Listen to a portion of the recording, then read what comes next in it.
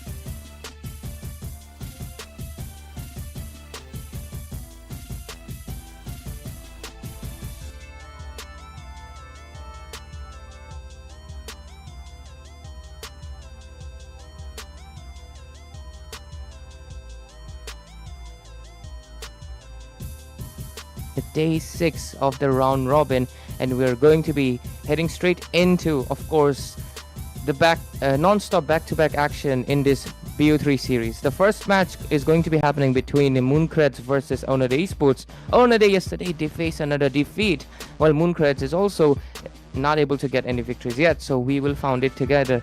Myself, of course, I'm Ray. I'm going to be joined by Fredo on to the casting desk. And how are you doing today, Fredo? Hopefully no 2 hours game. Yeah, hopefully we do not get the same 2-hour treatment like we got yesterday. It seemed like a 3-episode short series, and in the end everyone was definitely happy with the outcome, I guess. But of course one of the teams was not really happy, but hopefully the matches that are going to come tonight are going to be much more exciting with good gameplay that we can see, and hopefully we can see a good match ahead of us. Yeah, I'm wishing the same as well. Considering I haven't exactly gotten the chance to cast for Mooncreds yet, ironically. This is going to be my first time casting for them. Wishing for a good performance from them. Like I did mention yesterday, I do see the potential in them, so maybe today could be the chance they might be able to get a victory, because Onade Esports did, they do look, after maybe a bit shaken from yesterday's defeat. Let's see if they come back stronger today, or will they struggle again, and because their momentum of the win streak has been ruined. Some teams they get back immediately, but some teams kind of struggle once that smooth flow has been ruined. I understand about that. Like when you're going with momentum, then the momentum does help you push forward, but suddenly you face a hurdle, there's some mistakes that you did, and suddenly the momentum breaks, and then you cannot move forward like the way you are supposed to.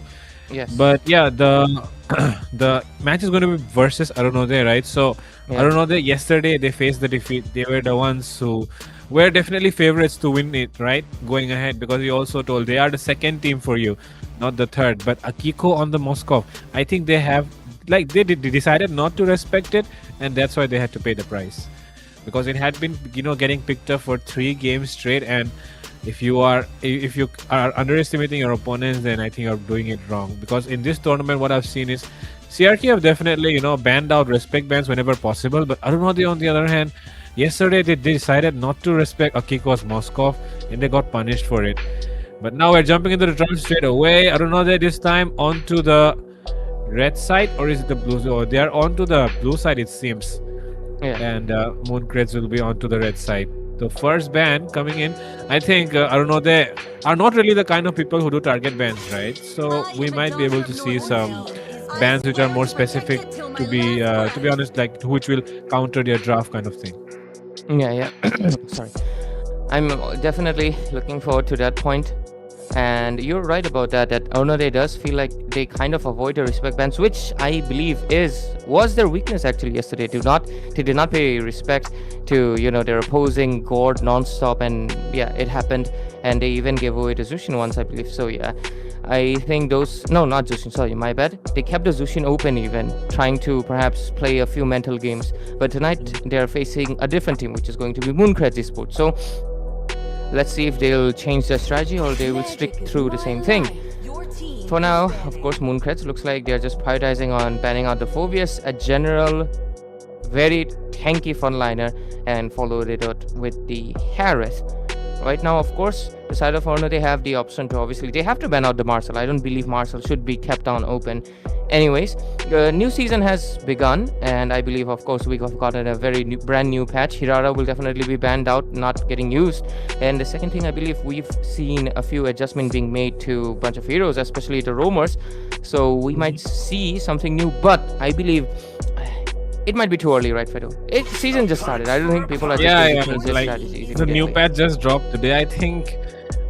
But the thing is, these kind of patches, they usually get discussed a bit ahead as well. There are people who make content about advanced leaks about patches. So I think people like them, if there are people in these teams right now, Mooncreds and I don't know, who have who have watched these videos, who have the leaks, the patches, how the patch is going to be, then I think they can definitely use advantage of that extra information that they have in your hands right now.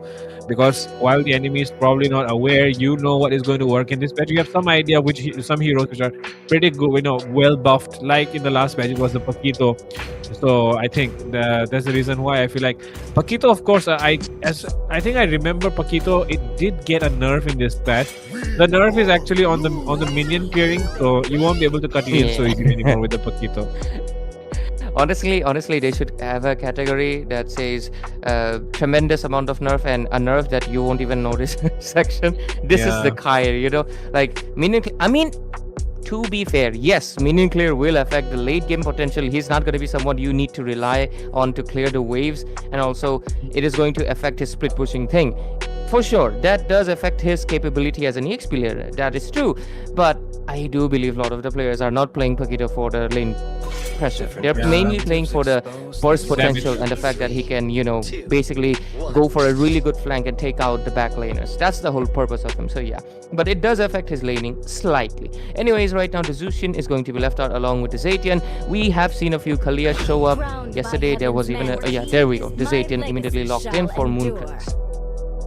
Zaytian is of course a very good first pick to go for. You get the damage, you also get the the global ult as well, which is so useful in team fights. There's a lot of value that Zaytian provides by itself, and I'll say after Zushin, I think Zaytian is always the best pick to go for as a first pick. Yeah, I agree. Next time though, like I don't know, let's see what do they pick. Like last time, if we remember, they did pick Kadita against the Zaytian, if I remember right. So it is actually a good pick against the Zaytian, but do they want to go for the Kadita early on? Are they going to do it pick it up later? Okay, they pick up the carry along with the Baksha. Now that's wise, because you do not want this Baksha to be getting melted. Yeah, I'm actually, just for a second, I completely forgot about the carry. I'm surprised Mooncreds will be letting it go. I haven't really checked if carry has gotten any adjustments. You let me know if she has, but I do believe even if she has, it doesn't really affect it on day one of the patch itself. So Mooncreds, I do believe...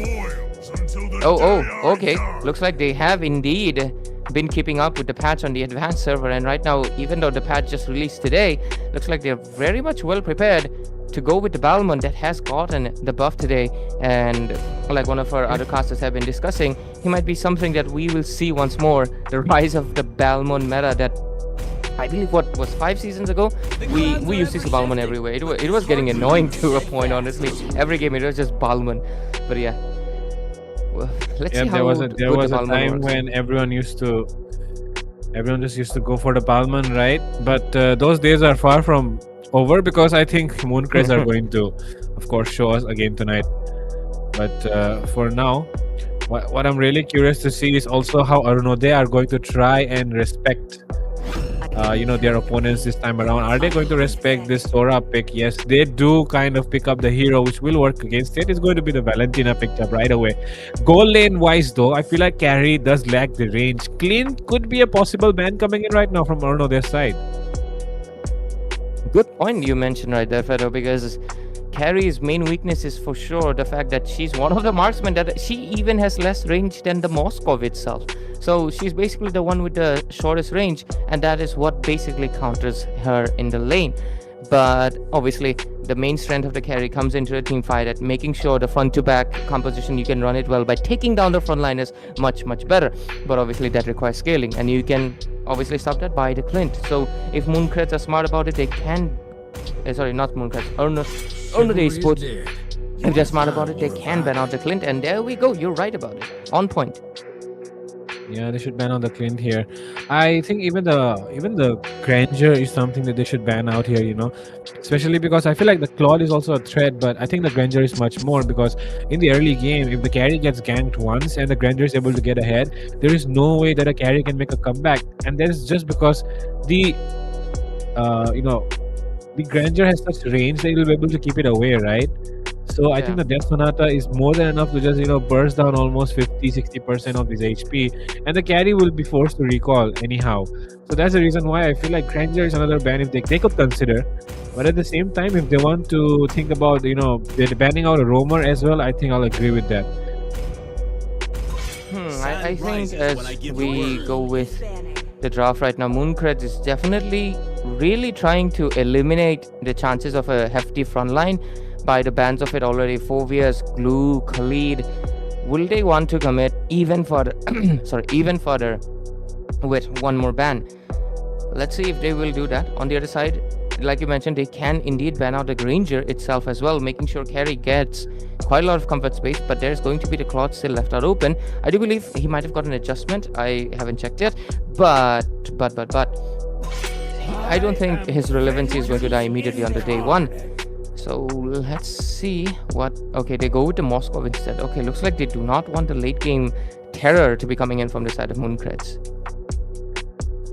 And just reading through some information right now of the patch, and it seems like the major adjustments on the heroes are not really the ones which are in meta actually, because the major adjustments, as they're mentioning here in the patch notes, is Argus, Saber, Ruby, and Hanzo, and 3 of them are definitely Dark System heroes. They got buffed?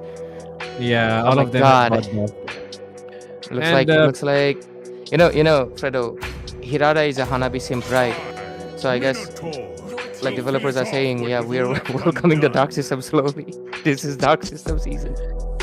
But Hirada itself does not feel like a hero of that kind, Hirada. Yeah, it is funny. She feels very high tier. Yeah, she looks like a very mechanical hero, and I think it is mechanical because you definitely need to decide on how you plan to use those skills, because they are very catchy. It seems like she has 2 skills only, but she actually has 4 skills, right? Exactly. Just combine them and use them together. But talking about this draft section right now, they ban out the Moskov. I don't think that's necessary, but I do understand why they might decide to ban it out. Yesterday they definitely had to bow down to the Moskov of Akiko, and today evening they do not want that to happen. So that's the reason why we'll be seeing the Moskov ban this time around. They do not want that cross map pressure happening anymore like last night. Along with that, they take up the Yuzong, which was working pretty well in the hands of Cat. Actually, oh wait a minute, it was not Cat. It was actually someone else I saw playing the dragon, but Cat was doing very good on the Lapu Lapu and the Phobias, right? And I think it's about time she goes ahead and proves that she is, of course, Cat Ford herself. And we were right on the money. Look at that. We get the Granger that we were expecting to see. Obviously, Ornade do eliminate another option, Moscow, but I feel like, Is it a Sora roam or a Balmon roam? What is this? Kushan roam? Kushan roam, what?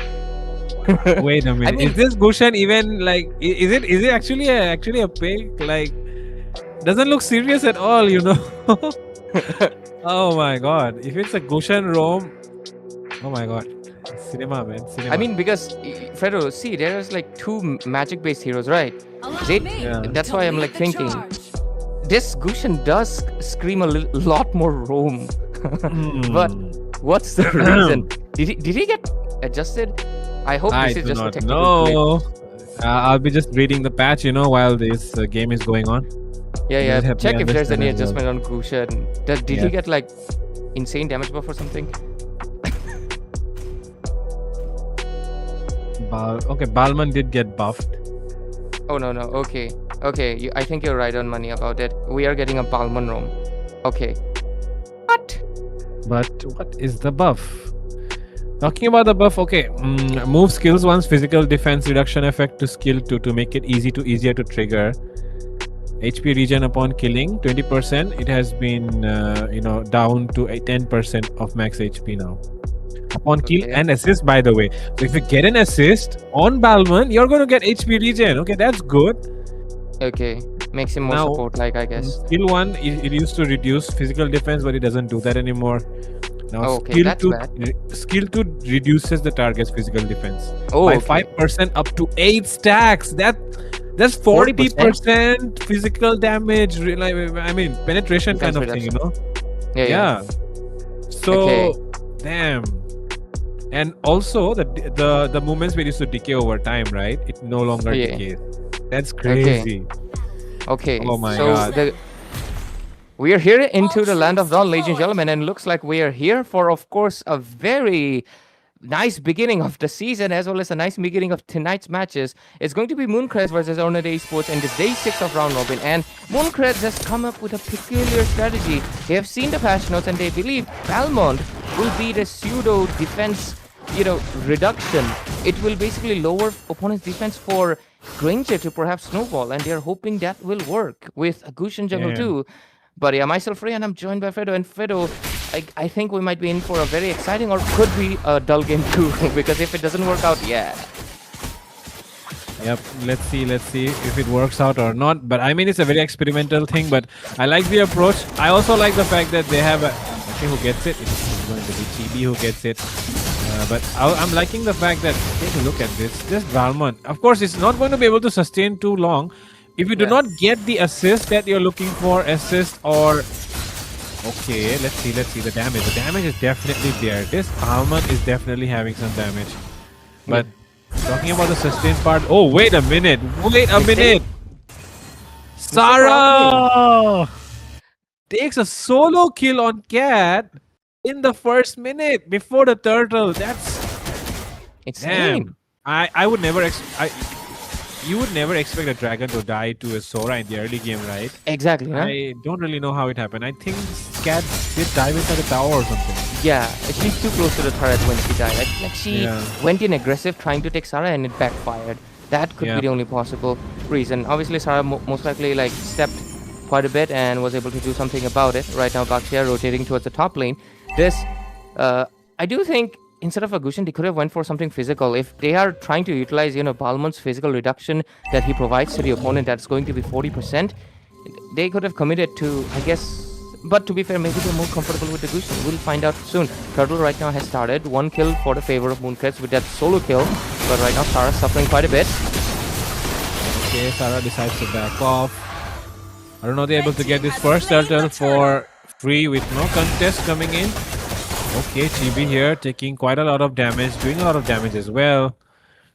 And Siren just forced to back off as well if Iron Maiden is coming her way. Take a look at this Invader just coming through though, who will get this red buff. And oh, it's actually Suki that's going to, take the red buff right there. Does not allow Selena to steal it away. Seems like even the Gushan did not have the retribution up. Oh, but take a look at this. Dog walks right up to the bush and she's gonna get taken out for sure here. She's gonna get taken out here immediately. And that puts Arundhati kind of equal on the kill, but to be fair, just 1-for-1. I believe until, I guess, the second turtle shows up, we might be in for not much here. Okay, the orange buff on Balmond really makes him still look like the jungler. It will take me some time to get used to a Balmond roam, honestly, for a while. I mean, it's more akin to something like a damage roam that you'd play it has no set. It does reduce the defense, but the practicality of it, I guess we'll have to find out later on. Anyways, as we progress, look at that. Let's take a look at this. Oh my god, the damage which has been done here. Contribution is way too much. Suki will be getting taken down. It seems 6 feet. Barbie does the job. Sarah pushing Selena inside the tower, doing a lot of damage as well, and able to take a kill. That's very, very nice retaliation coming in from Sarah as she decides to go in for the kill, and she gets it because there was, she did take the trade away, right? She did not allow Suki to just die for free. 2 for 2, maintained pretty equally. So both of the teams are doing a decent job. Right now, the second turtle is going to be spawning in. Oh, quite a lot of hope. Damn. Suki, look at this. Suki. I mean, this Balman roam seems like...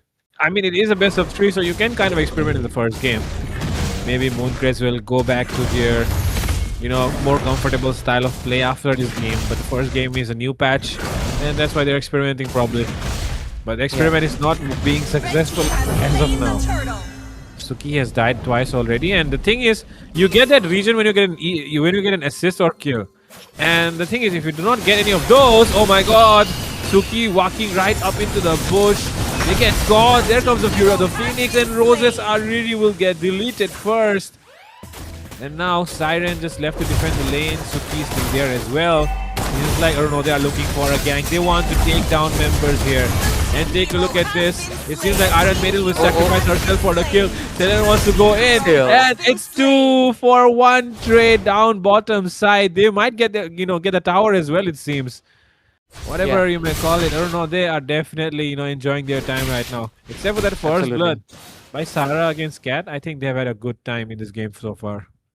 Yeah, they're having much more comfortable time because obviously the Balmon one, I do believe, the Fredo up to 40%, that is definitely something scaling. I don't think 40% is early game. It might be like, 20, 25, 30, 35, it could be scaling. So maybe it's where the max level we will see that 40% damage reduction. So for now, Balmon might not be able to provide that much as they expected, but looks like they want to go for one more. Turtle Squeeze coming in. Like somebody will get taken down here. It could be Suki once again. But take a look at Sarah. She is on a killing spree. She is 3-0 right now. Not seem to be backing down at all. Does not seem to have any problems. Doesn't matter who is up against her. But in the late game, Chibi can definitely cause problems for Sarah. That is probably going to be the only threat that Sarah is going to have against her. But for now, Selena trying to look for a gank, and the side of Mooncrest might have to give up this tower.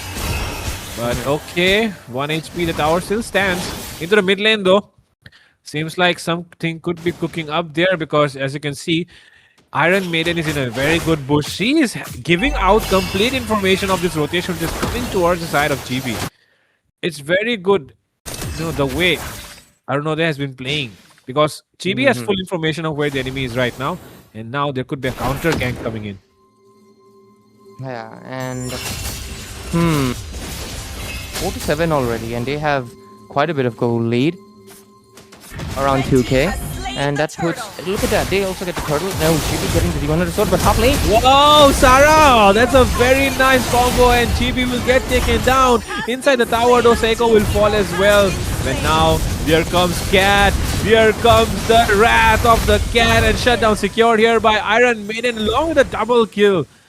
But the only one surviving there will be Suki, as she will try to back off and try to recall. Iron Maiden searching and looking for her.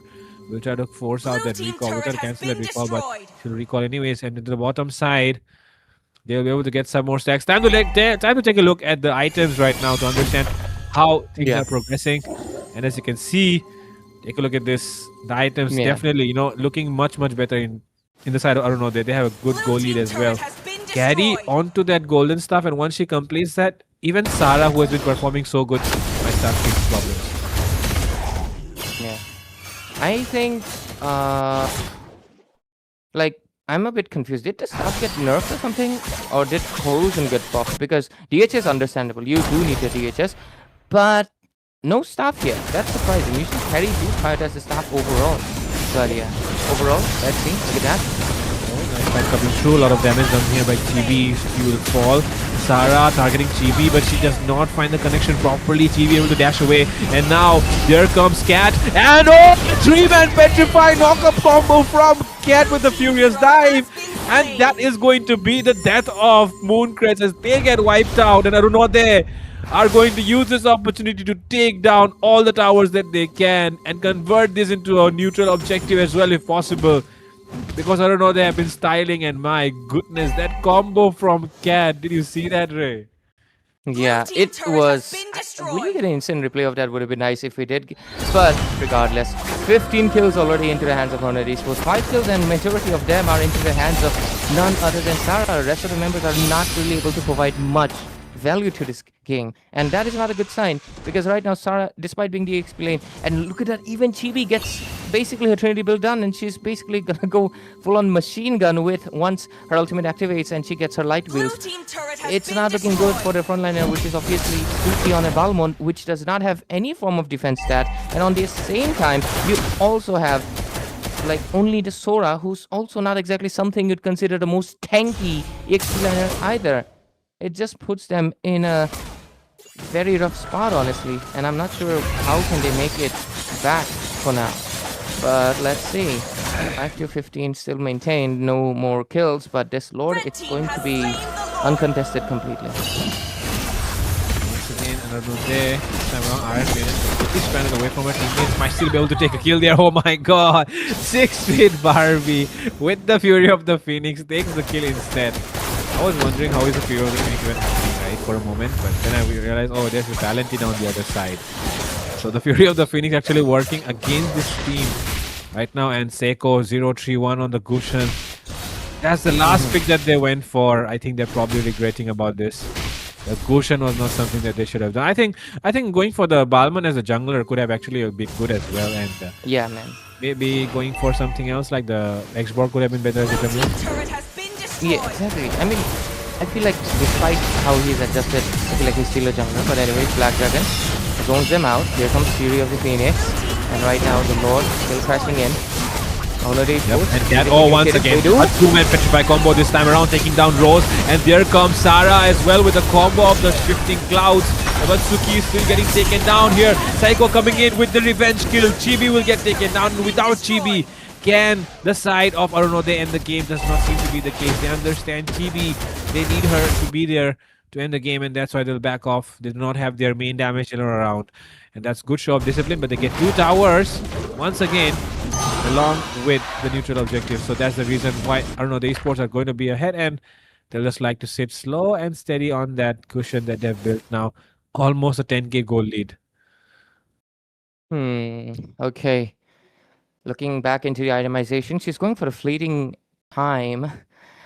I mean, it's a bit confusing because, like, it's funny, isn't it, Fredo? Because Balmon, he needs assist, right, to trigger the HP regen. Fleeting time needs kills and assists to trigger the passive. And right now, they're not exactly getting the kills. They're hoping to get the kills. I guess that's the mentality they're following. But it's just not there. On the other side, the carry already doing the... Yeah. Time to look at Granger stacks as well, as to see how much Siren. Yeah. Siren, like we already know how good of a player Siren is, right? And she definitely she's actually sitting on a good number. 354 is pretty decent at 12 minutes. I think it could have been 400 plus, but 350 is still not bad considering how they're so behind, right? They're a bit behind, so it's understandable. Okay, Sarah right now. Sarah on Sora. What? Sarah on Sora. Okay, Conceal coming in. Barbie not getting caught at all, not even bothered. Just uses the dash to get away. She didn't even have the flicker, and she didn't even has to use it. But for now, Lord is coming up, and Mooncreds, I don't think there is a way for them to try and contest this. There is no way for them to contest this except for maybe the Fury of the Phoenix. Exactly. There's just no chances right here that they can commit to it. Yeah, doesn't feel like it, right? I don't think they can commit to this one. It's just gonna be an over, and they go with this. This is a lot super. I think even their purple is not gonna be given to a Boostin. And with this Lord gonna be coming in, I believe Arunode Esports have everything ready, all resources. They should just commit and end the game right now.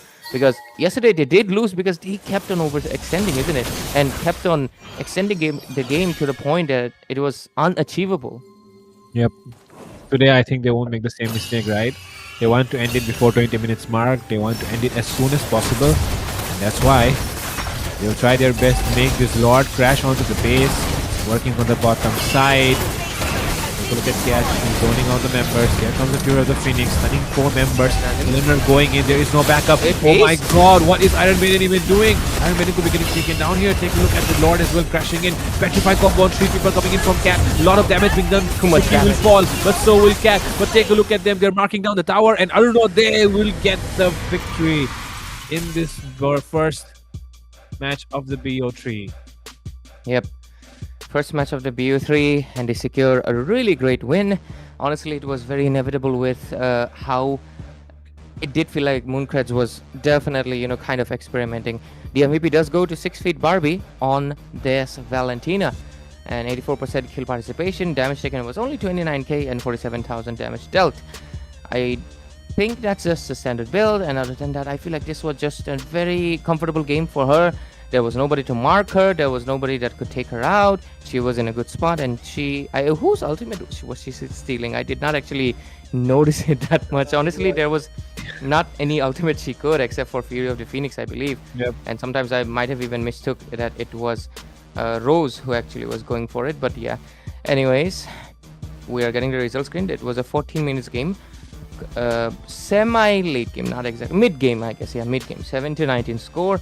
You can see on the buffs, not much difference right here.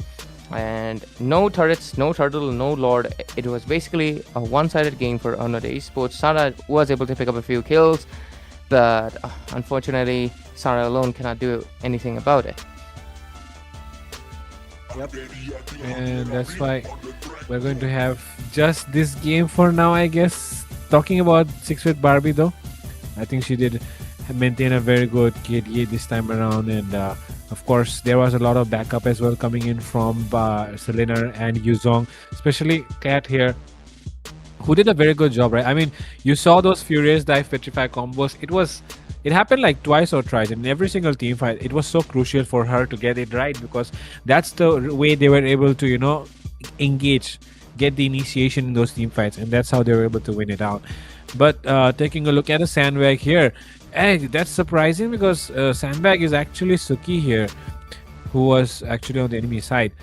But of course, she did take a lot of damage. But the thing is, you can actually sustain quite a lot with the Balman, but not as much, because I think with the amount of damage that the enemy was dealing, it should have definitely crossed the 100k mark. But this Balman cannot really sustain as much as you think it is going to sustain. So yep, on the other side, Iron Maiden, the wingman, she's going to be on 13 assists here, providing a lot of value for her team as well. Valentina dealing the most amount of damage, and Caddy here being the goal laner, of course, will be the rich girl. Now coming into the second game though, what will be the changes? I do not think the side of Mooncrest can experiment anymore. They cannot really try out something new because of the new patch. I think they have to stick to the basics and go with with the stuff that they have been practicing so far. Yeah, I mean, not too sure. Like you mentioned, since it's a BO3, they might be trying to experiment, but it is day 6 and it is almost the end. So not too sure about it. I do believe they do have good I mean, obviously they are trying something out, but yeah, that match was not it for them. And right now we're going to be heading towards the game number 2, and you just give me a second. I'm facing some difficulties on my end. Okay, no problem, sure. We're about to start the draft soon, and before we get into the draft, of course, we can talk about the rest of the matches as well. Tonight, the schedule is going to be something like this. So tonight's schedule is going to be, the first match is going to be Mooncrest versus the second match is going to be Nonsense versus CRQ. The next one is going to be AVB versus Family, and if you guys can tell me what AVB is, I'll be very thankful. And Triple M versus NE. Wait a minute. Oh, I think NO is not Nonsense Esports. I think NO is Noblesse Oblige. NO is Noblesse Oblige. Triple M is Miss Megatron Mizoram Yeah, something. Megatron Miss Mr. Mizoram. Exactly. And AVB is I Islia don't know Bloom AVB. actually. Azalea Bloom. Yeah, Miss type. It should not be a V. It should be Z. Oh, AZB, right. Okay. Yeah. Okay, so those are the matches for tonight, guys. If you're just tuning in, then just to let you know, these are the matches, and that's why you can tune in at the right time to make sure that you're watching the right match. If you're a fan of some team, you don't want to miss out. So yep, once again, repeating today's schedule, we are going to have the first game which is going on right now is Mooncrest versus not Alter Ego. It's Arunodaya AE. Arunodaya Esports, and then next up we have Noblesse Oblige versus CRQ. The third match is going to be Azalea Bloom versus Family, and the fourth match is going to be Megatron Miss Mizoram versus Nonsense Esports. And that's the schedule for today. Do come and check out the matches during the respective timings. But for now, we're going to go into the draft of the Mooncrest versus Arunodaya really soon. But thinking about what's happening in this game so far, I feel like Mooncrest cannot really afford to experiment another time. The patch is new, people don't know too much about the changes, but even then I feel like experimenting something which is completely experimental without knowing if it's going to work out or not is going to be very difficult. So I think they should refrain from trying to experiment right now. What do you think, Ray? I mean, that's the thing, isn't it? Well, I mean, like we mentioned, this is just the beginning of the new patch and new season, and they experimented with something that is not even like very overpowered. Like, for example, if they experimented with something that was more in line of the meta, they could have done something about it. Maybe cook up something, but going for a Balmon, which whole purpose has been for almost 20 seasons right now to be only played into a jungle lane, and committing with something like that, it's just very unconventional, very unorthodox, and even I was disproving it right at the beginning. So yeah, it just not too sure why they really went with it, but it will definitely affect their performance right now, has affected their momentum, and right now we are hoping to see the game number 2 as soon as possible as we will dive in. I'm really hoping to see maybe they can come up with something new, something more in line with the meta of the not current, I guess, maybe the ongoing meta that we saw so far, right? And not try to experiment more further. But anyways, Fredo, with the new patch note, you've read it, right? What would you like to see most? I think I would like to see Argus. I'm just kidding. I would like to see anything that works out. I mean, I just went through the you can see the main outlines. I guess I've not really read too deep into the patch to understand what kind of meta it might be, but I do understand it's kind of a roaming meta, which is going to come, which is something that we're going to look forward to. So let's see what kind of patch comes up. Meanwhile, talking about some other changes as well, let's just talk about the patch, I guess, for now. So Saber has been the major buff on Saber. Let's talk about that. So the base HP has been increased, HP growth has been increased, physical defense has also been increased, and skill 1's damage has been kind of nerfed, I would say. Mana cost has been lowered, but the damage has been kind of nerfed. At the same time, so orbiting sword attack reduces skill to cooldown by 1 second. You know that, right? When you do basic attack, the skill cooldown reduces. So the skill cooldown used to reduce by 1 second, now it's 0.5 seconds. So yeah, that's what has been changed. Mana cost has been reduced. That's it. That's one of the major changes, that mana cost has been reduced. And about the ultimate, now the ultimate deals more damage in the late game and in the early game as well. But it's like the first 2 strikes have been enhanced, as well as the third strike has been enhanced as well. Early game is pretty similar, but the late game is more burst is there for Saber. And the thing is, Saber needs items, and he was already kind of a late game hero. You cannot really snowball in the early game. I don't see much impact, honestly. It just makes him scarier late game, which he already is for he's already marksman. Yes, exactly. Like you even if you buy the Wind of Nature, it's not like you can press the Wind of Nature on time Exactly. to You need the kind of Purify immune too. yourself. Yes, you need the Purify and Wind of Nature at the same time. So it's like Saber. I feel like If they should. something decides to use it, I don't see the value. It's in not. using It's not gonna work out unless they push late game somehow and Saber gets a Yeah. full build. I guess we'll see something turn around. And I do think these teams are very keen on pushing late game. So Arnold Esports, you should Yeah. watch out for a Saber. I think they can pick up the Saber themselves. I think it's very yeah. like They might do like suit to their play. play style. Yeah. From next up we have Ruby. So as a fighter, Ruby's damage is very damage threat is very low. Exactly. So what they say here is they want to increase her damage. So no longer starts with the spell vamp. Okay, so damn, you don't start with the spell vamp any longer. Wow, and spell vamp ratio has been reduced from 125% to 75. Damn. Hey, but another new thing is increases lifesteal ratio by 1% for every 1% HP loss up to 150%. So you start at 175, and depending on the HP you lost, it can go up to 150. But you do not start with any sort of spell vamp initially. So what do you think about this? You do not start with a spell vamp. You have lower spell vamp right now with that you get, which is 75% now. Before, like from the items you used to get more spell vamp, but now it's 75%.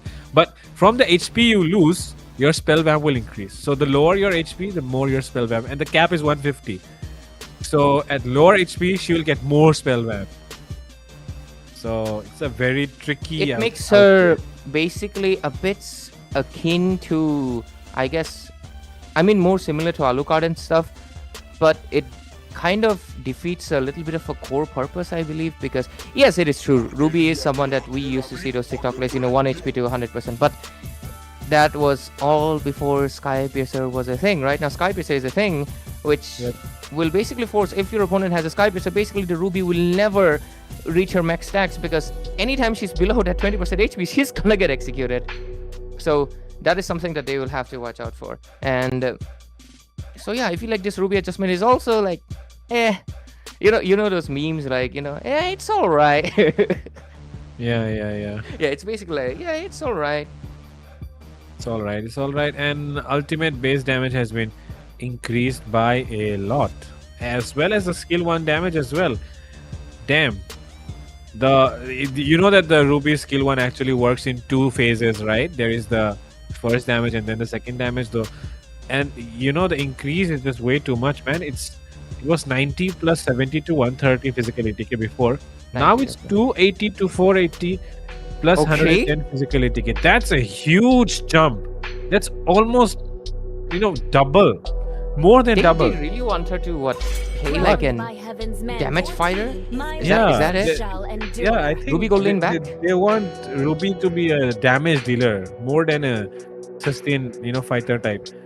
Even the ultimate damage is increased by like 3 times. 480 to 1200. Wow, in the late game. And in the early game, it's 600 now. It was 200 previously. Cooldown has been increased though. That's the catch. Gold lane Ruby, I guess. I guess they just want to push gold lane Ruby is what I'm getting out of it. But at the same time, her passive is gonna be the only time if the opponent knows, they will build Sky Piercer against the Ruby. That's it basically. Definitely. Because you know that when her HP is low, that's when she gets her maximum Yeah. lifesteal. So delete her before he gets that maximum lifesteal, right? Exactly. But yeah, at the same time, it does, I guess, help out against the DHS marksman, because they will force Ruby to get low pretty fast, and then she'll be able to kick back. It will be pretty back and forth. I guess it's on paper, she does look like she has more damage. She can be played into the goal lane, and she has better sustain if the team fight goes a bit longer. She'll keep on regenning. As soon as she goes low, she gets regen, then she's high HP again, but she'll obviously lose HP. It's going to be back and forth. Does feel like they have balanced out the regen, but yeah, execution wise, we'll have to see it on paper, like not paper, on game. But with this, we're going to the game number 2. Ornade has the first pick, and they're following with against the Freya. Again, the Freya ban. They really don't want the Freya at all, right? And on the other side, we get the Zatian ban from the Moon Crest. I think Freya has been a consistent ban for them Yeah. since yesterday. They have not really missed out a single game where they have not banned out the Freya.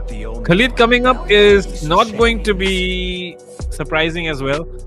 I feel like Khalid is also another ban that they have made whenever possible. Paquito, though, is not banned this time.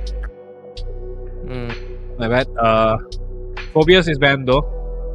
So now if they leave the Paquito open, I think, I don't know, they will pick up the Paquito as their first pick. There it goes. They banned it out. I want to see the Paquito actually in the hands of someone right now after, like, I mean, I get it, it's just lane adjustment, but like, why aren't people still picking it? I mean, to be fair, he's getting banned, but yeah, I will like to see him on action once more someday. But anyways, for now, first pick, it's going to be left out Zushin. I've noticed like Day Esports is a team that does not like to play with this Zushin. They would rather go with something else. But yeah, Marcel was open, and Mooncreds giving away a Marcel.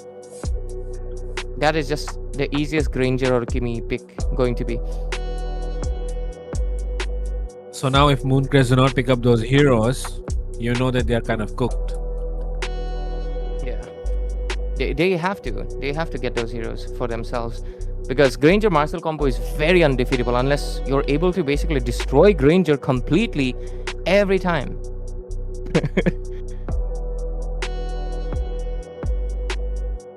What if they pick up a Beatrix? I'm going to be honest with you. I've not seen a single team, male, female, both, teams execute the Beatrix Marcel combo here in this Indian esports scene. Where is the proper execution? The bazooka on 5 people. I want to see that. Some people have tried. Most of the time, the Beatrix and Marcel are on not sync. When they are sync, their opponents are kind of prepared. They're like, yeah, this Beatrix is gonna be coming up with that, and they avoid it very fast. So yeah, but right now Mooncreds once more, they have the obsession with the Balmon. They want to make the Balmon work, and this time they will put up with the Angela. That good old combo. Yeah. They are going to come up with the Angela Balmon combo, and I think it might work. It might work because Angela will help the Balmon sustain even longer, right? So you're going to kind of sort of get that damage, and if you get the kill and assist, then yeah, the HP regen is also going to come through as well, which will help you sustain even longer. At the same time, though, now we're looking at the Bakshia coming up. So yep, regen not going to be happening. Zushin coming up as well, so pick up and throw going to be happening. What I want them to do though is kind of ban out the Granger though right now. If they do not ban out the Granger after picking up the carry and understanding that the Granger is a that can be used against it, and they have just faced it in the previous game. If they decide not to ban the Granger right now, I don't know where is the better time. They go for the Claude instead. I would never see. I'm not really hating against the Claude ban, but I feel like Claude is the kind of hero that will lose out in a 1v1 against the carry. Yeah, he does lose out. DPS wise, carry stronger due to the true damage. Passive. And the golden staff. Yeah, if she gets the golden staff, she's just stronger. Exactly. Well, on a 1v1, obviously, Claude is very highlighted due to his teamfight potential. Carries a single target, so obviously she wins it out. Right now, Granger, like you mentioned, this is going to be really a good time to ban out the Granger. But Mooncreds, they might have different plan and might ban out the Clint or the Moskov once more, which might honestly happen, but hopefully it does not. But for now, let's see. They do ban out the Gord though. They understand that Gord can still pose a threat despite having a Marcel, and of course pose a threat to the Bakshia. Okay, finally we get the Granger ban. And like I mentioned, there is still a chance they can pick up the Bakshia. They can, I believe, pick up the Clint as well, right? Clint should work with Marcel because Clint is also like 100% projectile with his passive.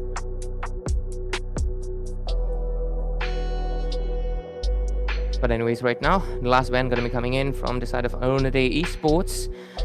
And what is it going to be? Another mid laner? They can ban out another mid laner and just give Mooncreds even tougher time to draft according with it. Let's see what strategy they're going to follow. Sorry for that, I'm back. No issue. And right now it seems like they have decided.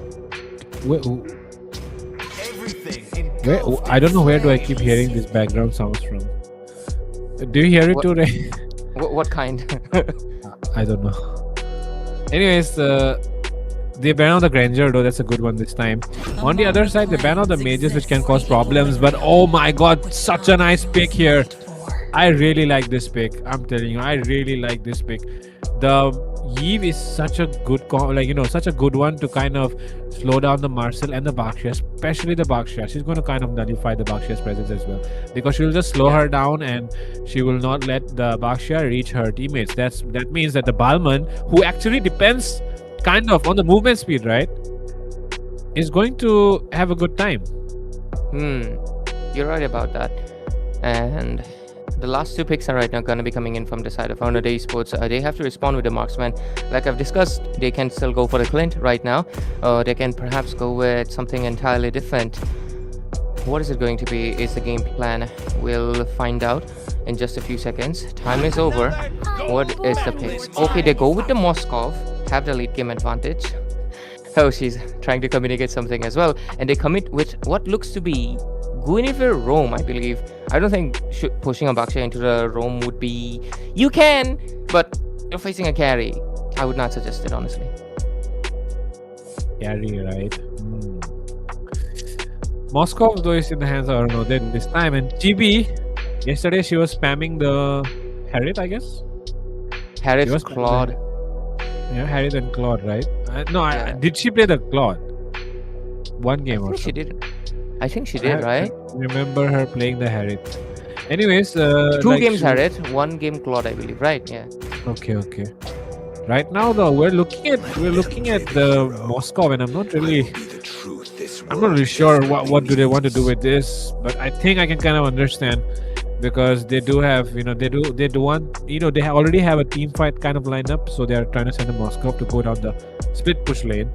So that is probably what they're trying to do here, and achieve with this kind of lineup.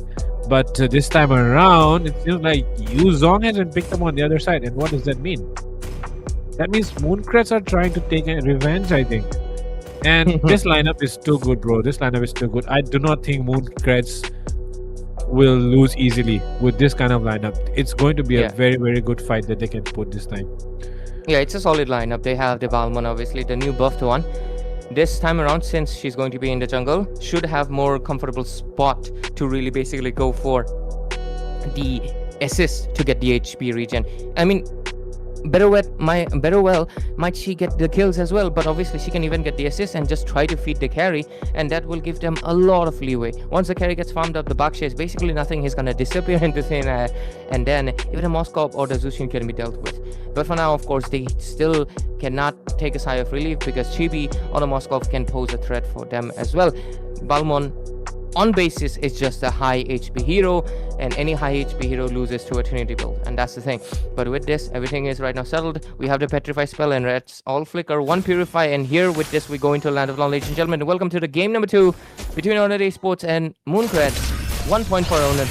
They want to make it a sweep, but Mooncrets, after a little bit of an experimentation in the last game with the Balmon room, they're looking to change things around this time. Yep, let's take a look at the way how things will play out right now.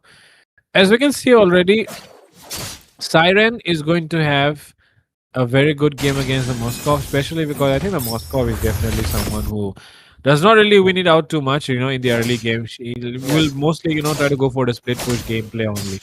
Siren, on the other hand, has to be a lot more present in the team fights and has to do much more work as compared to Chibi. For now, though, okay, 1v1 once again happening or something into the top side, it seems. Okay, Mooncrets, they do play like this, right? They switch up roles every single time or something? I think they do. It seems like they do not really play by roles. They play by heroes or something, because Suki was the same girl who was playing Balmon. Rome in the last match with the Balmon, and now she's playing Balmon again, but it's on the jungle. Balmon main.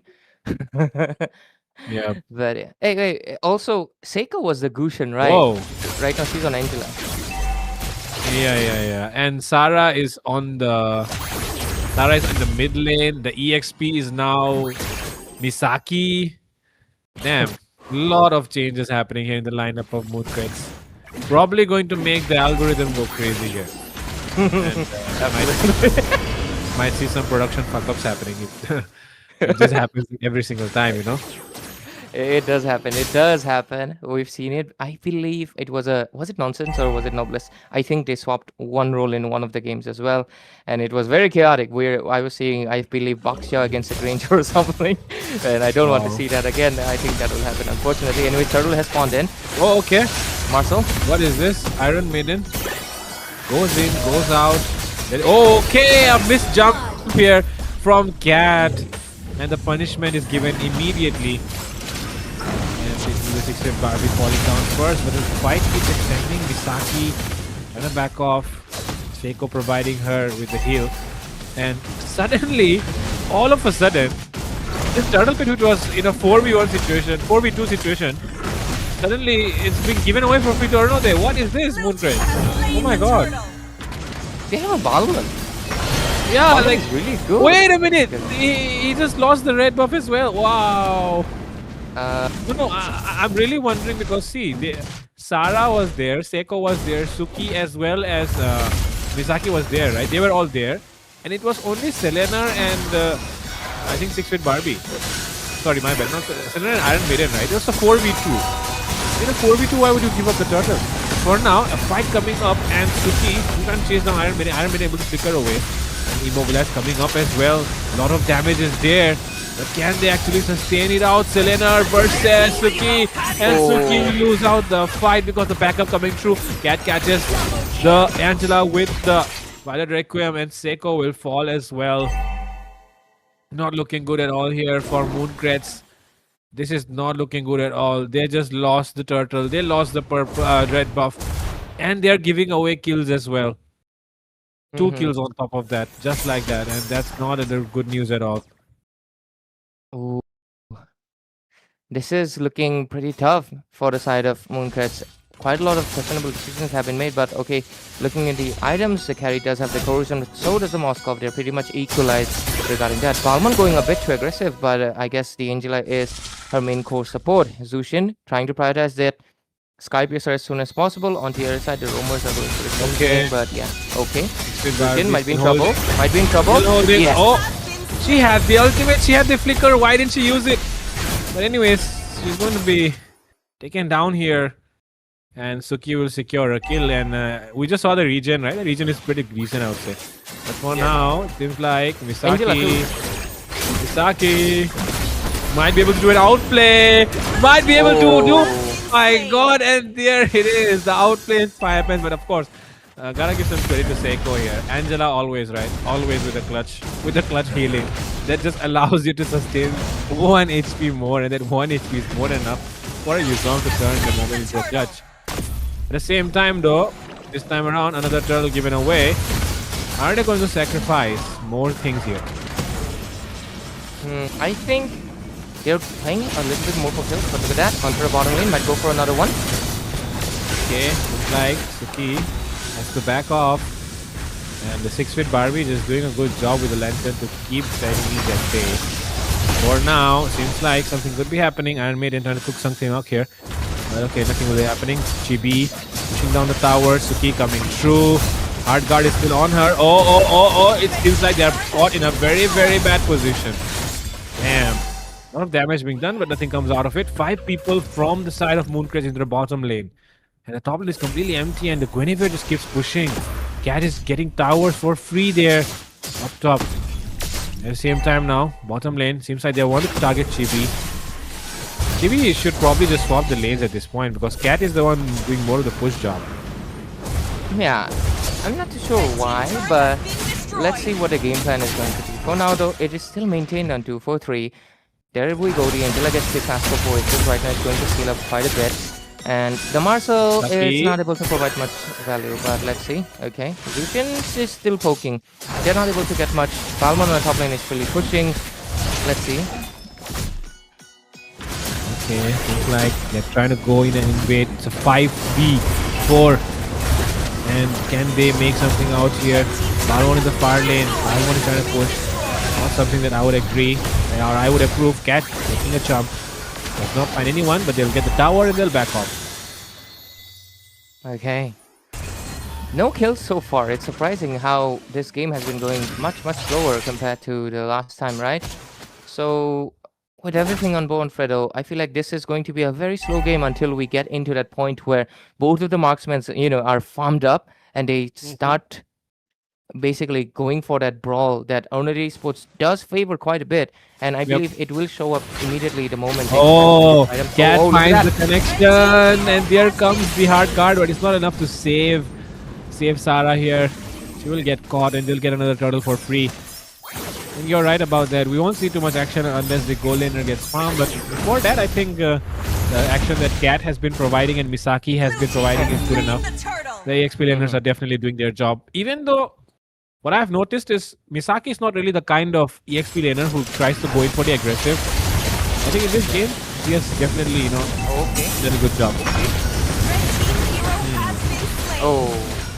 Nothing too much to say. It was an obvious kill. Siren was in a very, very compromised position. And I would really like to see Siren doing the split push instead of Duki. Yeah, or even just send Seiko, because Seiko can literally just, come back if she's unsafe. So, why not? Why not? If you're actually experimenting, just go for the Angela marksman build. Come on. send her to the far lane, let her push, let her come back with a hard guard when she's in danger. Yeah, fully commit to it. Double down, triple down on it, right? Why not? Why not, right? That's a big question. But again, I would love to see that someday, eh? That makes so much sense, right? Whoa! Glasgow versus outplay happening here. Yeah, it's caught once again. And that's the problem with engaging alone, right? Exactly. Or maybe it was just a part of the plan to get the tower up top or something. 4-4 score right now, maintain. That's gonna be I can't exactly tell, Bottom side! Bottom. Selena! Selena! Catches one! Oh my god! Seiko. She was probably going to recall. Just milliseconds left, just milliseconds. Oh my god. So unlucky there. And because her teammate recall. Yep. Both of them were recalling, and it's like Selena she had to pick a bush, and she chose the one in which Seiko was just recalling, and that's why she will die. But of course, the goal laner survives, so it's still a good news. Roamer sacrifice, not something new that we have, heard or something. Yeah. Because of course, Roamer always sacrifices. Roamer sacrifice is not a big thing. But something like the Angela that does provide you, basically the core heal, she is important. Look at that, Black Dragon form gets used. Looking for the Guinevere. You want to go in for the engage? Seems like they just changed their mind. And they'll back off. Misaki is still not dead even once. But I feel like this time around, because the game is going slow. But the thing is, I don't know, they still have a very decent amount of goalies in their hands. And take a look at this. Moscow as well. He's already farmed up. Trinity is completed. Marcel also has 2 items. Going for the third one. Dominance Ice. It's going to be very... Oh my god. It's over. It's over for Sarah. Look at that dive coming in from Cat as well. The Violet Requiem catching so many members there. And 6-feet Barbie doing her job. Pulling the members off Arunoda. Mooncrets outside the tower. And Siren, able to survive barely. And that SOD will miss out as well. And it seems like the goalie just keeps on increasing and increasing. And if Mooncrest cannot find an opening soon, then I think they are going to lose some towers as well. And take a look at that first tower already down. They're putting more pressure onto the top side. Take a look at another next minion wave coming through. My goodness. I don't know, the esports are executing it perfectly. They are playing it by the book. They're going in for the objectives. And they're succeeding in doing that. Because imagine taking down 2 towers. That's really good start actually, because now you can end the game much earlier, much easier than usual. Considering, 2 inhibitors have already been taken down, minion pressure is slowly coming in. They might actually look at that. Oh my god. Is it finally the time for an outplay to happen? That's not the case. Sarah here doing a lot of damage. Zoning out the members from the side of Arnode. And they won't be able to do too much. They're clearing out the minions for now. Another wave coming to the mid side right now. But this engage from Suki, I think she'll be getting caught here. Oh, Cat decides not to engage in. But oh my god, look at 6-bit Barbie. Just working on with that lantern. Picking on the stack, picking up, throwing down. And bottom side as well is going to fall at this point.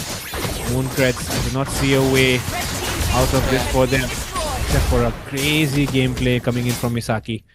Can Misaki do what she's supposed to do right now, which is do the impossible? Go in with the Black Dragon form and make an impossible fetch fight here.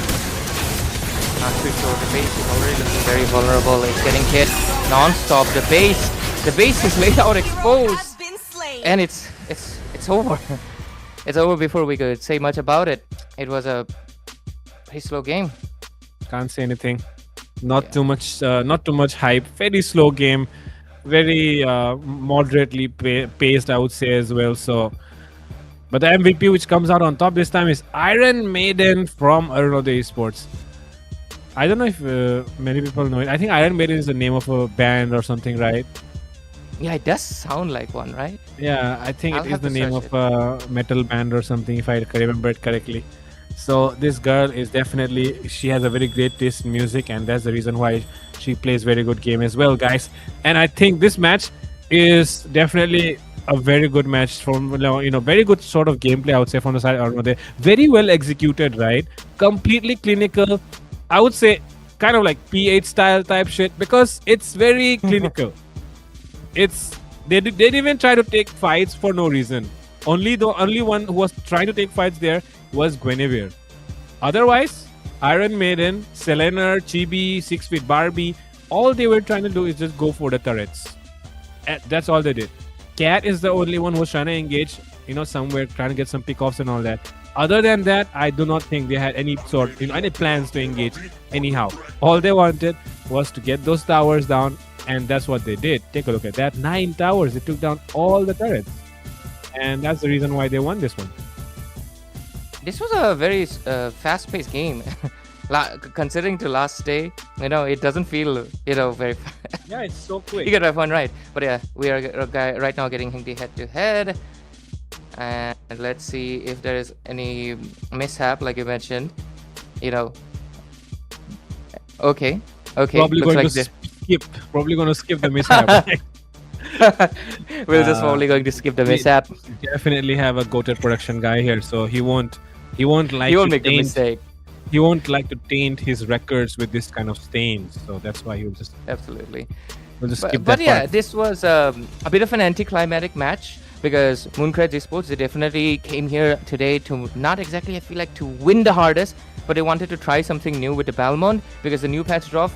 Maybe they were trying to see if it was kind of overpowered or not, and turns out it's still and it did not work in their favor. Could be some situations considering as well, but ultimately they will lose this match out, and Arunodaya Esports will walk away with a perfect 2-0, giving them 3 points in a round robin, putting them back once more into the leaderboard after yesterday's defeat. So congrats to them. And with this, ladies and gentlemen, we are done with this match, but don't go anywhere. We'll just take a short little break.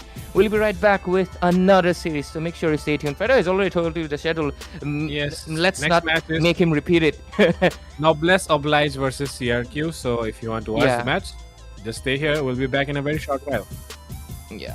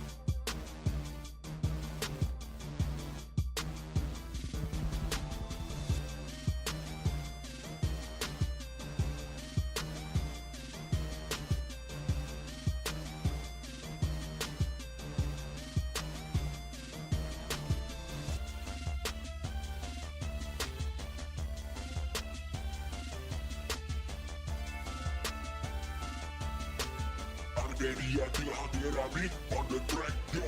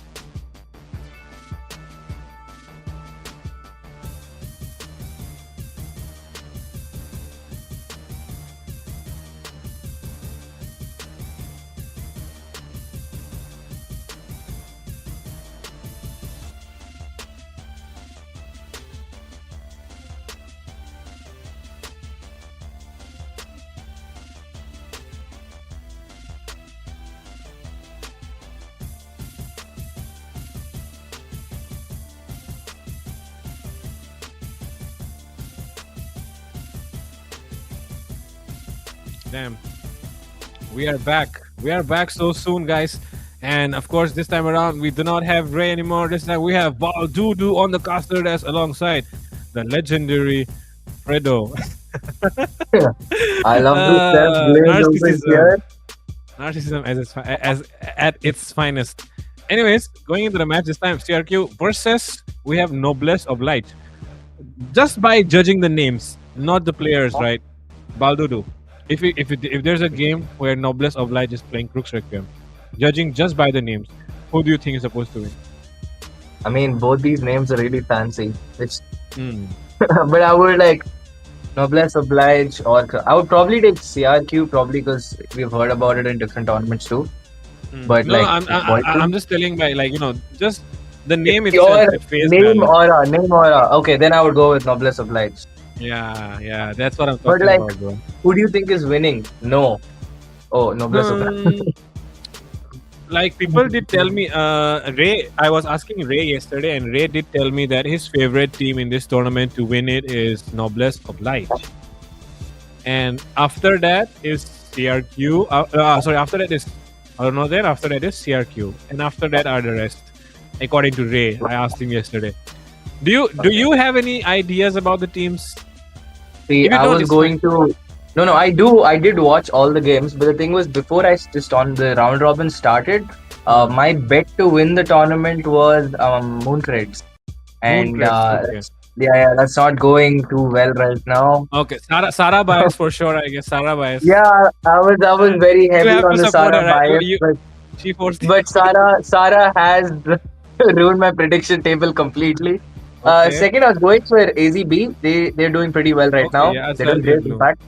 Like my friend Cloud is actually coaching them right now, so that is why I'm like hoping yeah, these guys will be doing well, and they are doing well for now. So I hope they keep that tempo up, and yeah, that's all for now. From my side, I think those are the two teams. I haven't really watched CRQ play too much. I've mostly watched Arunodaya and Noblesse Oblige play so far. So let's see how this match goes now, especially between these two teams. I think this is going to be the first game I actually observe CRQ in detail. So let's see how it goes. And another thing I would like to say is, I think CRQ and Noblesse Oblige, both of them are, like you said, and of course, like Ray mentioned as well, strongest teams, best contenders right now after like seeing a couple of games. It's like, the table forms up after you have this 2 or 3 days of round robin, right? That's when you kind of understand which team, like, where does each team stand against each other. Now the table is getting kind of clearer. It's kind of understandable now that Noblesse Oblige and CRQ, both of them are the top contenders, the probable finalists. Arunodaya is definitely another team to be talked about, but yesterday they lost against CRQ and not in the best way. All the games went 20 plus minutes. The first game was 30 plus, by the way. And I was on casting in it, so I kind of know that Arunodaya and CRQ, if they play against each other, they go head to head. It's never a one-sided match. Similarly, with whatever I've heard, I'm not really watched Noblesse Oblige play, but with whatever I've heard about this team, I think they are also one of the best teams, who are the probable, championship contenders for this tournament. So I feel like this match is also going to be another one hell of a banger, and let's get ahead with the draft. Yeah, and dude, I had this one question, Fredo, ever since I have started watching MWCC. What is the obsession with the Khalid? I need to understand. Like, it's either always first picked or it's always banned out. I don't see, I get it. It's a good pick in the roam you get. It's pretty viable in terms of how fast it rotates and stuff. But is it that important that it has to be addressed first every single time? See, I'll tell you one thing though. See, you should not go too deep in these matters, right? Let's just keep it to the surface. The only thing I'll say is, I think the girls who are playing, they just don't like Habibis. So, yeah. That's probably the only reason that I can say and I can think of, because I can not really put my head around and kind of get deep into thoughts to understand why the Khalid has been banned. But other than that, I think the rest of the bans are pretty reasonable. Going for the Harley definitely means you're probably looking to pick up the Suyo here. On the other side, Phobius, maybe because they want to pick up a Paquito, but it's actually Noblesse who are on the first pick side. So I still cannot get my head around why the Phobias has been banned first. But I still feel like they might be picking up heroes like something which does have the dash, like the Suyo or maybe even the Harith, I would say. Yeah, the Soyo Harith pack. I mean, there are quite a few options open, but what is that ban? They take out the God actually now from the side of Noblesse Oblige, and now it's up to Crux Requiem to respond. The Suyo is still open, and they have to understand by taking off the Phobias this early. You're kind of showing away what you want to really pick. You're giving a lot of options now for Noblesse Oblige. They can kind of guarantee a good gold lane situation. They can kind of guarantee either a good gold lane or a jungle or an XP lane prior right now by picking up the pack, Harith, or the Suyo for themselves. Definitely, man. Like, if you can pick up those heroes, then do it immediately. Do not wait for them to be taken by the enemies. So this first pick is going to be really important right now. Zushin has been banned, and Zushin, Paquito, and in the last patch, of course, the new patch has already dropped today. I do not really have, I do not really have all the idea about what has changed, and also I would still say that going for the Zetian first pick is definitely worth it. But they go for the Kaja instead. Interesting. Very interesting pick, to be honest. Kaja first pick over there is, I would say it is fine. I think Noblesse Oblige wants to play the safe bet over here. They don't want to really show their hand too early. So I guess Kaja pretty viable in that support lane. It's a great lockdown. In case they do end up dealing with a Harith, it is a great option for him in the first place. So yeah, Kaja is what they go for now. On the other end, Crux Requiem, very aggressive pick coming in. They picked up the Guni almost immediately, Fredo. What do you think about that? In my opinion, Guinevere is a very good jungler overall. I think it's very flexible, right? You always have the spatial migration and then the second phase of it to get away. So even if you make a mistake, you do not get punished for it immediately. So at the same time, against a Kaja and against a hero like Kaja, I think it works pretty well. Just because of that feature that this hero brings. Zetian going to be picked away. Zushin is banned now. I think Kadita might show up in the hands of Just Going if she's in the mood for that. But just to let you know, Baldudo, in case you don't know, Just Going is one of the players who just plays Gord, and that is the reason why the side of Noblesse Oblige has banned out the Gord, because her Gord is like, it's very hard to catch. It's almost as if Bit is the one playing that. You know how Bit positions himself so well, so deep when he plays the Gord, that you cannot even catch him unless you are Lancelot or a Ling or something like that. That's exactly how Just Going plays. Her positioning with the God is always, always impeccable. She's sitting deep inside the enemy backline. In her, team's backline. So if you are going to dive in for her, you are definitely going to get killed as well. So it's a trade that you're going to take. So that's why banning out that God is actually a sort of respect being given. Alice coming up though, and like I was saying, Karita. There's the Karita pick. There's the Karita pick coming in, and right now we're going on to the second phase of bans. I love the Zacian pick coming in. I feel it was a little too early for the Alice pick, especially considering you will be going up against the Freya and your Guni. In general, I feel like Alice it's a very high risk, and I wouldn't say it's a good reward for the amount of risk you're going to be taking picking up the Alice right now. Definitely. I think the Alice is something that could be, be a threat as well. At the same time, if we think about this carry ban right here, it's indicating towards maybe the fact that, they are going to pick up something like the Harith. I sense the Harith coming in here. What do you think about that? Yeah. Because the Phobia has also been banned, I was actually surprised they haven't picked up the Harith just yet. I really thought they would be picking it up earlier, but they're still holding on to it for now. The Kalia is the ban coming in by Noblesse Oblige. Makes perfect sense. You do not want that Kadita to be pairing up with anything that activates her even better, and we know how much value the Kalia brings to the match. So that's going to be taken out. The next response is the Moscow. Fredo, there's no other way they pick. It has to be the Harith. If the Harith gets banned, it has to be a Clint. There's not really much left at this point. It's a Harith. Instant. It has to be the Harith. If it's not the Harith, then we should stop casting Baldur. For sure. Our excuse is like we're not playing competitive, so that's fine. Yeah, that's probably the only excuse that we can come up with. So we have no clue, right? But all the indicators have directly pointed towards the fact that it should be a Harith pick right now, which is going on. It has to be a Harith pick, because if it is not a Harith pick, then damn CRK are definitely operating at another level that I cannot really think about. It has to be a Harith. How long? At this point, I think we're just Oh, taking- it's the Uranus. They are going to keep it for the last pick. What? And now, noblesse oblige, they have all the opportunity in the world to upset this entire strategy of Crooks Requiem that they are coming up with. Because now, if they go for a Harith, then Crooks Requiem, what are they going to go for?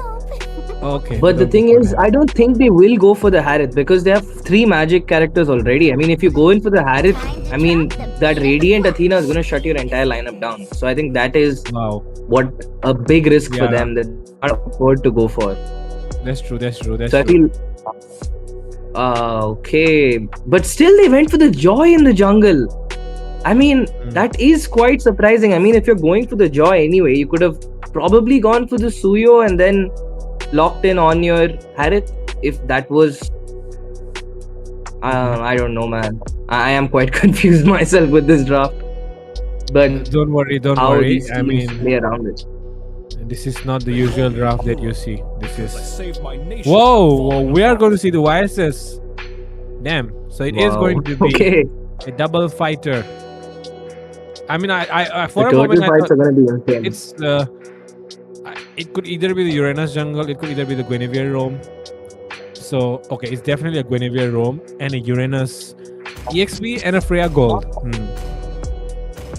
Okay, these turtle fights are going to be absolutely insane. No other way around it.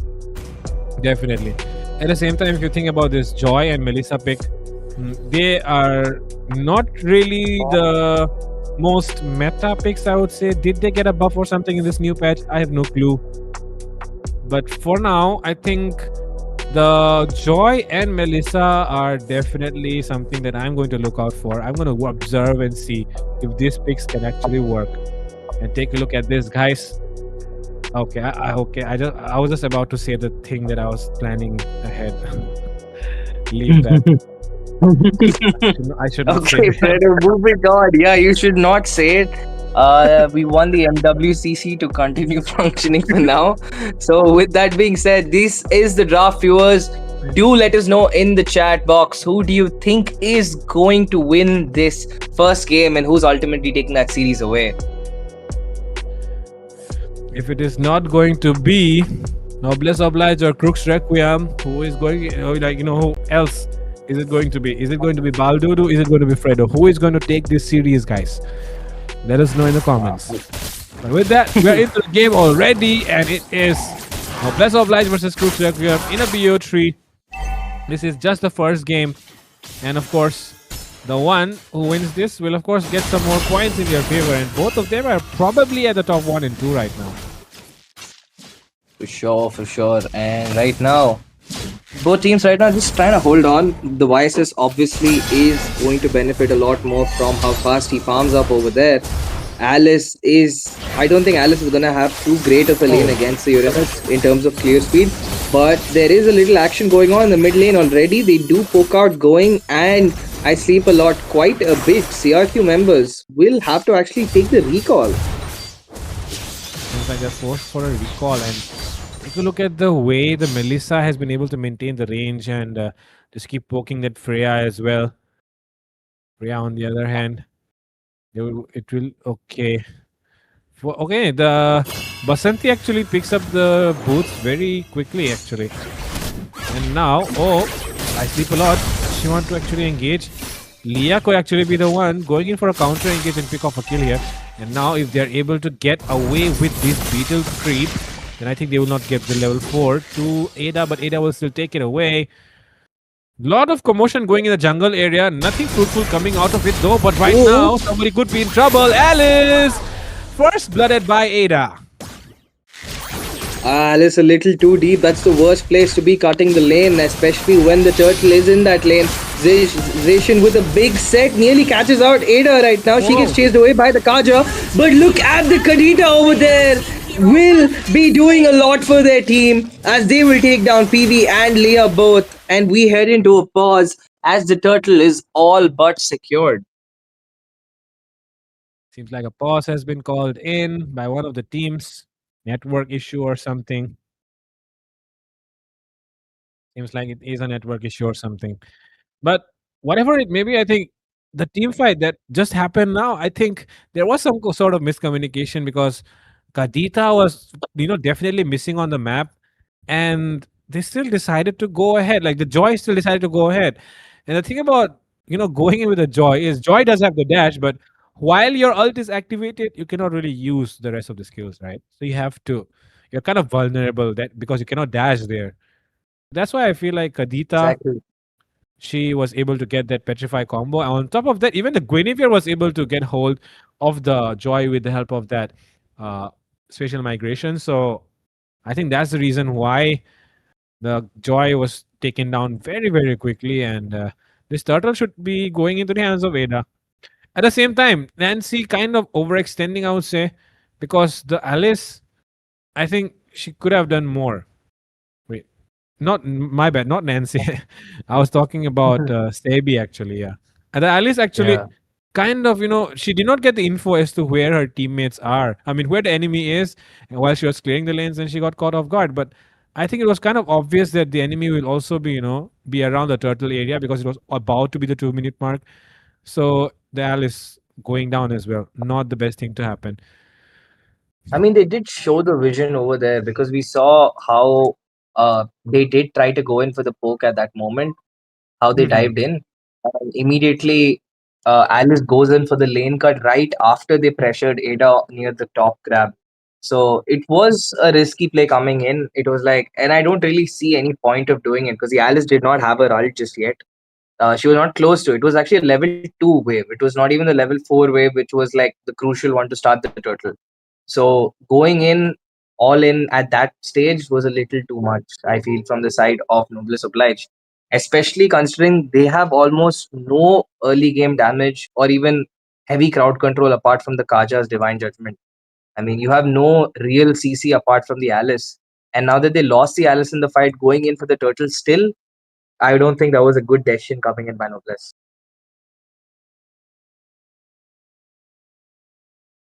For now, though, I feel like as soon as the game resumes, I think CRQ is going to get the turtle and they're going to go in for this blue buff as well.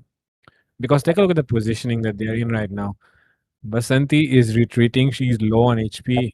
She cannot really force a fight right now as well because of how low her HP is. At the same time, they're going to have that turtle buff. Extra shield on top of that. Level 4 as well.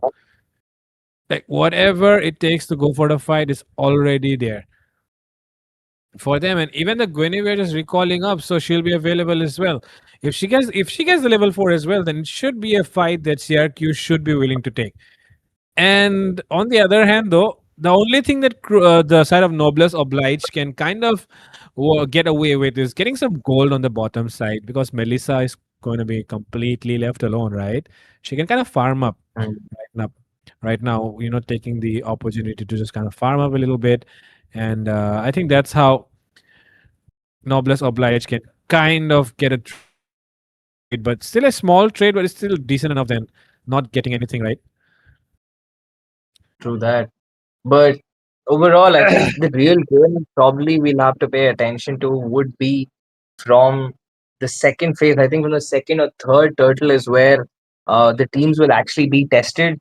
How much the preparation until that round, until that stage of time is what we're gonna really see. But it's a little too early to speak. But with the three skills on the scoreboard for Crux Reclaim, I think they have that head start, that advantage they need to get to that scaling better, especially considering the snowball they have with that YSS and Kadita.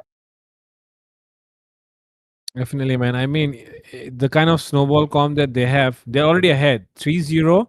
They're going to get a turtle as well. Like everything is definitely working out in their in their way. And the thing about this lineup is Joy and Melissa. I'm not really a big fan of these picks that they have done here because we'll see the answer soon anyways, because the match has been resumed.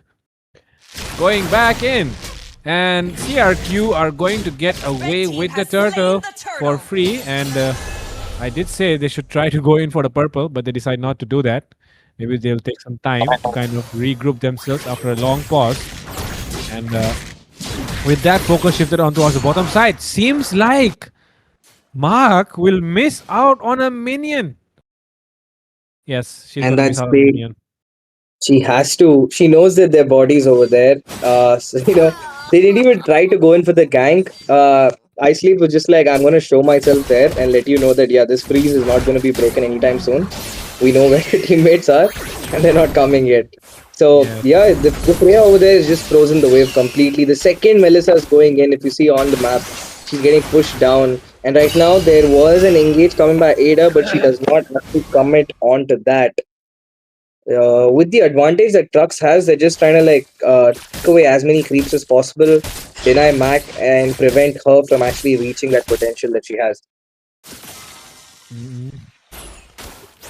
That's what they're trying to deny right now. Thing is, I Sleep a Lot is covering out a lot of ground. But Basanti, on the other hand, I've not really seen her, be the aggressor. And, oh, wait a minute. Was that intended? Was that actually intended? Because I don't think the Joy I don't think Nobody was there. Yeah, with a Zatian, you cannot really go in to try and burst someone down like that. There just isn't and enough damage. it's too early. It's way too early to be doing that. Oh, Ada goes in for the play. Pee-wee will fall. She might be falling down though. The combo coming right through. Petrify catches Leah off guard. Take a look at CRQ. Oh my god, Akiko diving in with the flicker as well. My god. CRQ is absolutely hungry right now. Yes, they are thirsty. They are looking for blood. Oh my god, Mark is in trouble as well. But uses, oh my god, take a look at the damage coming through here from Mark. She did use the Inspired though to kind of, oh my god, she does not have the passive. The Zatian does not, she has the flicker though. So she will survive, but Basanti won't be lucky enough to survive. I'm very confused about what Noblesse is doing right now. I mean, that play, going in for an engage with the Alice after Zacian has already popped the ult, is an insane play to make, considering that they have no crowd control apart from Kaja's Divine Judgment and Zacian's ult. It's just those three main CCs they have. They used up two of those already when they tried to catch Guni, who still had her jump, by the way. And now she has built up the Winter Crown for herself. So she's going to be a lot more dangerous to handle now. Yep. But the thing is, the Kadita, she's acting like a very, very big threat, especially to the Joy. That's the reason why the Joy has completely been nullified this entire game, actually. Even after that good setup, like you were saying, the Joy was not really able to engage because the Kadita just stopped his dash with the Petrify. And that's why I feel like they need to do something about the Kadita. Otherwise, the Joy is not going to be able to perform like it's supposed to. For sure. And right now, the gold lead is a massive number. I mean, there's almost more gold lead than the amount of time that's elapsed in this game so far. CRQ is very, very ahead right now. And their draft is also favoring the mid-game rotation a lot more right now. Alice forced to back off over there. Will pop up the flicker. She might just still fall. Does she use the ultimate? No, she holds on to it. She finally... No, she still holds on to it. I mean, that is composure coming in by Sebi over there. She held on to the ult. Knows the importance of the Alice over there. And she will hold on for now. Yes, but on the other side of the map, we can see Noblesse Obliged probably planning to try and get a tower down bottom. Seems like that's what they're looking for. Will Nancy give up the tower? Will she try to defend it? Mark will just mark down the tower and they'll get it and try to back off. Nothing comes out of this for now. They just get the turrets and slowly but surely, the gold lead has gone down a bit. CRQ has kind of slowed down the tempo that they were going in aggressively for. But I think we're going to be seeing a next set of it starting after this turtle once again. Ada is at 6 KP already. So she will be looking for more. She's been involved in nearly every single fight so far, and I don't think she has a habit of letting kills go. For now, though, the turtle being taken once again into the hands of CRQ. 3 turtles back to back. Noblesse Oblige are playing very passive. They are not really creating opportunities for them, but CRQ on the other hand as well, not really giving them the opportunities, not really making any sort of fumbles or mistakes that the side of Noblesse Oblige can capitalize on. Score sheet at 0-7. Nothing being given here, no resources being given, no minions, no creeps, everything being taken away here by Cruise Requiem. The side of Noblesse Oblige are being deprived of any sort of resources.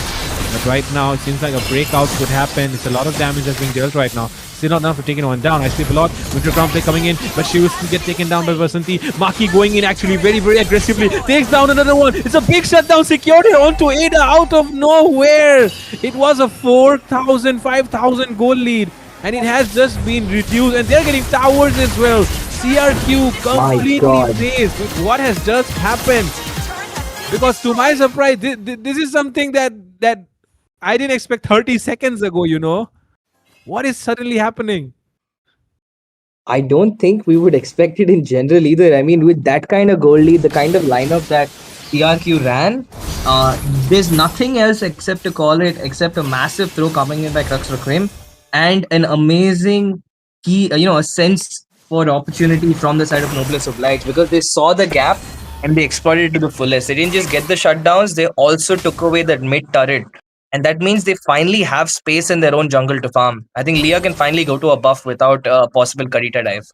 Yes, and finally, for the first time, it seems like things, even though the farm difference, even though the fuel difference is kind of huge, I think for the first time in this game, things are looking pretty even between both the teams.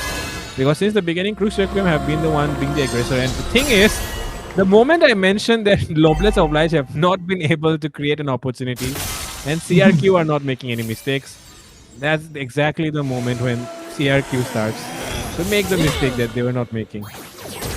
Damn, curse me. But for now, okay, seems like Divine Judgment coming through. Akiko able to escape. The follow-up coming very late. Santi as well kind of back off. Nancy already using the consecration. And let's see what's happening next. CRQ going for the Lord. They do need to understand that Kadita, as long as Kadita is there, Leah cannot really dive in. But for now, Sebi is doing a lot right now. But take a look at that as well into the backline. They're going all in without getting down. And with that, just falling down as well. Leah is finally unlocking because now the Kadita is down and she can do what she wants with this joy. Will Leah be able? Leah be able to chase down Nancy. Nancy can run away. Concentration being used as well. But Santi slowing her down. And only 2 members remaining. And those are the tankiest ones. So that means Noblesse, they have done the right thing in this team by targeting the damage dealers. They do not get the Lord, but I think what they have done is good enough damage. I think they can actually deal out for this Lord. It is more than enough, in fact, Pharaoh, because they have completely shut down whatever advantage CRQ did have left after that initial shutdown phase, because Ada has been taken down multiple times. And whoever did build the Sky Piercer, I'm not sure yet. I think it might be the Kadita and Ada both. One of them has definitely built it. The loss of the stacks on that Sky is going to be massive for them. Despite Ada having the skill secure on the Lord, I don't think it's an advantage. It's more of like you're trying to equalize the situation that is left for them. Yeah, definitely. Take a look at that. The goal lead being reduced to nothing right now. And oh my god. Basanti, how did you survive that? And now the Fury of the Phoenix coming through. Leah into the backline. The Kadita does not have the skills. And that's what happens when Leah does not face the Kadita. She can do what she wants. Take a look at that. That Joy who was sitting on 0-2-0 is finally 4-2-0. 2 kills each in both the fights. And most crucial ones on top of that. Leah has been doing her job perfectly. And like I was saying, as long as the Kadita is getting shutted down on with the help of Sebi, who is zoning her out completely, that's when Leah can unlock her max potential. And that's exactly what's happening right now. 0-7-0 to and with that, 7-9. this is the first goal shift that we've seen in favor of Noblesse now. Yes. From 0-3 to 7-9, the journey is real. Noblesse Oblige is popping off right now. And I think the real heart of that has to be, I think, Sabi. I think while the KDA is not really reflecting that, she has constantly kept an eye on the Kadita and preventing Akiko from actually diving in. She's also Yeah. making sure that the Guni is not getting the space she needs to catch PV. And when PV has a passive for actual important dives like Akiko on or Nancy, she's able to actually be in the fight much longer. Exactly, exactly. All they are doing right now is focusing on how to how to unlock the space, how to provide space, how to set up opportunities here for Leah to shine. And the sooner, and I know the more they can do that, Leah is just going to do her own thing. And that's the reason why these fights have been working out in the favor of Noblesse so far. But yep, Lord coming up now, and CRQ are in a very good position for this Lord. Sabi has to come and open up the map as well, along with Basanti. Leah will be waiting for the right opportunity once again. I sleep a lot as well. Take a look at the position I sleep a lot. If she can catch this Joy here, just going is going to follow her up instantly. Okay, positions revealed. Oh, the Jishin has popped the ult. Basanti! Whoa. Oh my god, this is still going on. The Melissa is there in the heart of the battlefield. She's getting taken down. It's actually going to be PV and Leah who both fall. Shut down, and the Lord still stands. Ada still has the retribution. Noblesse oblige. Caught in a very, very awkward spot. Ada will clean up the members. Basanti falls. And this is not looking good for Crux Requiem. They will have their members. Sorry, this is actually looking great for Crux Requiem. Noblesse oblige. The name was it's not looking good for. They have lost 3 bodies. Nobody to contest the Lord. And there she goes. Ada with the secure. I have absolutely no words to say except Basanti. Why? What? Why did I mean- Basanti go for the Guinevere? Why not Ada? Yeah, Why I not mean- Akiko? Why not just going somebody that her teammates could have bursted down? She goes for I sleep a lot here, which is not really the ideal member to go for, and now they have to deal with the Lord. Because she also has do the have- winter crown. I mean, it was the worst play. Yeah, the worst catch possible. Even Nancy would have been better, honestly. But for now, the Lord marching in, and it would crack onto the base, dishing out a good amount of damage. But the thing is, Mark is kind of farmed good enough. And that's why there should not be a problem dealing with these minion waves. But take a look at the way the Joy is being used right now. They are trying to use the Joy to go in for a split push and create pressure on the other side of the map. And that is really good. That is really good. That is one way to use the Joy. But I would prefer if in the team fights, they could initiate much better, because I feel like Joy has enough burst right now to be able to take down even I Sleep a Lot, but the fight needs to be coordinated. You cannot really go in blindly. Okay, Basanti, what are you doing there? Won't you check the bush? Wait. Why would she recall? What's happening? Do you see what Basanti is doing? I mean, that is Wait. kind of interesting over there, trying to spot them out, but we go Okay, into okay. another Yep, yep. pause this time. That's what I was wondering as well. Why is Akiko and Basanti? Why are both of them recalling, So seems like there's an issue about the network or something. That's the reason why. Another pause coming through. A lot of pauses actually happen in this tournament. I mean, in the last game we did not see too many pauses, but I wonder why so many pauses keep happening. Why are the networks so bad? Hopefully there's Wi-Fi at their homes or something. And sometimes also a production issue, Cannot really blame everyone. Yeah. No one to blame except lost- hoping that everything comes out smoothly and fine, and we can have another but yeah, match. you're back now. Dude, your voice is disappearing, dude. Huh? Even your voice is disappearing. Even your Hello, voice hello. is going out for a bit. Is it? Oh my god, my bad. Yeah. My Yes. network was fine though. I think my screen is going properly. I don't know what happened then. All right. With that, the question now is: who do you think is going to actually take the series? Because we saw flashes of brilliance from both sides, but so far it seems Crux Requiem, with their draft, they're allowed to be a little more stable, even though they've made crucial mistakes. But who is going to be shattering that Aegis? Is it going to be the Noblesse or is it going to be Crux? Who's going to be what? Who is going to be shattering the ages? I mean, who's winning the match, dog? Oh, wait a minute. I didn't catch you quite there, but yeah, I think the one who will be shattering the ages here is probably hard to say still, because the match is going back and forth. I still cannot understand. I mean, the one who throws the hardest will lose. Yeah. I'll say that, because both the teams, they've tried making opportunities. It does not work because it's always the one who's re-engaging who is able to kind of come out victorious, right? The ones who are engaging first are not really the ones who are getting the most out of the team fights. It's usually the ones who are responding to the team fights. And right now, I think it totally depends on who initiates first.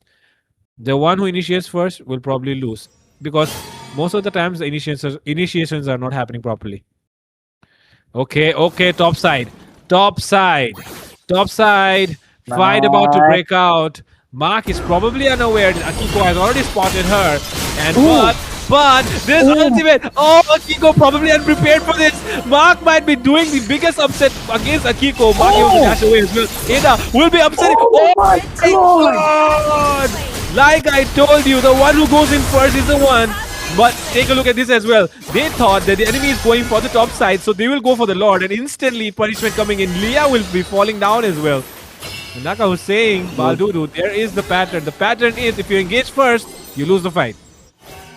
My god, but Mac, dude, on the way on top. Individual brilliance. The way she dodged every single skill. Baited out the Freya. Oh my god, that was amazing. I mean, she could have probably got the kill on Freya too, but she got an even more important one, which was the kill on Ada, which is why they're able to actually dance around this Lord now while waiting for Leah to come back. But it's still a very once risky again, situation. This time around, Mark, will she be lucky enough? Seems like she's suppressed. This time, Basanti catching the right member.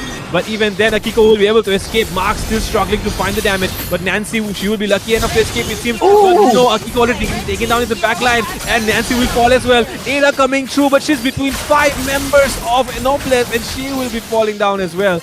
And Noblesse will get this Lord with no contest. They did not get the turtles, but they get the Lord. My god, what a game, what a game. This is so neck and neck.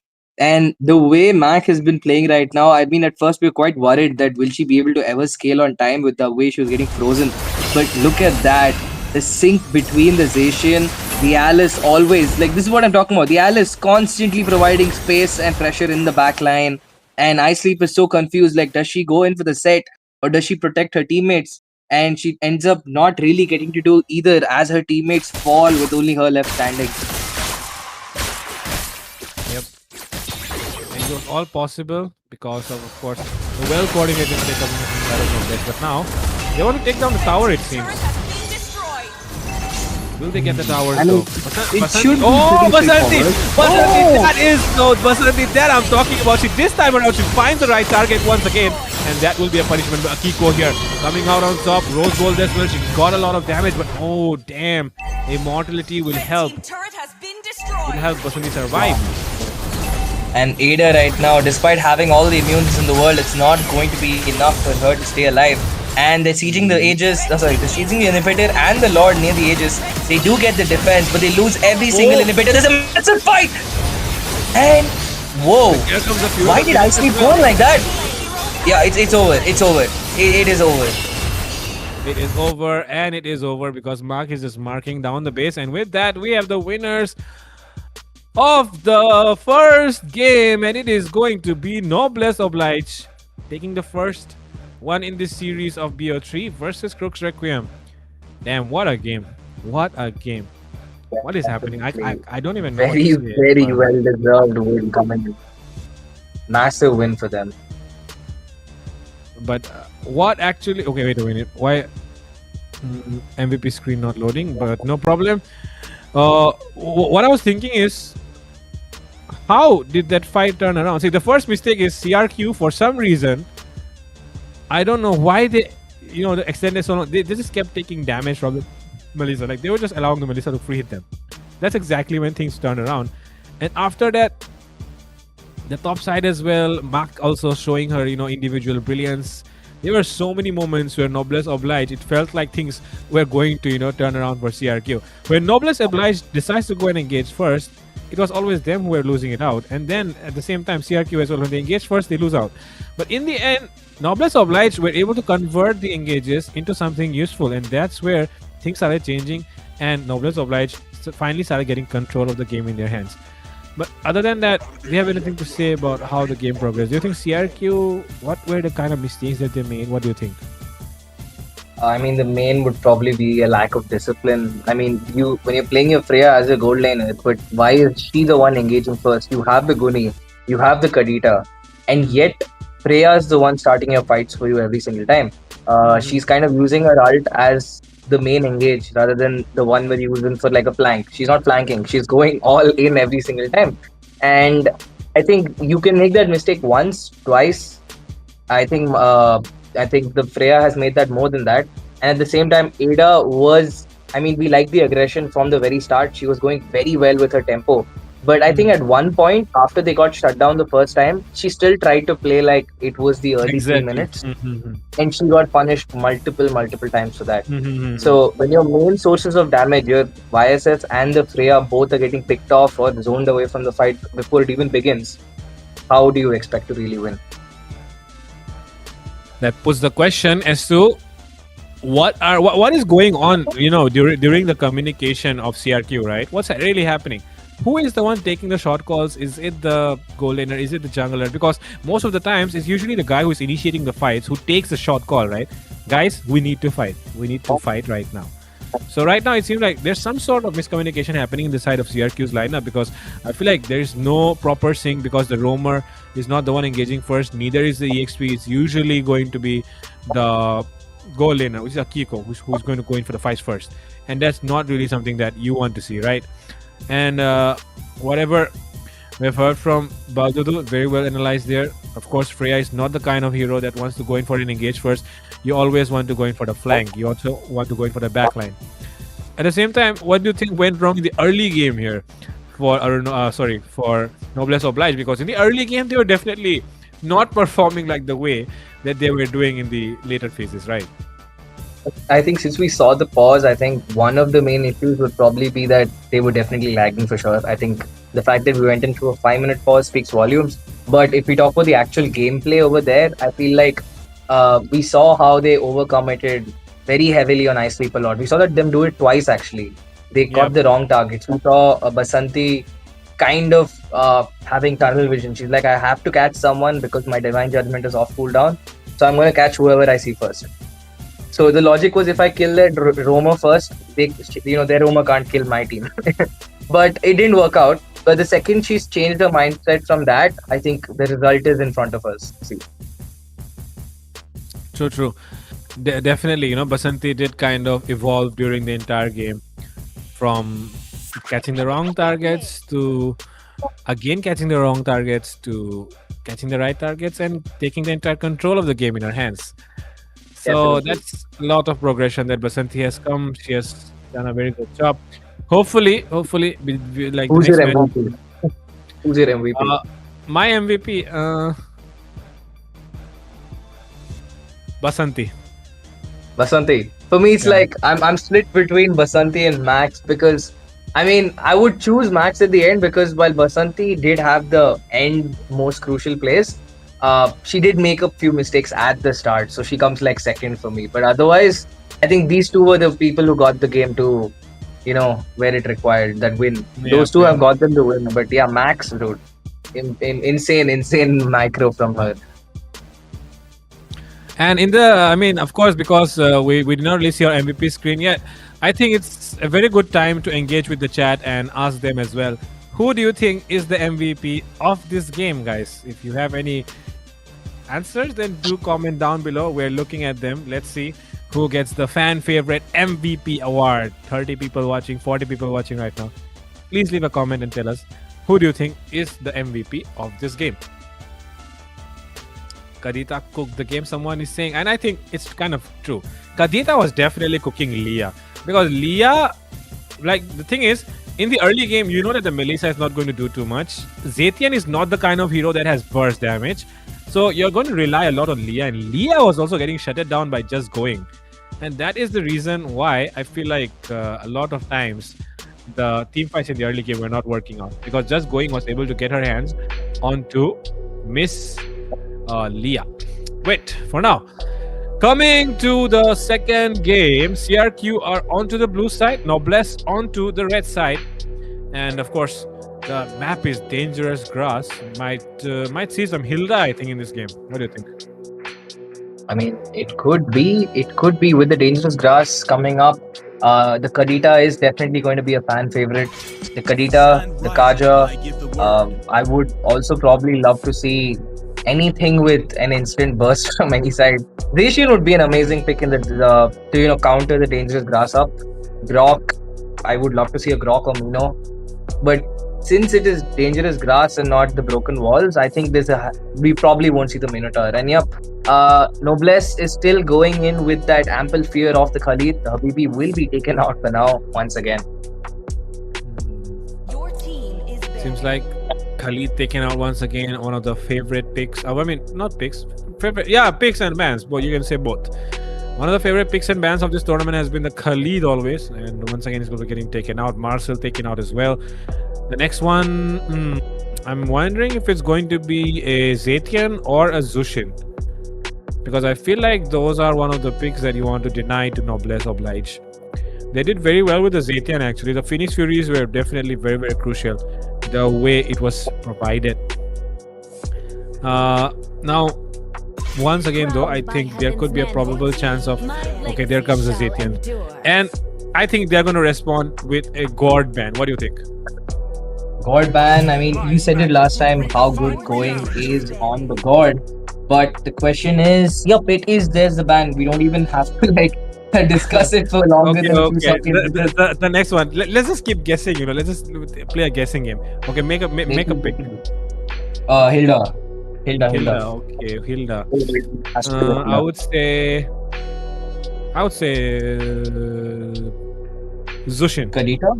Oh, Zushin. Okay, Zushin. Yeah, Zushin. I would say Okay, Zushin. my picks for these two bands should be Kadita and Hilda.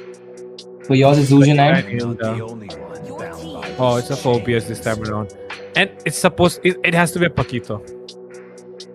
If it's not a Paquito, then Noblesse Oblige are not doing. Okay. Paquito can be played. I really haven't seen any Paquitos, alright. I did see I can't really remember the name, but I did see one Paquito. But right now, I really want to see Paquito into the hands of Nancy. Since she is the kind of person that plays aggressive, Paquito works really well in the hands of aggressive EXP laners. So I feel like Nancy should play the Paquito here since it's available. And the Phobias is banned as well. So there's absolutely no reason why you would not want to pick up the Paquito right now. yeah, we're not seeing her play too much. I mean, the Paquito, surprisingly, for how good it is performing in the patch right now, I'm quite surprised watching the Paquito a lot more. Exactly. Guinevere being played here, and that means that once again, Basanti might make the mistake if she picks up the Kaja. Oh.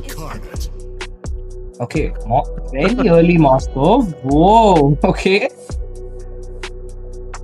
What? I mean, do they I feel like maybe the Moscow is like a response to the Goonie pick. But we've seen how Noblesse Oblige, how Crux Requiem previously flex picked the Goonie from, the jungle. We thought it was a jungle pick. It went to the roam instead. So maybe a similar situation might happen. No, not this time. The Kalia will be picked up. And I am surprised they gave up the Kalia and the Lunox too. I mean, I expected one of them would be banned or picked up, but you've given a very deadly, mid 3 combo to Crux Requiem. This is, if I'm not wrong, one of the strongest mid trios you get in a draft. This is like a dream come true for most coaches.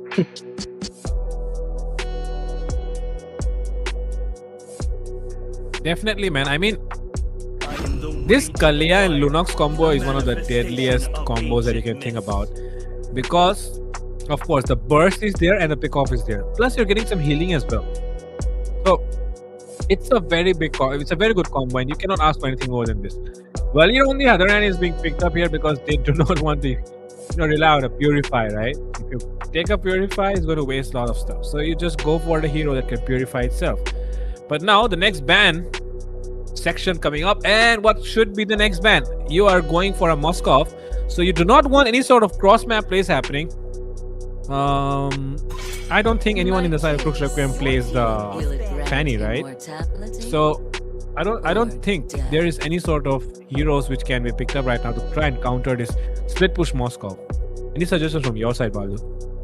To stop the split Moscow, I mean, they already did pick up the world lead, so you can't really go in for the Guni is gonna struggle a little more than usual because she doesn't have much in the way to catch. But the only way to stop the split mask is you have a very winning experience. They've taken out the Alice is out, the Lapu is taken down, so is the Phobius. So at this point, realistically, the Uranus is there open, but it's not gonna work too well. I would really love to see the pack at this point. The Paquito would ideally be the best hero to be, dealing with a split push because his lane clear is absolutely insane, regardless of the level.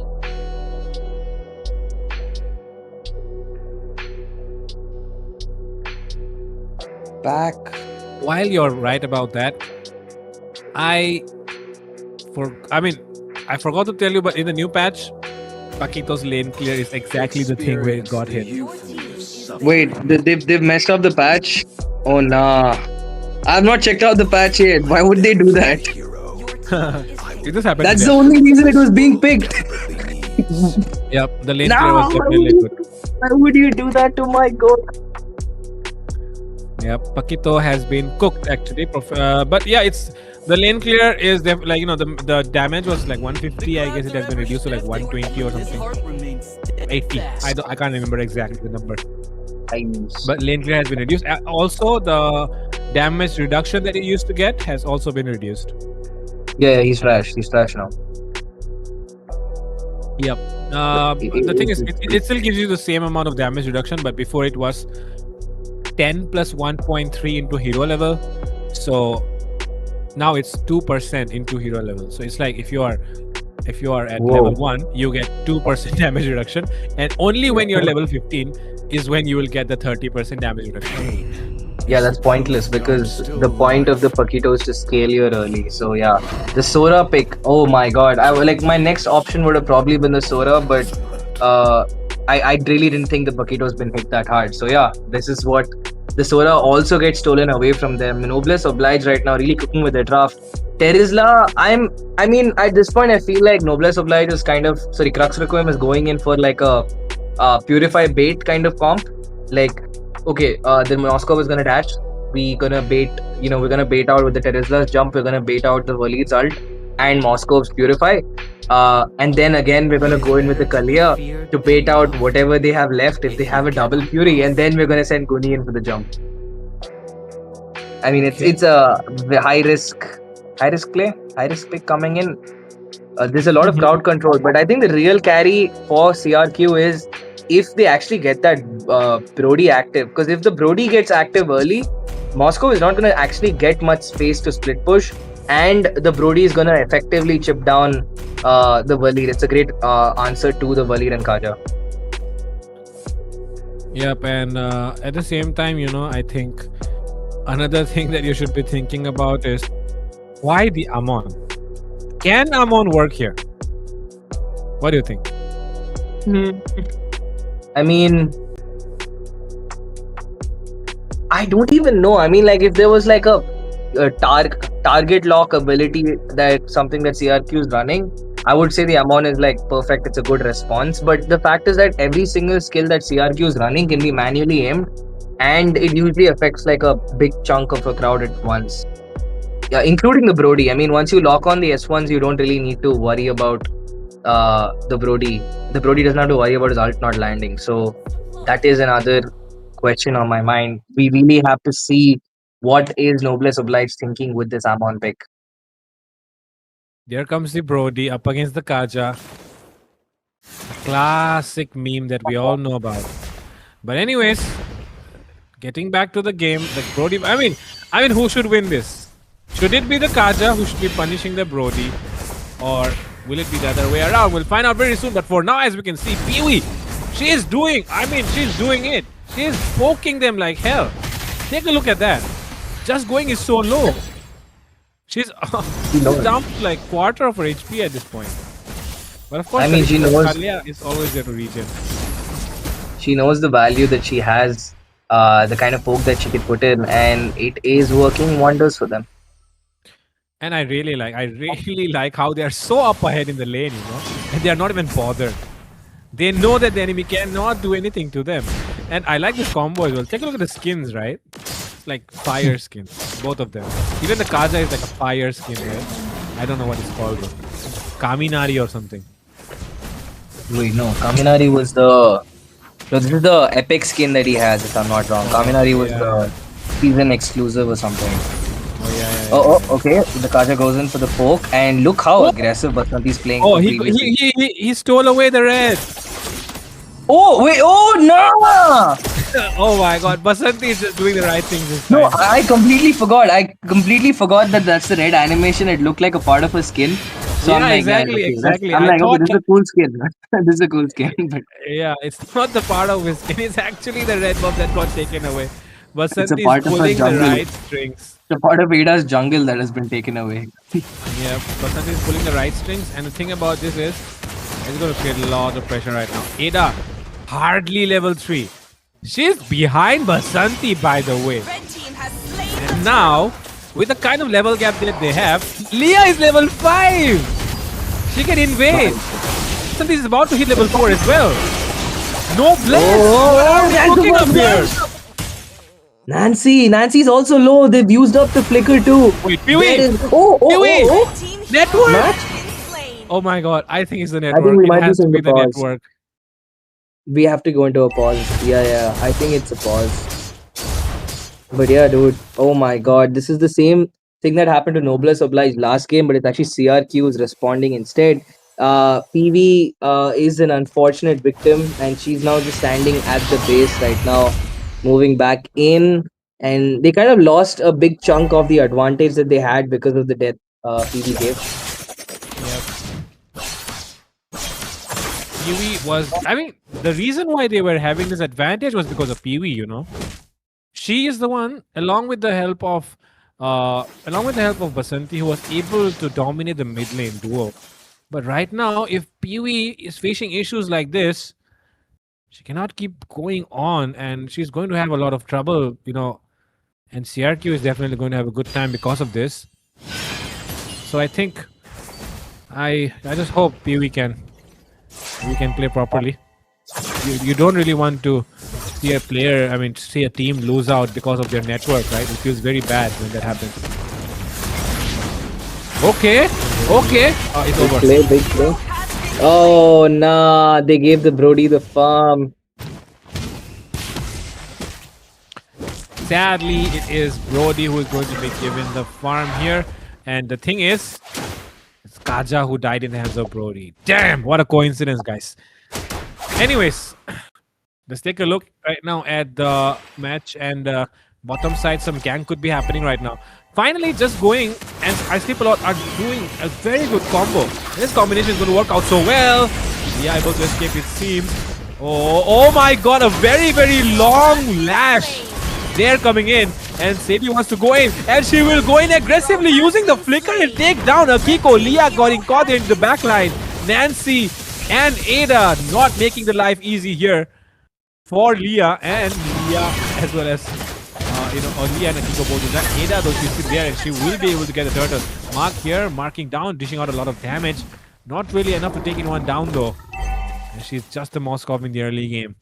But right now, the game is looking pretty even.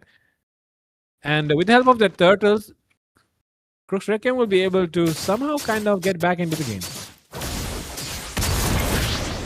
They just might get back to this fight. There's a big set coming in. Mac will be taken down for sure. And that is the torn apart memory. That is the value that the Brody brings. Scales so early, gets active faster than any other marksman in the game. And yep, There it is. 4-3 is the score. While there is a 500 gold lead in the hands of Noblesse Oblige, most of it is focused onto Leah, who has already been taken down once. Yep. Now, looking towards the bottom side, Kiko will be getting caught here by Basanti. The target will be finished. Mid lane, though, seems like something could be happening here. As you can see the positioning. Oh, Basanti doing the right thing. They're checking out the bushes, finding out the members, giving information. And bottom side will be falling down. It seems Noblesse Oblige. No reason for them to not push down the tower there. Blue team turret has been destroyed. Oh, nah, they do get the turret. I was actually kind of surprised they ended up getting over their opponents. I mean, I expected the Brody would be the one sieging the turret, but it's actually the Moscow Mac right now. I think every single important member from each team has fallen once. I think it's only just going right now who's still alive. Who is the main damage carry. Oh, big set coming in, and they will collapse and capitulate as Just Going will get the kill on Basanti. She falls. Amon over there forced to use up the ultimate to disengage, and that is all she knows. There is space here. And Sebi, you want to go in. She'll be able to escape using the thunder form. I mean, lightning form. But now, the turtle being danced upon here by CRQ. Leah's position has not been revealed just yet. That's a very important member. Right now, oh, they are going all in onto the Sora, and Sora will get taken down. Maki on the other end, bottom side still pushing. A lot of damage being done here, not really enough to take anyone down. But Just Going will go in with the flicker and take that kill. And secure the kill on the Basanti, and now the mid lane needs to be defended. 3 members of CRQ marching in, trying to take down the mid lane. Can they defend this? Noblesse trying to go in with the Acro as well. They want to escape, but oh my god, a lot of tower damage being taken here. The flicker will help them escape, but take a look at the damage. Big done. SOD landing as well. But Mark decides not to go in. He does not know the positions. But oh, she still keeps going in. That's a very, very risky move that Mark is deciding to do, but she will not. He will not commit to it just yet. And now, CRQ will be able to defend this mid lane as well for free. But okay, onto the other side of the map. Seems like... Oh, I just thought that the Sora was actually pushing down a tower, but the tower is already gone there. So, seems like nothing has been done, nothing too much of damage being done yet. But the thing is, mid lane is very important, and Noblesse Oblige have just lost that tower. That is a big off in their capabilities to actually be active in these fights. By losing out the mid lane, especially when you're playing your heroes that are so reliant on having that objective to stand around and play around, the Valir especially is a lot more susceptible to being dived as long as he's not under a turret.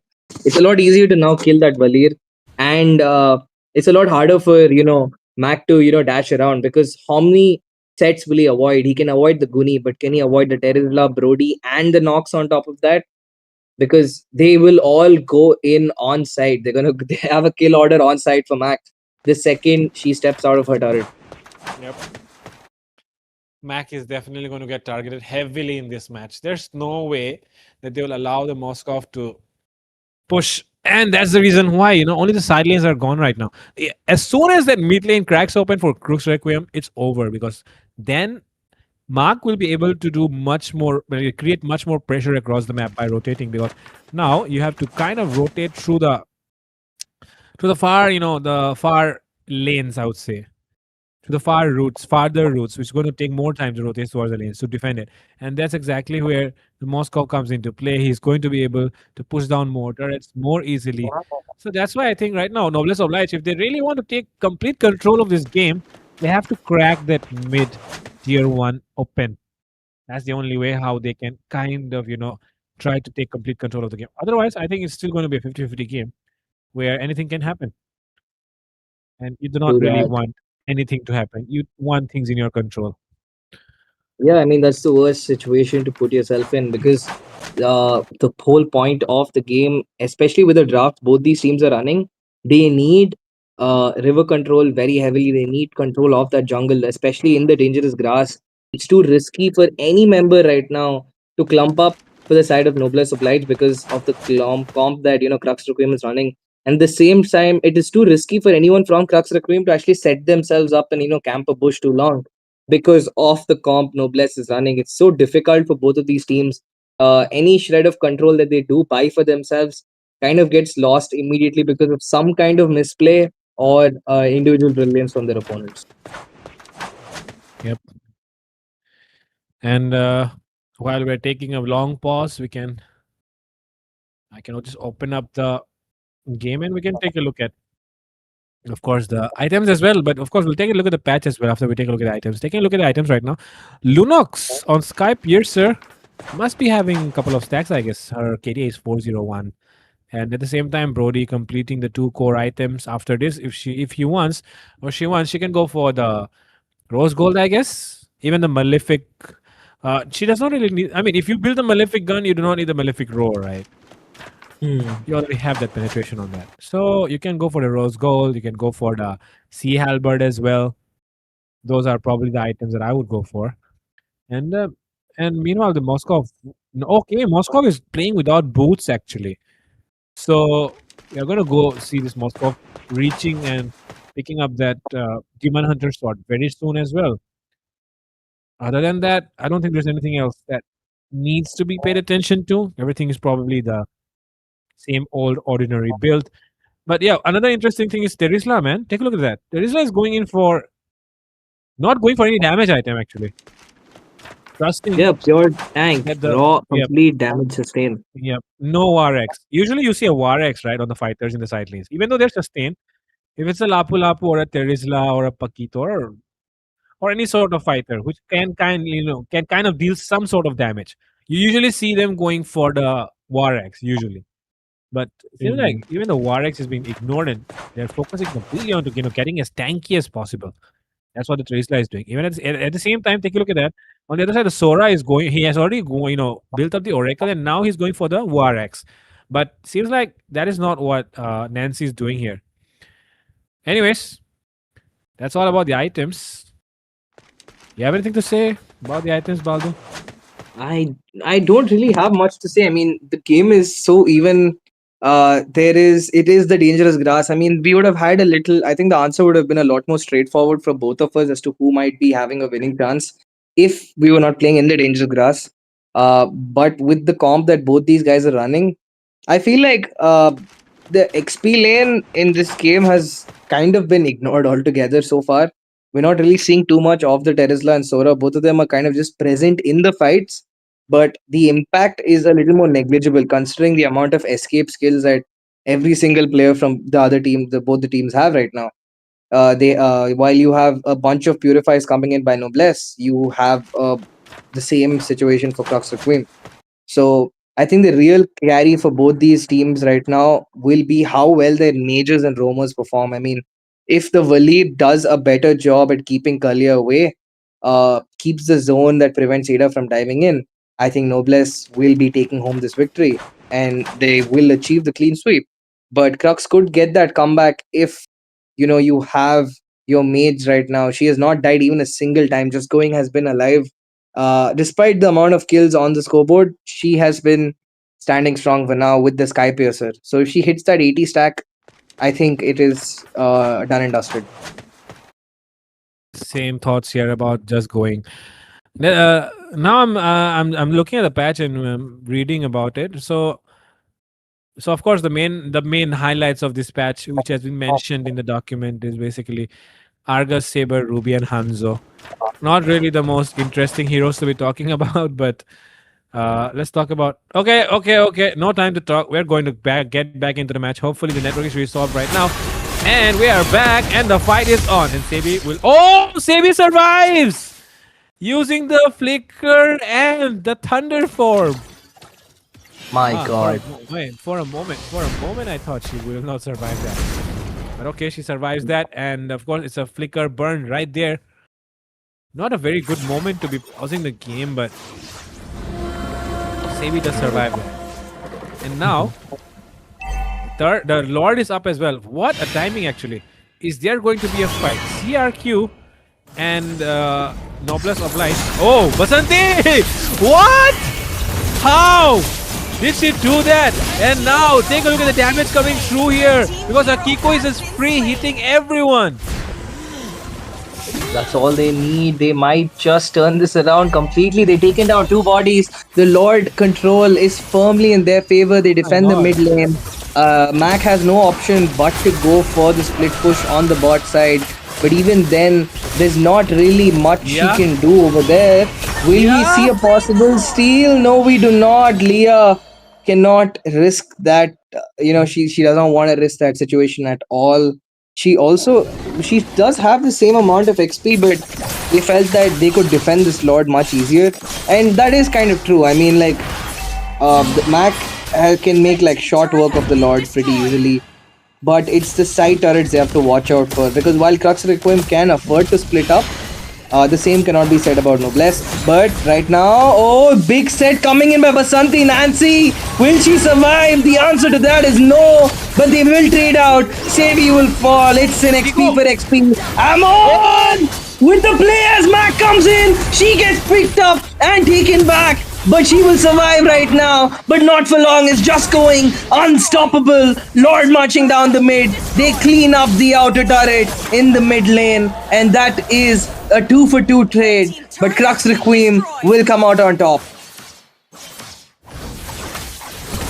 Fight going for them. Basanti as well picking out the right member, but even then, I think it's still not the best because, of course, just going, sitting on 5-0 for the way she has been playing, dude. Completely flawless. Not even once getting caught. Even with that Kaja. And I think right now, Basanti, it's high time for her to actually think about going for just going. She has to go for just going. It has to be her. I mean, she alone right now can kind of like take down 3 members by herself with just a light bomb. Like, that's how dangerous she has become at this point.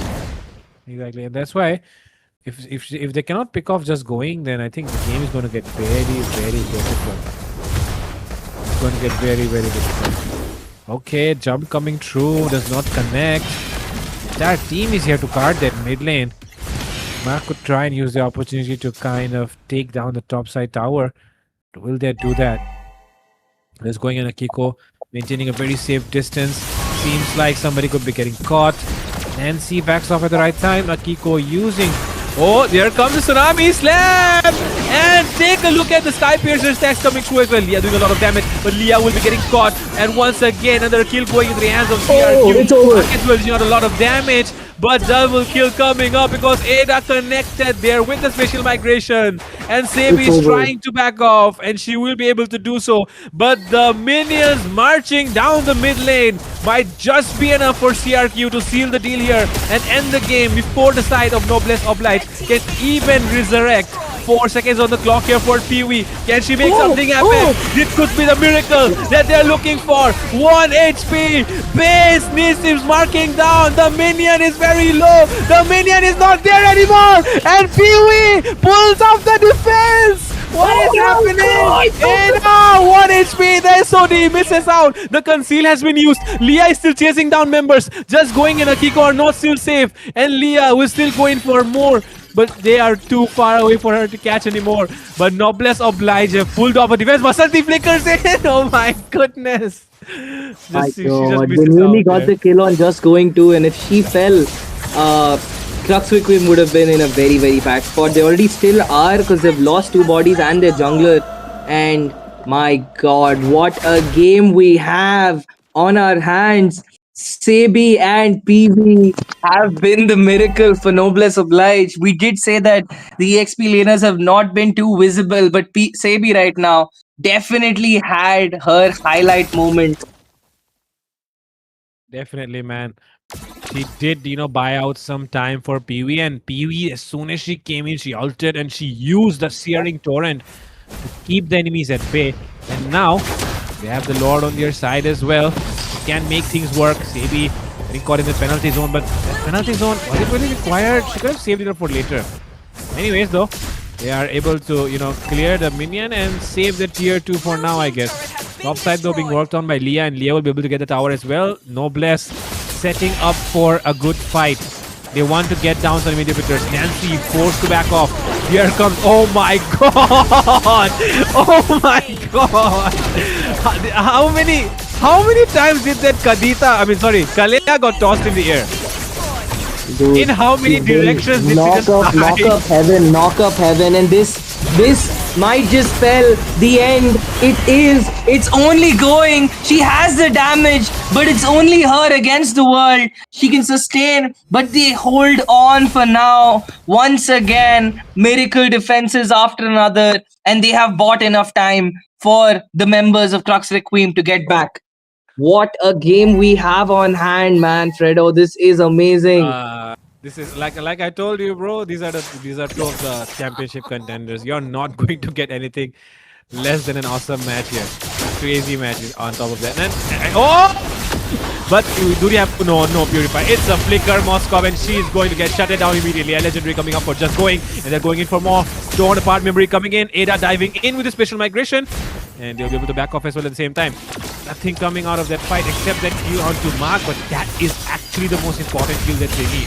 Luckily enough for Noblesse, the Lord is not up yet, because otherwise CRQ could have easily went for the Lord. And on top of that, honestly, I feel like just going is just going. I mean, she's not stopping. Just going is just going. Who will stop her? Who is going? It's definitely, yeah. She still survived, man. 906. How do you do that against that kind of opponent? Like that kind of opponent, that kind of quality. My goodness. She's basically. I mean, there's no other words. And once again, trouble here. Okay, there's not the backup though. And SOD landing as well. Leah coming from the backline. The flank is so good from Leah. And Leah will be able to get a double kill. And now on the other side, Mark as well, working on the members of CRQ. Every single person falling down there except for Nancy. And it is almost game over. But they do not have minions in the mid lane or the bottom. They have minions in the top lane. And Leah will try to make use of that to try and push down this base. But can they do that? They need Mark right here, right now. But Mark will not be able to come at the right time. And Nancy still pulling up a defense. She might have to sacrifice her life though. And she will die to try and defend that base. And Mark still working onto the towers. 4 seconds on the clock for Ada. Ada cannot come back alive. And oh my god. Very unfortunate to see that symbol right there that just appeared on the screen. But it's over for CRQ, and Noblesse Oblige have taken the victory. So close, yeah, so far, but that was an amazing game to cast. I had a lot of fun, and I know for a fact that the viewers definitely did too. Yeah. Because there is nothing else to call that game. It is nothing short of spectacular, absolutely spectacular. And there is our MVP. I mentioned it will be the mages who will be the deciding factor, and has been, just as we saw, just going, being phenomenal. This was the MVP. She might not have had the Sky Piercer to get the kills, but she was the one stopping Ada from making a mark in this game. You have your MVP, viewers. It's Pee-wee from Noblesse Oblige. The one who got stuck because of the ping and died inside the tower comes out on top in the end and takes the MVP. What a better way to, what a better way to end the game. What a better way to end the game. Definitely, right? See, take a look at that. Even with that 916 KDA, just going, not able to carry her teammates. Meanwhile, on the other side, you have Pee-wee, right?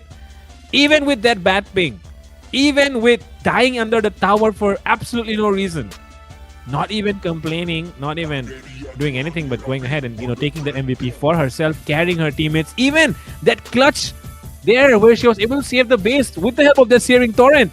So important, because that is the moment where CRQ could have ended the game, but they could not because of Pee-wee and Sebi. So both of them kind of deserve the credit as well for, of course, being the playmakers for Noblesse Oblige. And in the end, of course, they come out victorious. And the flank in the end from Leah was just so good, as well as Mark. Both of them flanking at the right moment in that fight. And in the end, of course, it's the Moskov that comes out on top. CRQ defeated by 2-0. And, of course, the standings that Ray just mentioned before, that Noblesse Oblige are probably the favorites to win the tournament. I kind of understand where he's coming from now. They definitely have something that nobody else has. Oh my god, Noblesse Oblige.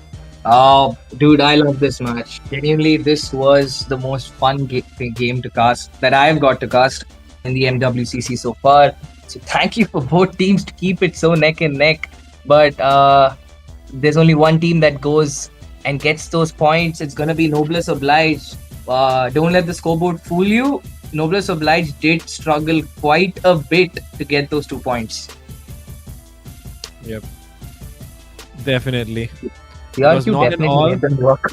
The argue definitely know- made them work for it. It was not at all an easy game for them to win. Crooks Requiem did present, and came up with a big challenge, but in the end, it was the better team that won the match. And it was Noblesse Oblige who won it. And right now, Rich Girl and Carrie is going to be Moskov. And for some reason, the Moskov has been showing up a lot of times in a lot of games. And it has been working out phenomenally, especially in this tournament I've seen so far. Sandbag being Nancy, who did, of course, soak up a lot of damage, and Wing Woman as well, being I Sleep a Lot. And that means that the Sandbag and the Wing Woman, being both of them being on the side of Crooks Requiem, goes to show that the team fights were definitely working out in favor of Crooks Requiem a lot of times. But even then, Noblesse Oblige, Moskov, the main guy dishing out the most amount of damage, is the reason why they were able to win this match in the end. And with that, ladies and gentlemen, we have our second game of the day. 2 more matches coming right up. And those are going to be between, of course, the remaining teams. Let me just say it before we go, because, of course, that will just help the viewers also know which are the matches that they're going to expect next, right? So the next match is going to be Azalea Bloom versus Family, and the last one is going to be Megatron Miss Mizoram versus Nonsense Esports. So those are the matches for you, ladies and gentlemen. If you want to watch those matches, stick around till the end. For now, that was Baldudu, and this is me, Fredo, and we'll be taking our leave. See you later.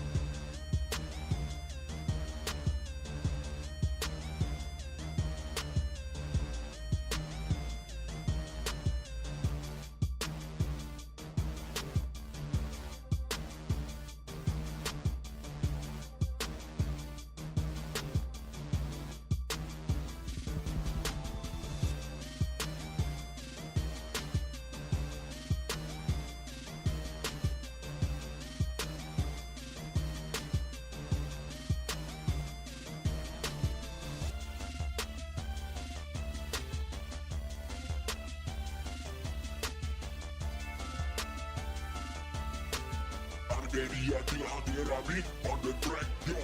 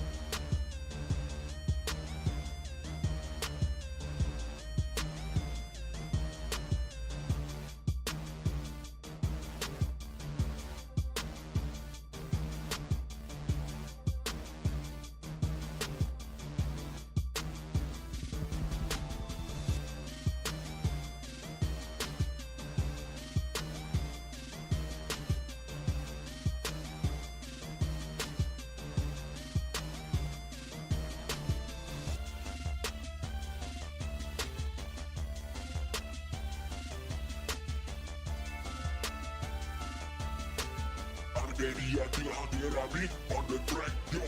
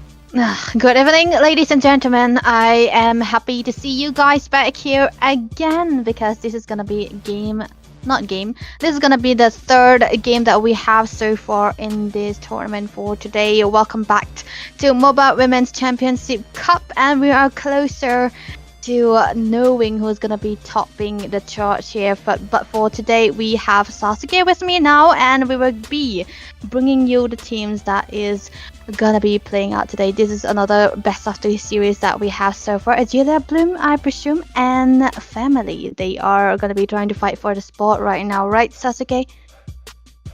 That's true. And one thing I noticed is this time we are having a battle between the top team versus the team who's leading the leaderboard versus the team who's not leading the leaderboard.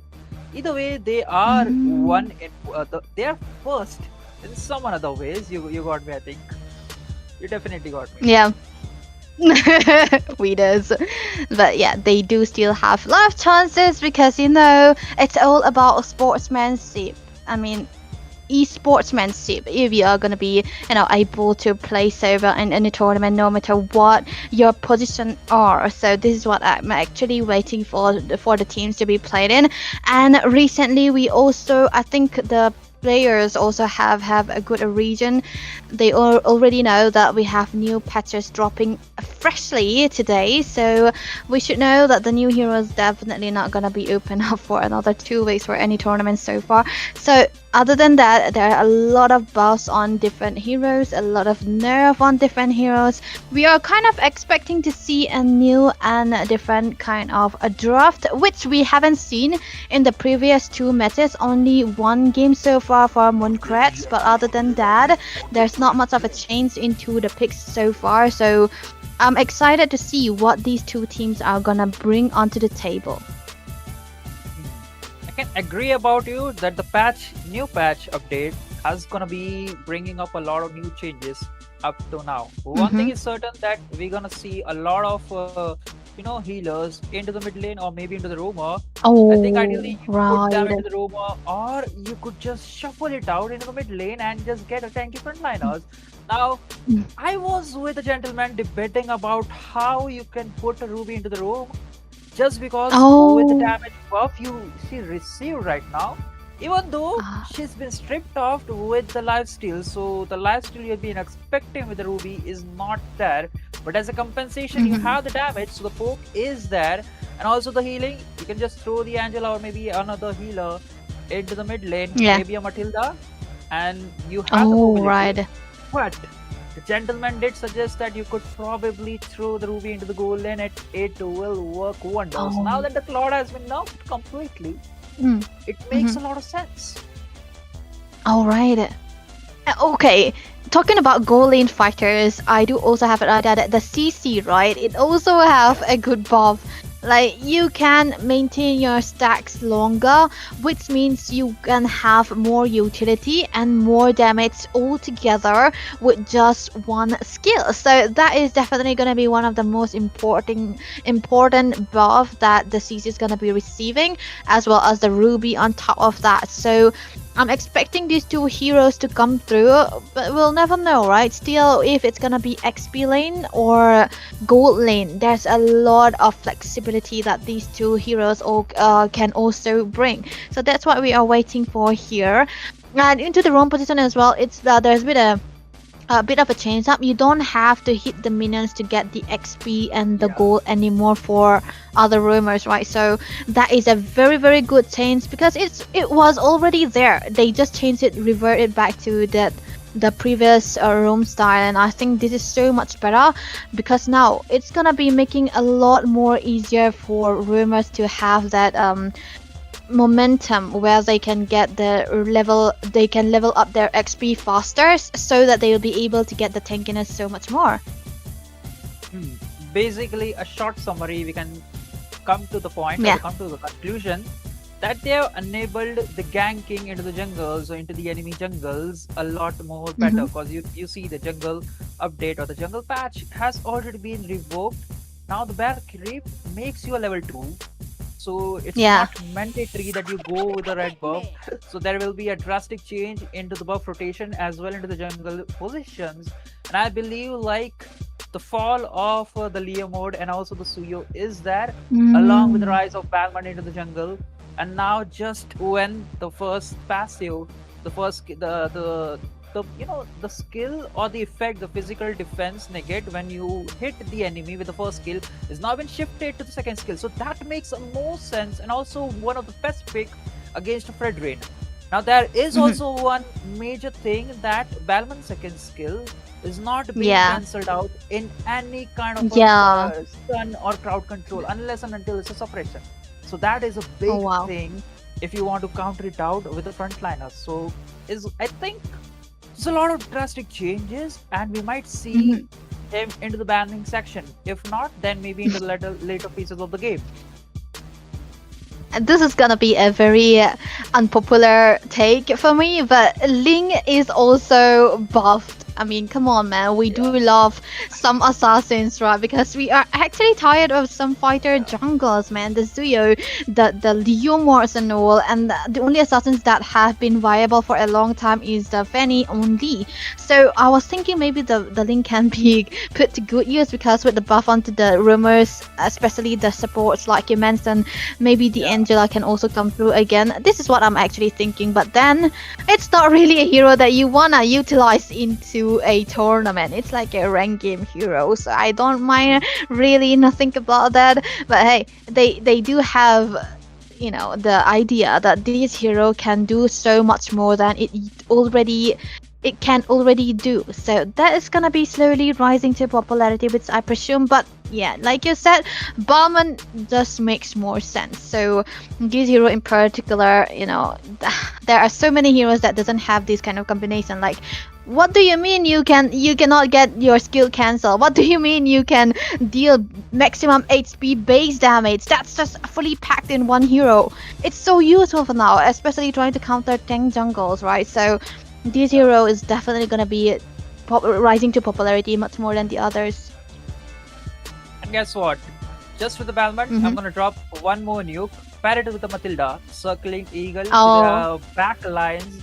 You're just gonna bring one of the targets to the back lines, and the constant poke is there. So if you think about the volley into the mid lane against this frontliner, that is doable. But with the Matilda enabled, or maybe into the Angela, you're gonna be having constant heal. So the pokes doesn't make any sense unless and until you're throwing a lot of nukes to the frontliners. Wow, this is kind of combination that doesn't die, right? You just need to have a bit of a damage dealer into the mid lane side, and you're already done. I was thinking maybe we are moving towards a bit of a damage dealer into the XP lane because of the rise in the picks for the Paquitos and the Soras, but we are gonna be reverting back, right? Because now that the healers are coming to popularity, we might see the tankiness into the XP, which is quite necessary, and a tankiness into the jungle on top of that. So you have to be very good in balancing those kind of picks. So I'm kind of waiting for what to see what they're gonna be using for this tournament in general. But let's face it though, this is still a very freshly renewed patch, so it's gonna take a bit of time for teams to adjust to that. So I'm not thinking maybe they will, I'm just thinking maybe they will stick to the same kind of picks that they are used to, which is safer. Yeah, that's doable. But one thing is certain. There's going to be a drastic change in the goal lane since the drop of the Lord. Carry will be the one which every team will prioritize just because this has been shifted into the meta a lot of things. If carry is banned out, there's hardly possible chances of seeing Harith and maybe a Beatrix since season 40.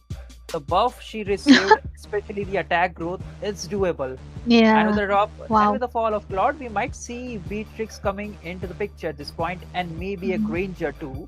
But we've been talking about a lot of this for the new patch. Now coming back to the team, it's gonna be Azalea Bloom taking on Family. Now, just for the joke side, both the teams are ranking number 1 in some way or the other way.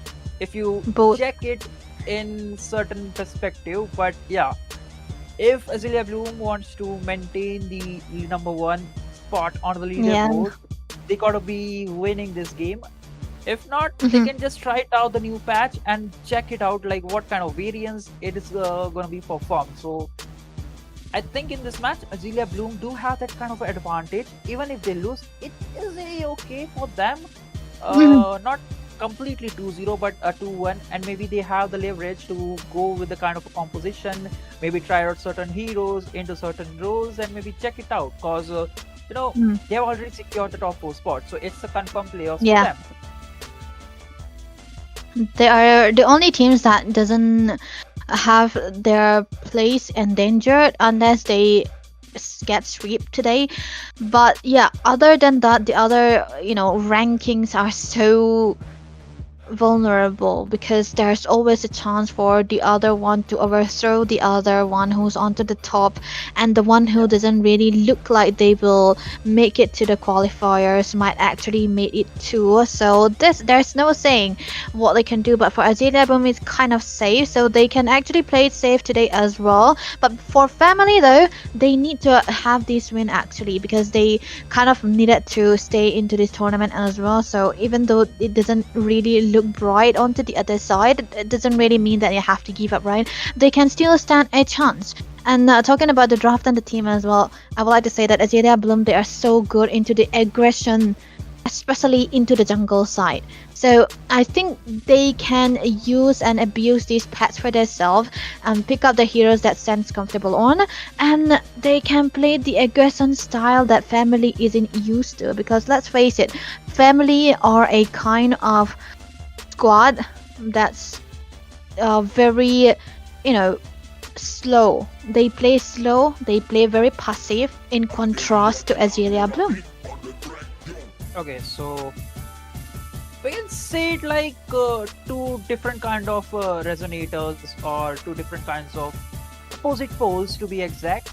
One is a north pole, the other one is a south. They don't match with each other, but the kind of plays they make is completely opposite. So this is going to be interesting again, because one team Yep. is absolutely aggressive while the other one Yeah. seems to play like the defense is the best attack for them.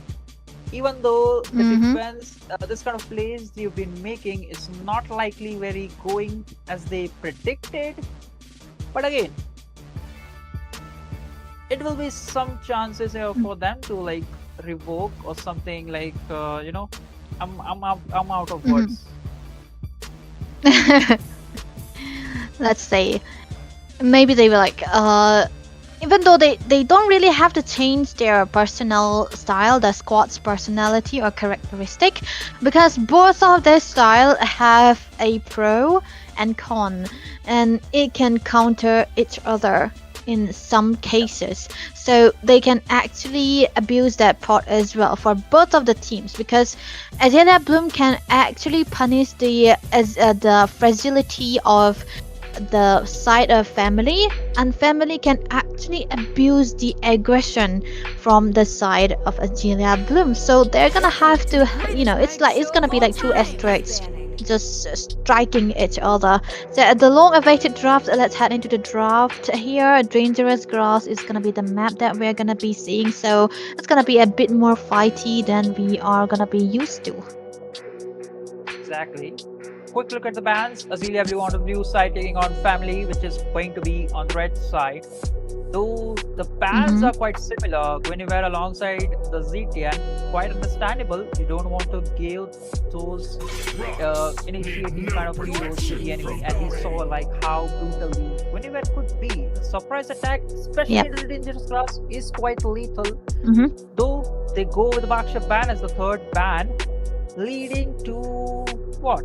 Claude is out of the picture. Hilda is something that you can consider into the Dangerous Grass. What else is open? Oh yeah. Zushin maybe? Oh, Zushin. I think Zushin is still a very dangerous mate that they can take away.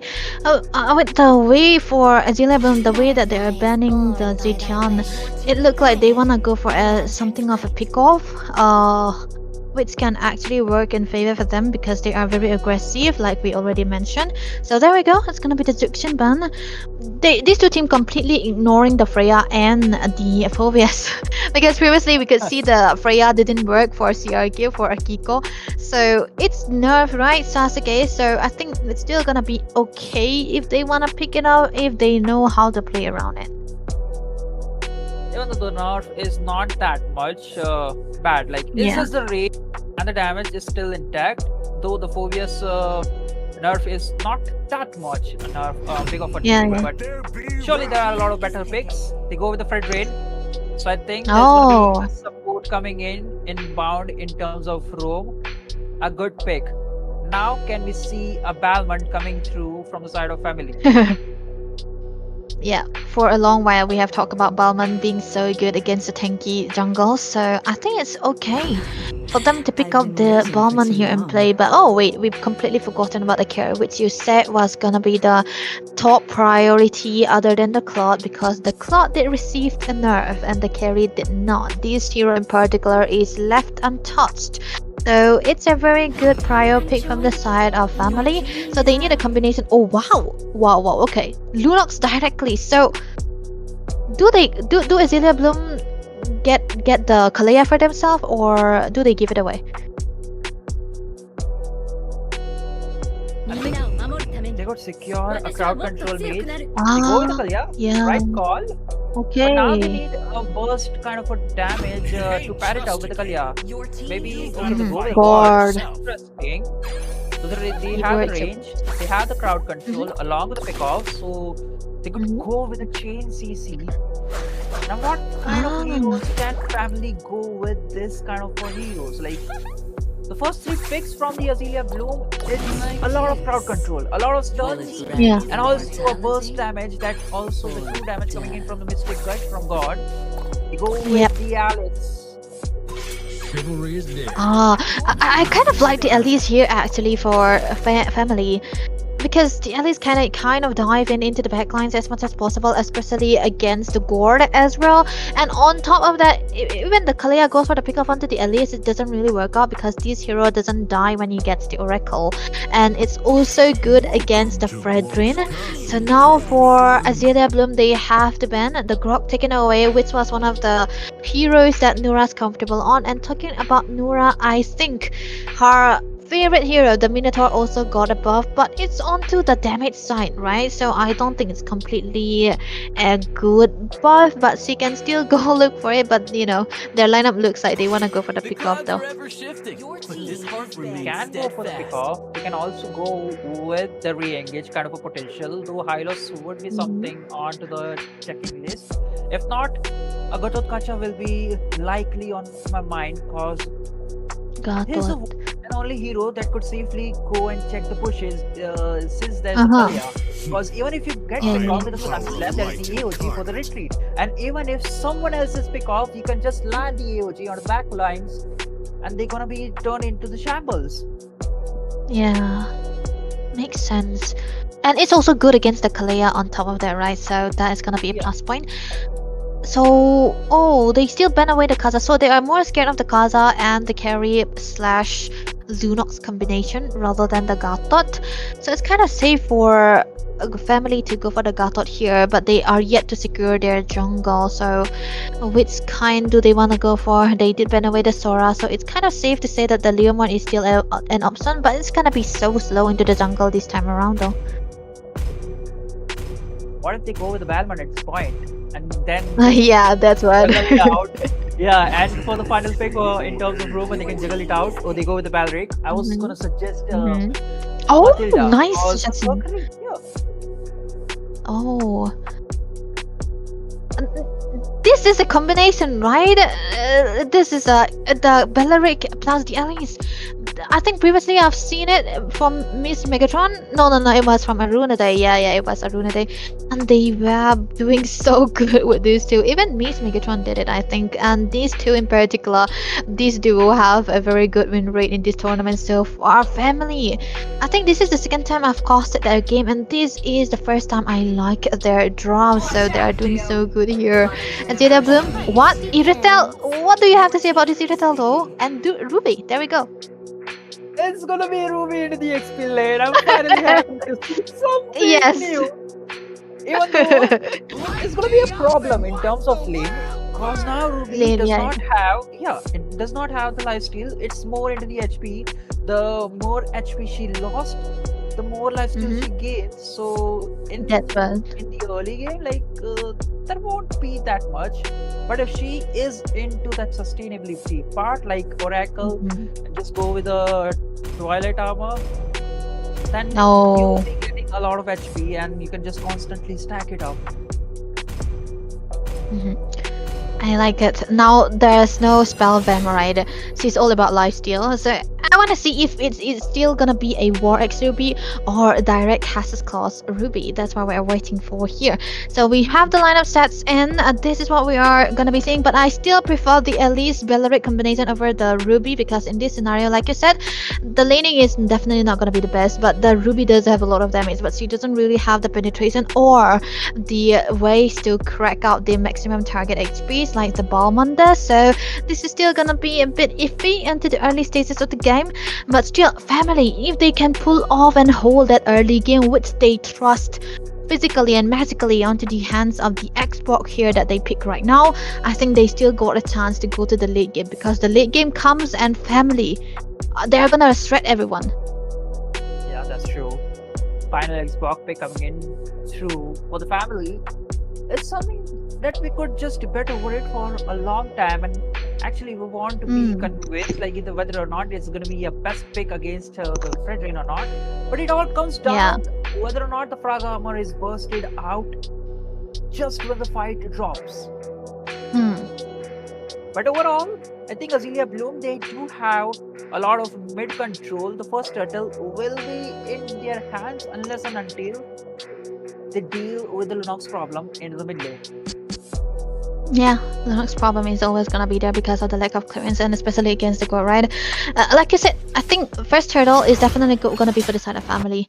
So let's see though, ladies and gentlemen, let's head into the Land of Dawn, game number 1 of this best of 3 series. Azalea Bloom going against family with this beautiful and unpredictable kind of draft that caught us off guard. So what do you think about the emblem, Sasuke? Nothing as of now. Nothing major changes as of now. It's just the feeble thing. So they are being forced out.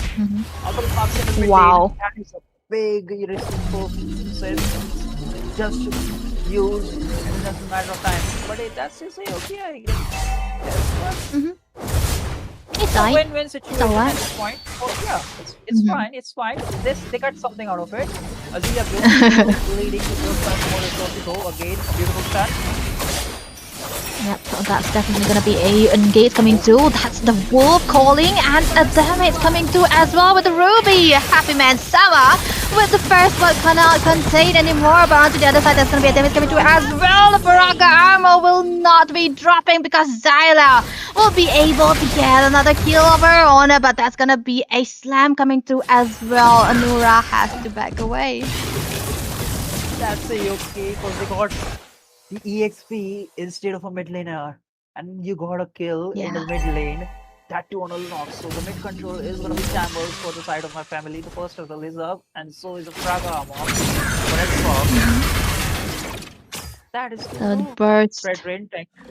Fred is just trying to do his own thing, trying to stack it up for the resource for that. Knock up coming through, the heal coming in as well, but Typee will be taken down with the Mystic Gust coming through as well. Nura J next on to the chopping block will be taken down as well, but family, they were supposed to get that first turtle, but now with the fight coming through, this will turn into favor for Azalea Bloom. Some coming in as well. This has to be a retreat coming through from the side of family.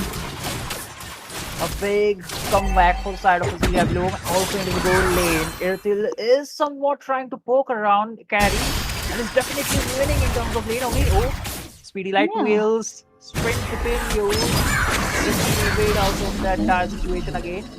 Alice, it's all around fight constantly. Oh, Ruby is on top with a constant poke and constant, the burst he has. Yeah. That's what they are waiting on doing for here with the first gain onto the turtle for the side of Azealia Bloom. They are it's kind of safe to say that they will be actually very happy with the game that they have so far right now. But we have to talk about the combination still. The Belleric at least can come through any day. So, but the backlands do need the items to go with that kind of a combination, and also lasting insanity. Zyra needs to keep present in every team fight if they want to pure with that kind of combination. Flick up being forced out. That is again a big Damn. resources spent out right before the turtle. That's what they are actually waiting for is out the flicker from Tiape so that they will be able to pick her off the next time she comes around.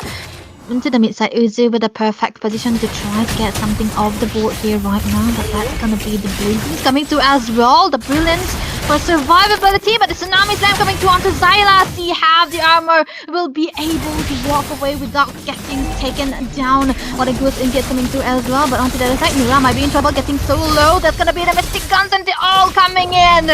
She will have to flicker away, not taken down just yet, but Azealia Bloom, they got what they wanted, wasting every resources for the side of a family, and this might actually be a free turtle for their side. Through the small fights that Azealia Bloom are winning, turning it into a major fight, and now with the second turtle in their hands, they're looking for more blood into the enemy jungle. Yeah, they are trying to go in for more, a little bit of damage coming through as well, but nothing much. Sam trying to go with the aggression coming in as well. The Brilliance coming through. That's gonna be survival, but Appraisal's Red Sun will be able to take Taipei down again. That's the third that for the mid laner, for the side of a family. Nothing much that they can do about it because this is the signature Azealia Bloom's fight. This is the aggression that we were talking about, and they are trying to go in for more. Luna Bay taking a lot of damage. Flicker coming through. That's gonna be the Tsunami Slam coming in as well, but Flicker, your mother will have to survive. But Nura J, not so much. The Tang's life coasted for the gold laner. Man, and no flicker and still facing his soul Lee on the top lane. Now Azealia Bloom not gonna try and throw away this time. Oh, there's a jump coming in and combo. This time no escape. I thought for instance he escaped, but the bomb coming in right on point. Then he's gonna take down the kill again. The Appraisal Wrap on the Nicola's Insanity follows down and shuts down of Sen. Red team turret has been destroyed. That was a big damage coming in and a big bomb, but Sen has to give away her life. That's gonna be a sit down as well. But bottom lane, Luna Bay trying to steal out every kind of minions that has been jumping down onto his turret there. But Mimo still able to survive because they are actually waiting for her to get the tankiness that they need for the side of family. Oh, off camera kill again. It's gonna be your mother Yeah. falling down. Red team turret has been destroyed. I would say that this is like Azealia Bloom with the first win that they have onto the turtle. They are able to find so much gain across the map, and now they are doing amazing. They are using this lead to their own advantage. They are going for the fights that they have been able to take in every game that they have played so far, and they have the lineup for that too, and they are doing it. But look at that though, Brilliance yet again forced. Julia is doing everything possible. Lazy Sando again.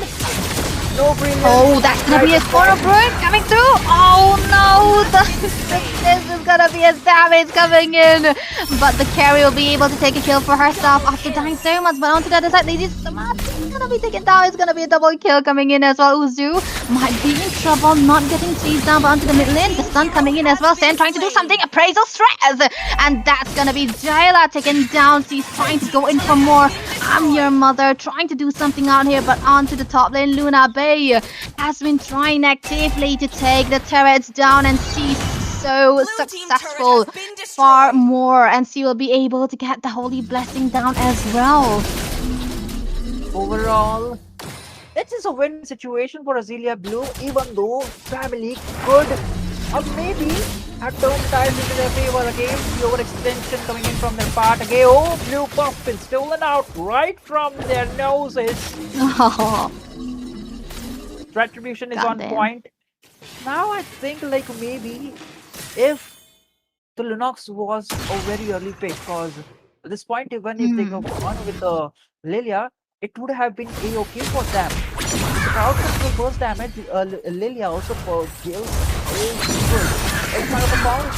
Now what is happening in the mid lane? Lunox is all left alone. We'll talk about a bit later because another fight brimming on. Tsunami Slam on the airlift. Okay, Mystic Guns coming through as well, and that's gonna be the rest of the Drod, and Mimo will be taking down. The villains coming in. Uzu getting a shut down as well. Luna Bay will be able to take I'm Your Mother down. Taipei will be taken down as well. Nura, the sole survivor from that onslaught, she have to run away from that hole. Azalea Bloom winning everything into those team fights. 4-4 battle, 4v4 battle, turn it in again in the favor of Azalea Bloom with 3 members standing.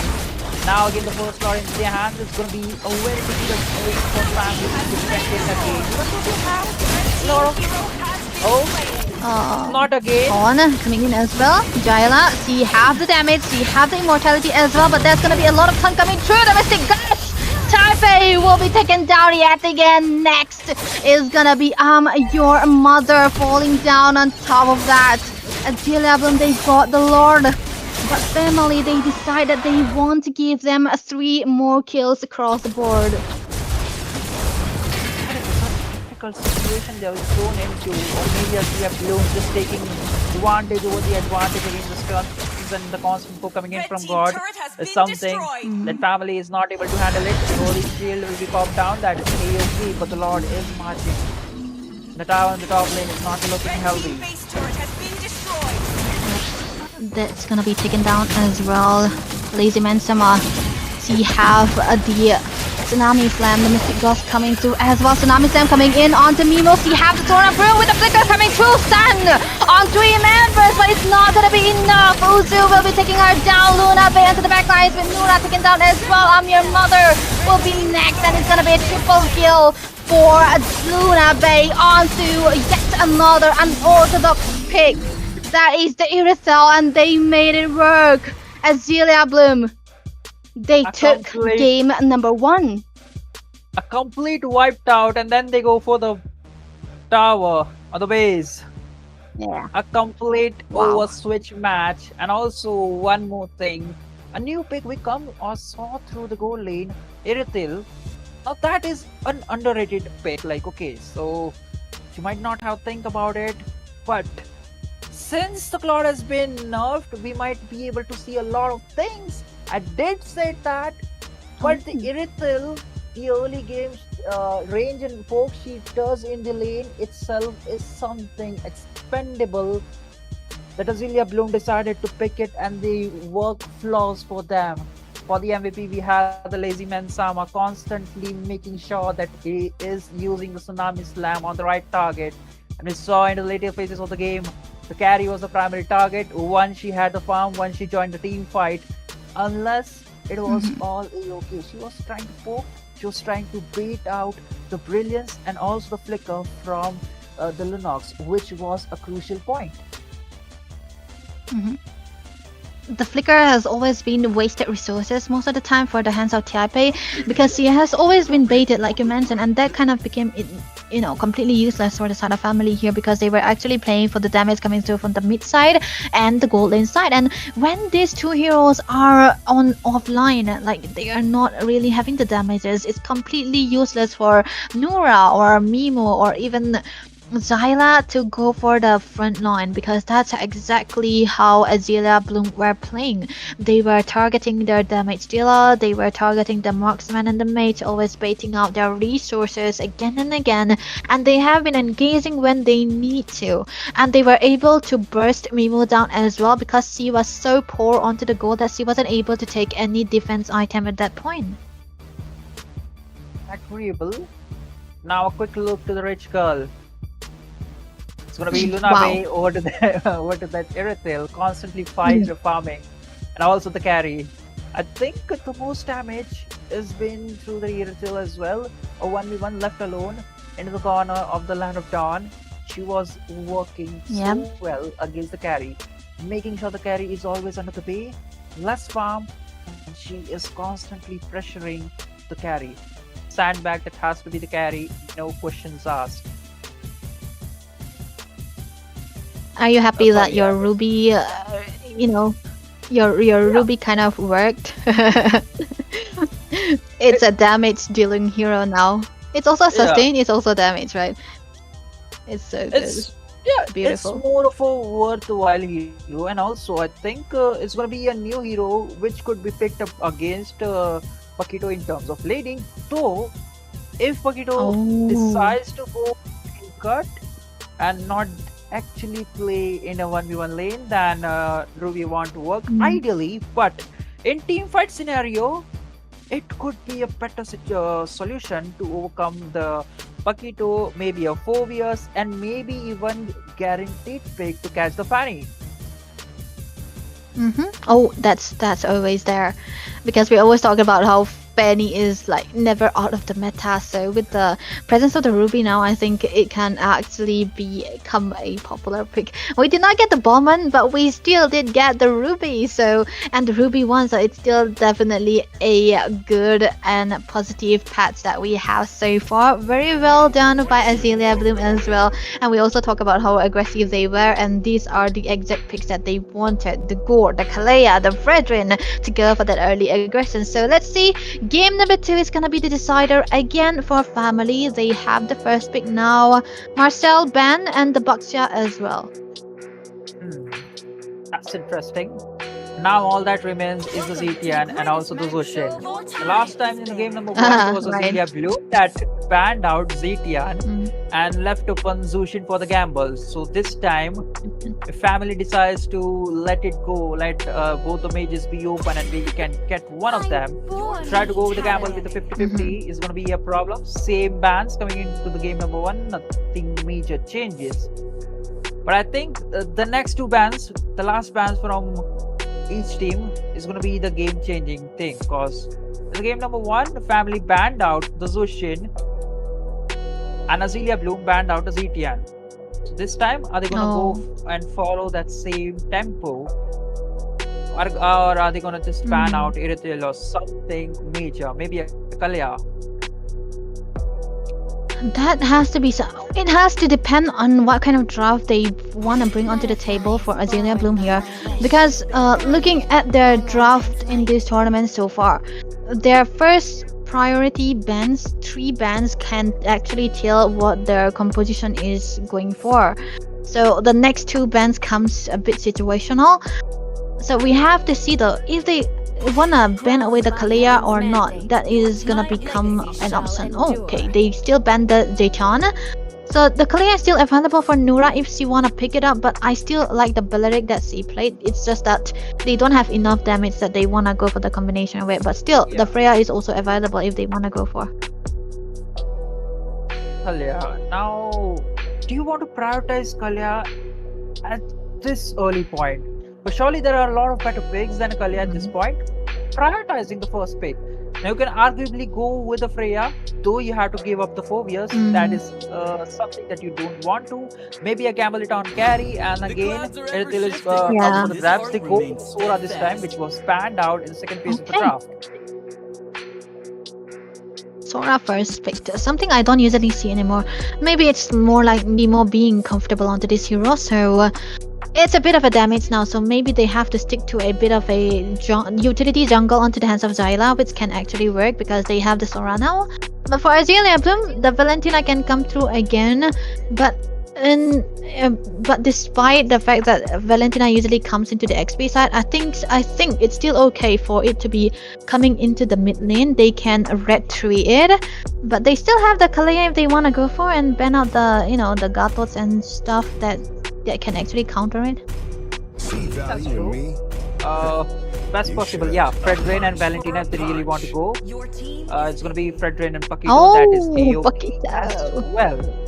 Yeah. Now, I really see an opportunity to be carry into the gold lane. If not, I think the gold lane will be picked in the second phase of the draft because that makes a lot more sense. Because we saw like Azalea Bloom, they're not in a rush or in a hurry to secure the gold lane. They're just looking more of a counter pick into the gold lane so that the gold laner is having a good time. Let's go. Luna Pain, she hasn't been picking a normal marksman for a long while. So, and she also make it work. But look at that family trying to do the same thing that Azalea Bloom is actually doing. So I don't mind the fact that they pick up the Irithel, but I feel it's a bit too early because for Azalea Bloom, they pick up the Irithel after knowing the carry. So that's kind of like the basic counter in the marksman lane in the gold lane side. So that's what they want to go for here. But right now for Azalea Bloom here, they already have damage into the XP side, a bit of a tankiness onto the hands of Sen again. Do they want to go for the Kalea now, or I don't think it's Kalea that prio now, right, with the presence of the Valier? I'm not sure. At this point, they could either go with the Hylos, they go with the Astis, they go with the Astis. They did it, man. Astis. Yeah, Hylos makes no sense to go and engage or disengage, making sure that Valiant is nullified, even though the throws and the slows and the constant poke that Valiant does is actually nullified. But they go with the Estes, showcasing that we have the front line, we have this the outstanding front line. Spare it out the couple of heals and is A-okay with it. Them, you gotta be very ballsy to pick out the Estes as early as the red tree. And the fact that they pick it out after they saw who the mates are, who the mates is for family, right? Usually when you see an Estes, the best thing you wanna pick is the Louis or something like that. But with the presence of the Valier, I think the Valier's worth is getting taken down actually. It still can be good with the knockoff and the true damage, but with the presence of the Estes, who's gonna be bursting the Fredwin down now? Look at the ban though. Gore and Clint. They banned Luna based Clint. Usually you don't see it, but yeah, it's a respect ban. So that's a good ban, and again, final ban coming in from family is gonna be God. So no more backline poke.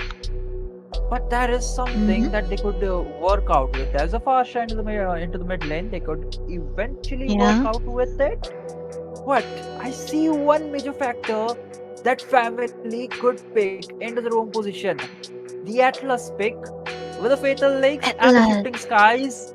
You could combo it down, and you also have the Irithil in the gold lane. So if Irithil has the farm, they could picture it perfectly and win the team fight in the log round, especially in the mid to late game, and maybe throw an early game jungle into the jungle position. Yeah, that is a high execution hero, and I think they can pull it off actually, because like I said, it's the Estes, right? For the Estes, you want to stay together so that you'll be able to get the healing as much as possible. And that is gonna be a dream for an Atlas to come true. So, Nura, man, come on, pick up the Atlas. You know you want it. But if they want to go for the Minotaur also, it's actually fine because I said Minotaur because it's one of our comfort hero as well. But for the Kimmy picks so far, they want for Azalea Bloom, they wanna damage into the mid side. So what are they trying to cook into the goal lane? What time is it? It's on it. Maybe another fighter. Maybe a Ruby. Oh, at this point, Ruby makes a lot of sense into the gold lane. Seeing a Joy and also a Kufra. Oh, okay. Let's go Ruby Luna Bay.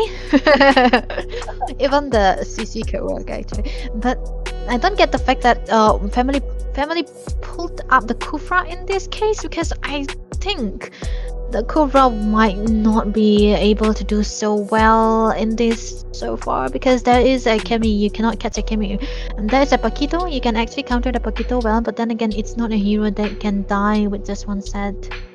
Yeah. Well, to catch the Kimi, they have the Joy.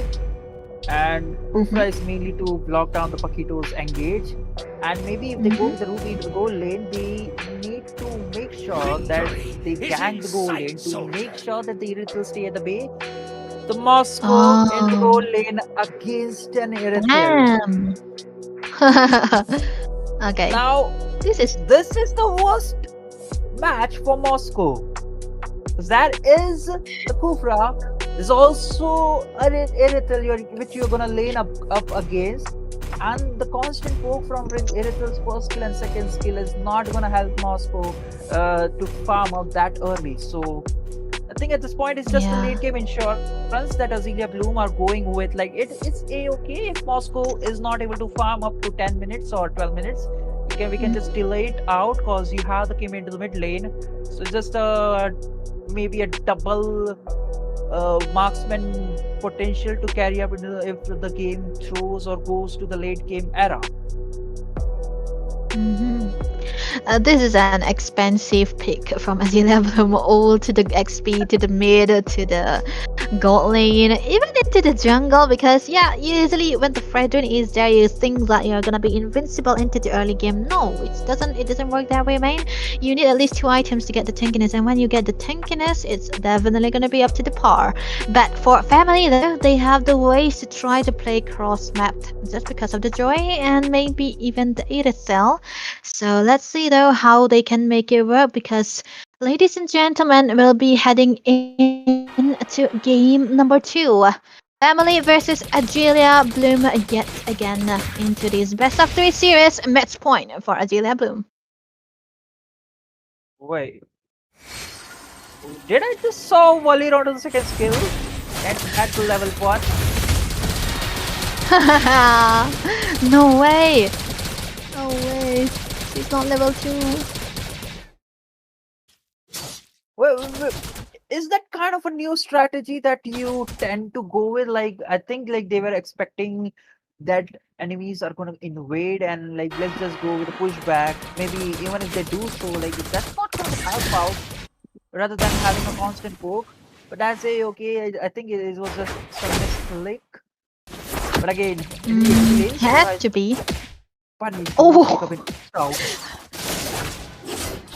Yeah, that was fast flicker baited out here into the mid side. It's definitely gonna be a bit of a win lane for Azalea Bloom yet again, because of course it is a Kenny. Nura just trying to charge, but she doesn't have the flicker anymore, and Kufra early game is so squishy.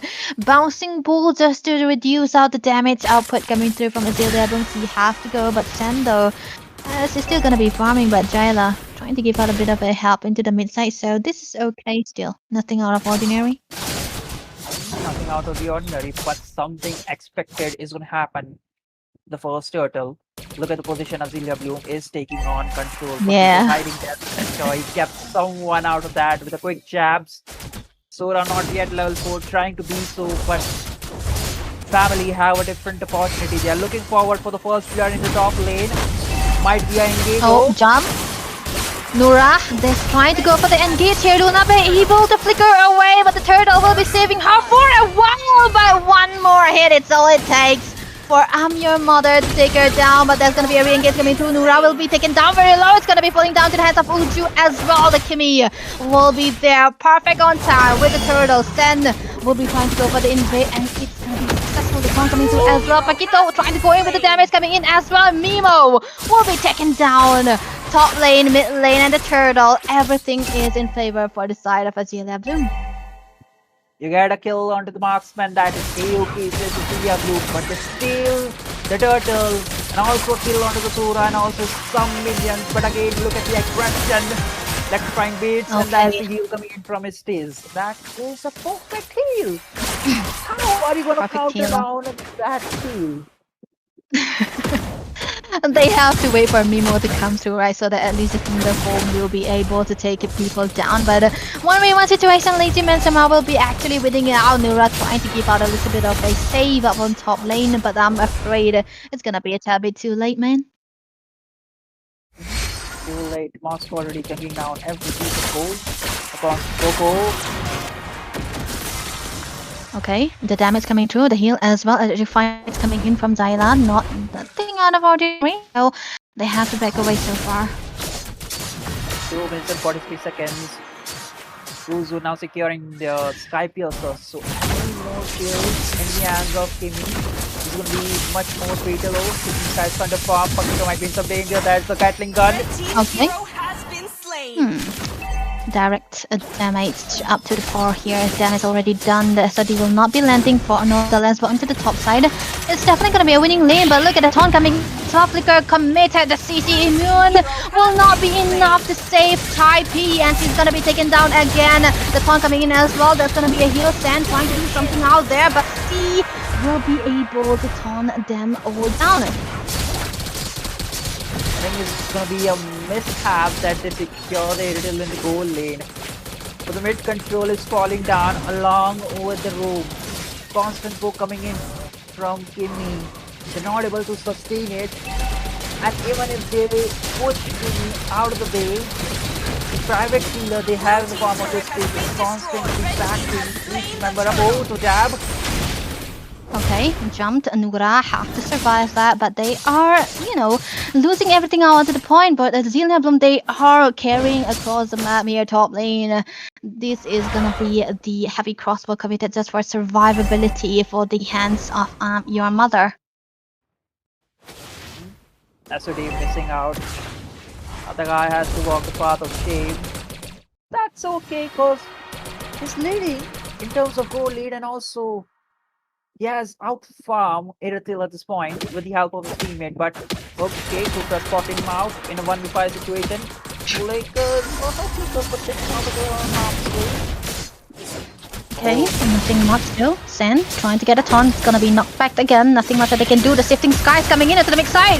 There's gonna be a taunt coming through as well to jump in. Luna Bay has to flicker away, but the electrifying beat to the backside to the fatal damage coming through. But that's gonna be a damage coming in from Luna Bay, and mega kill for Uzu. They're gonna be taking anyone down, but Sen onto the other side will be able to tank out the turret, and Uzu with another skag onto the Sky Piercer. Your Mother will be getting the fist, and that is gonna be 4-0 coming through for the side of Azalea Bloom. Sky Piercer is really stabbing the hearts of family at this point. The 40 seconds is right now that Uzu is holding. A quick pause. I think it's going to be a technical pause at this point. But what a game. They tried something with the coordination. Though there was no members being caught out with the shifting skies torrent form, they did gamble it out with the Fred Rain. But the damage was not that much from which was needed from the damage dealer, especially the goal lane. That's going to be a big trouble for family. Because even if with the inverted commas, they still had a farm, then they could have won that fight, and it could be a change over or the tide change for the side of family. That's what they want to go for, man, when they pick out the Irithel. Go for the combination and try to hope and pray that the Irithel will be able to get its item, her item on time.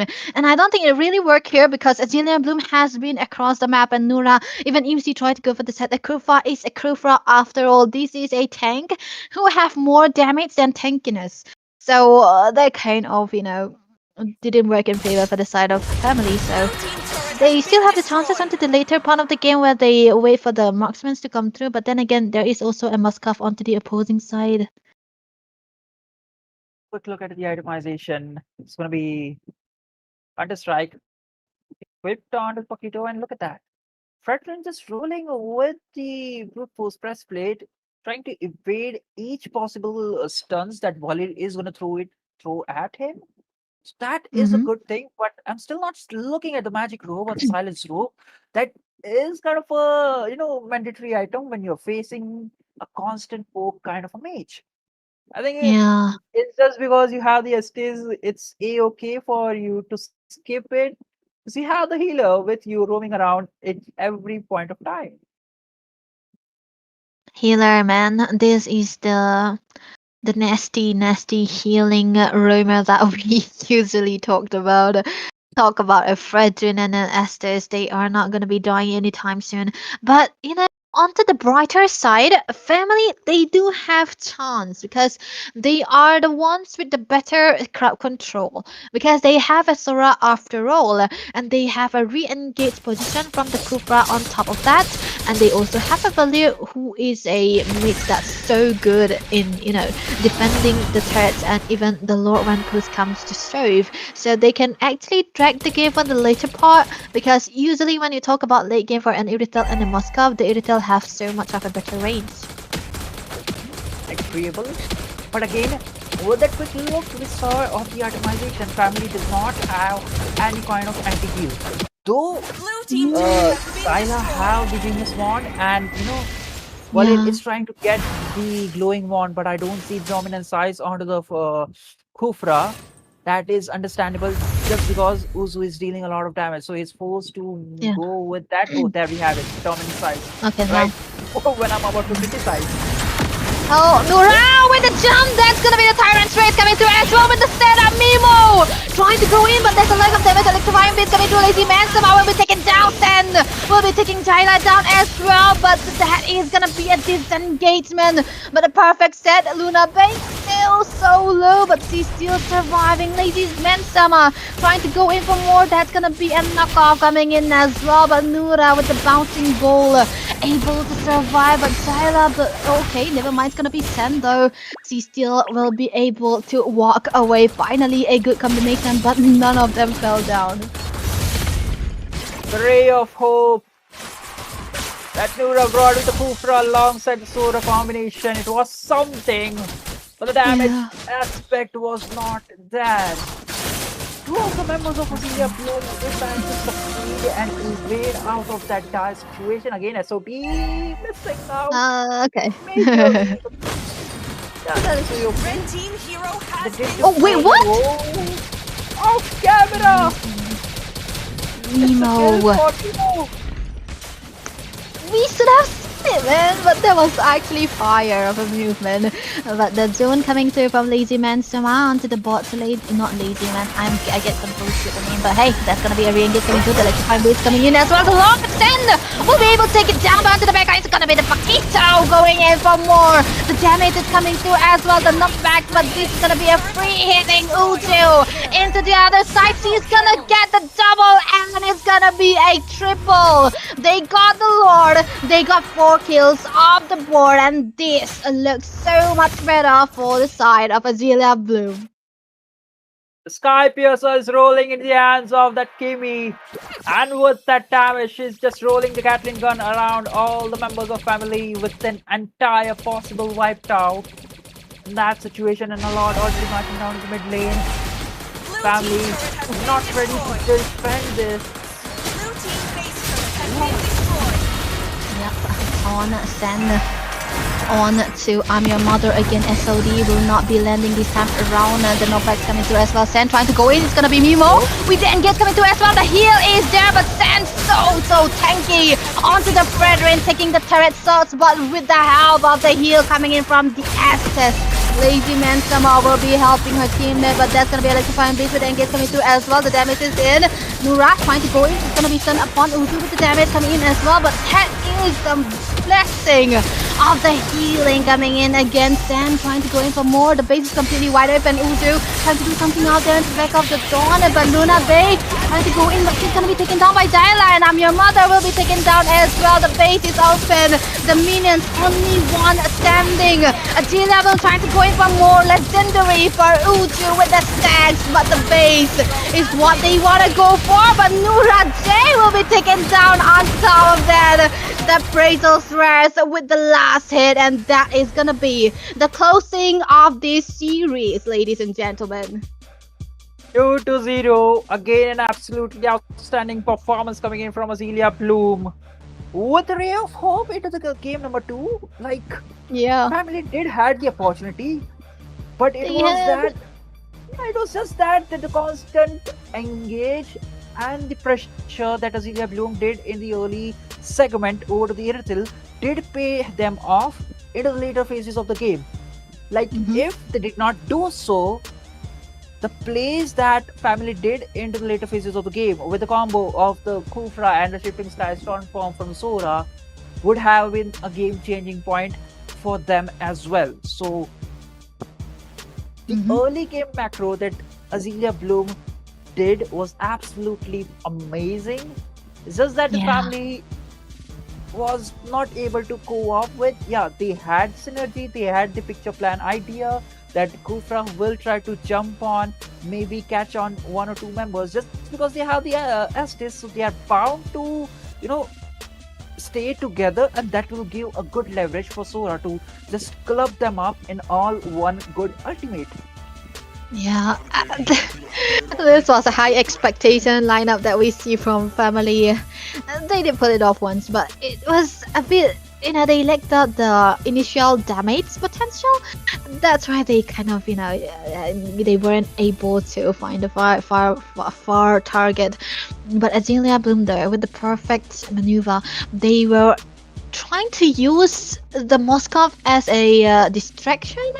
Meanwhile, they were focusing more onto the mid lane. Uzu, she got the rich girl, she got the carry, and Nura will be, as obvious, sent back again for the Kufra, and the wingwoman rather, will be Lazy Man Sama with the Estes.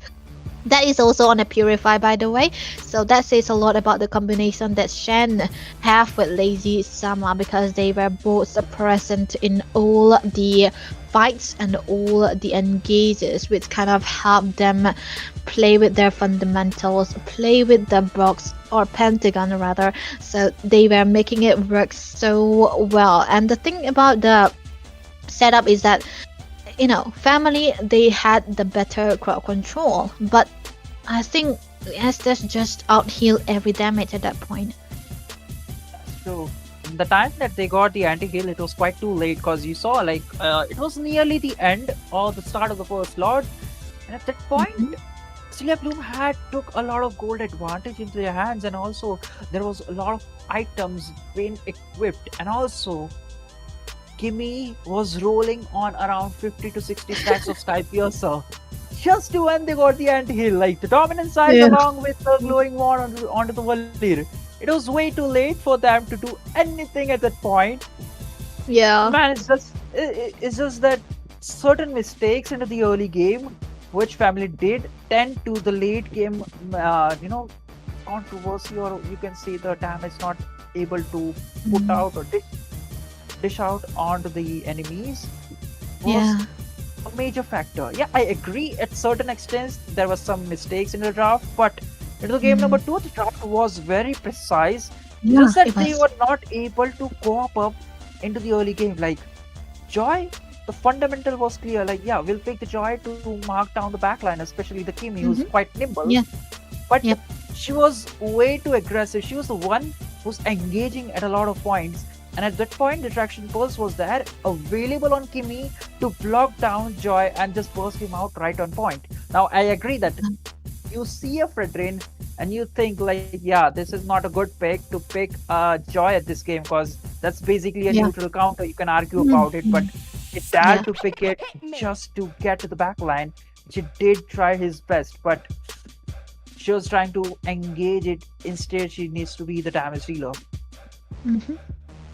A bit it's just gonna have to be a bit late to the party most of the time that could make it work. But yeah, Estes just this is I feel like Azalea Bloom are the team that bring out the most unusual pick in this tournament so far. So they done it well. They made the clean work at one point. They made the Irithel work, and now they are working out the Estes again. So I'm hoping to see you link next into the hands of Sen. I'm kidding, you don't need to. But this is gonna be, cementing their position into this tournament so far. They're gonna be the top team in this league chart. The point chart, they will have to stay as the reigning queens for a long while. But yeah, this was the best of 3 that we have. A beautiful series that we have so far. Well done for both of the teams, but we have one more after this, so we're gonna take a short break and coming back for more, so stay tuned.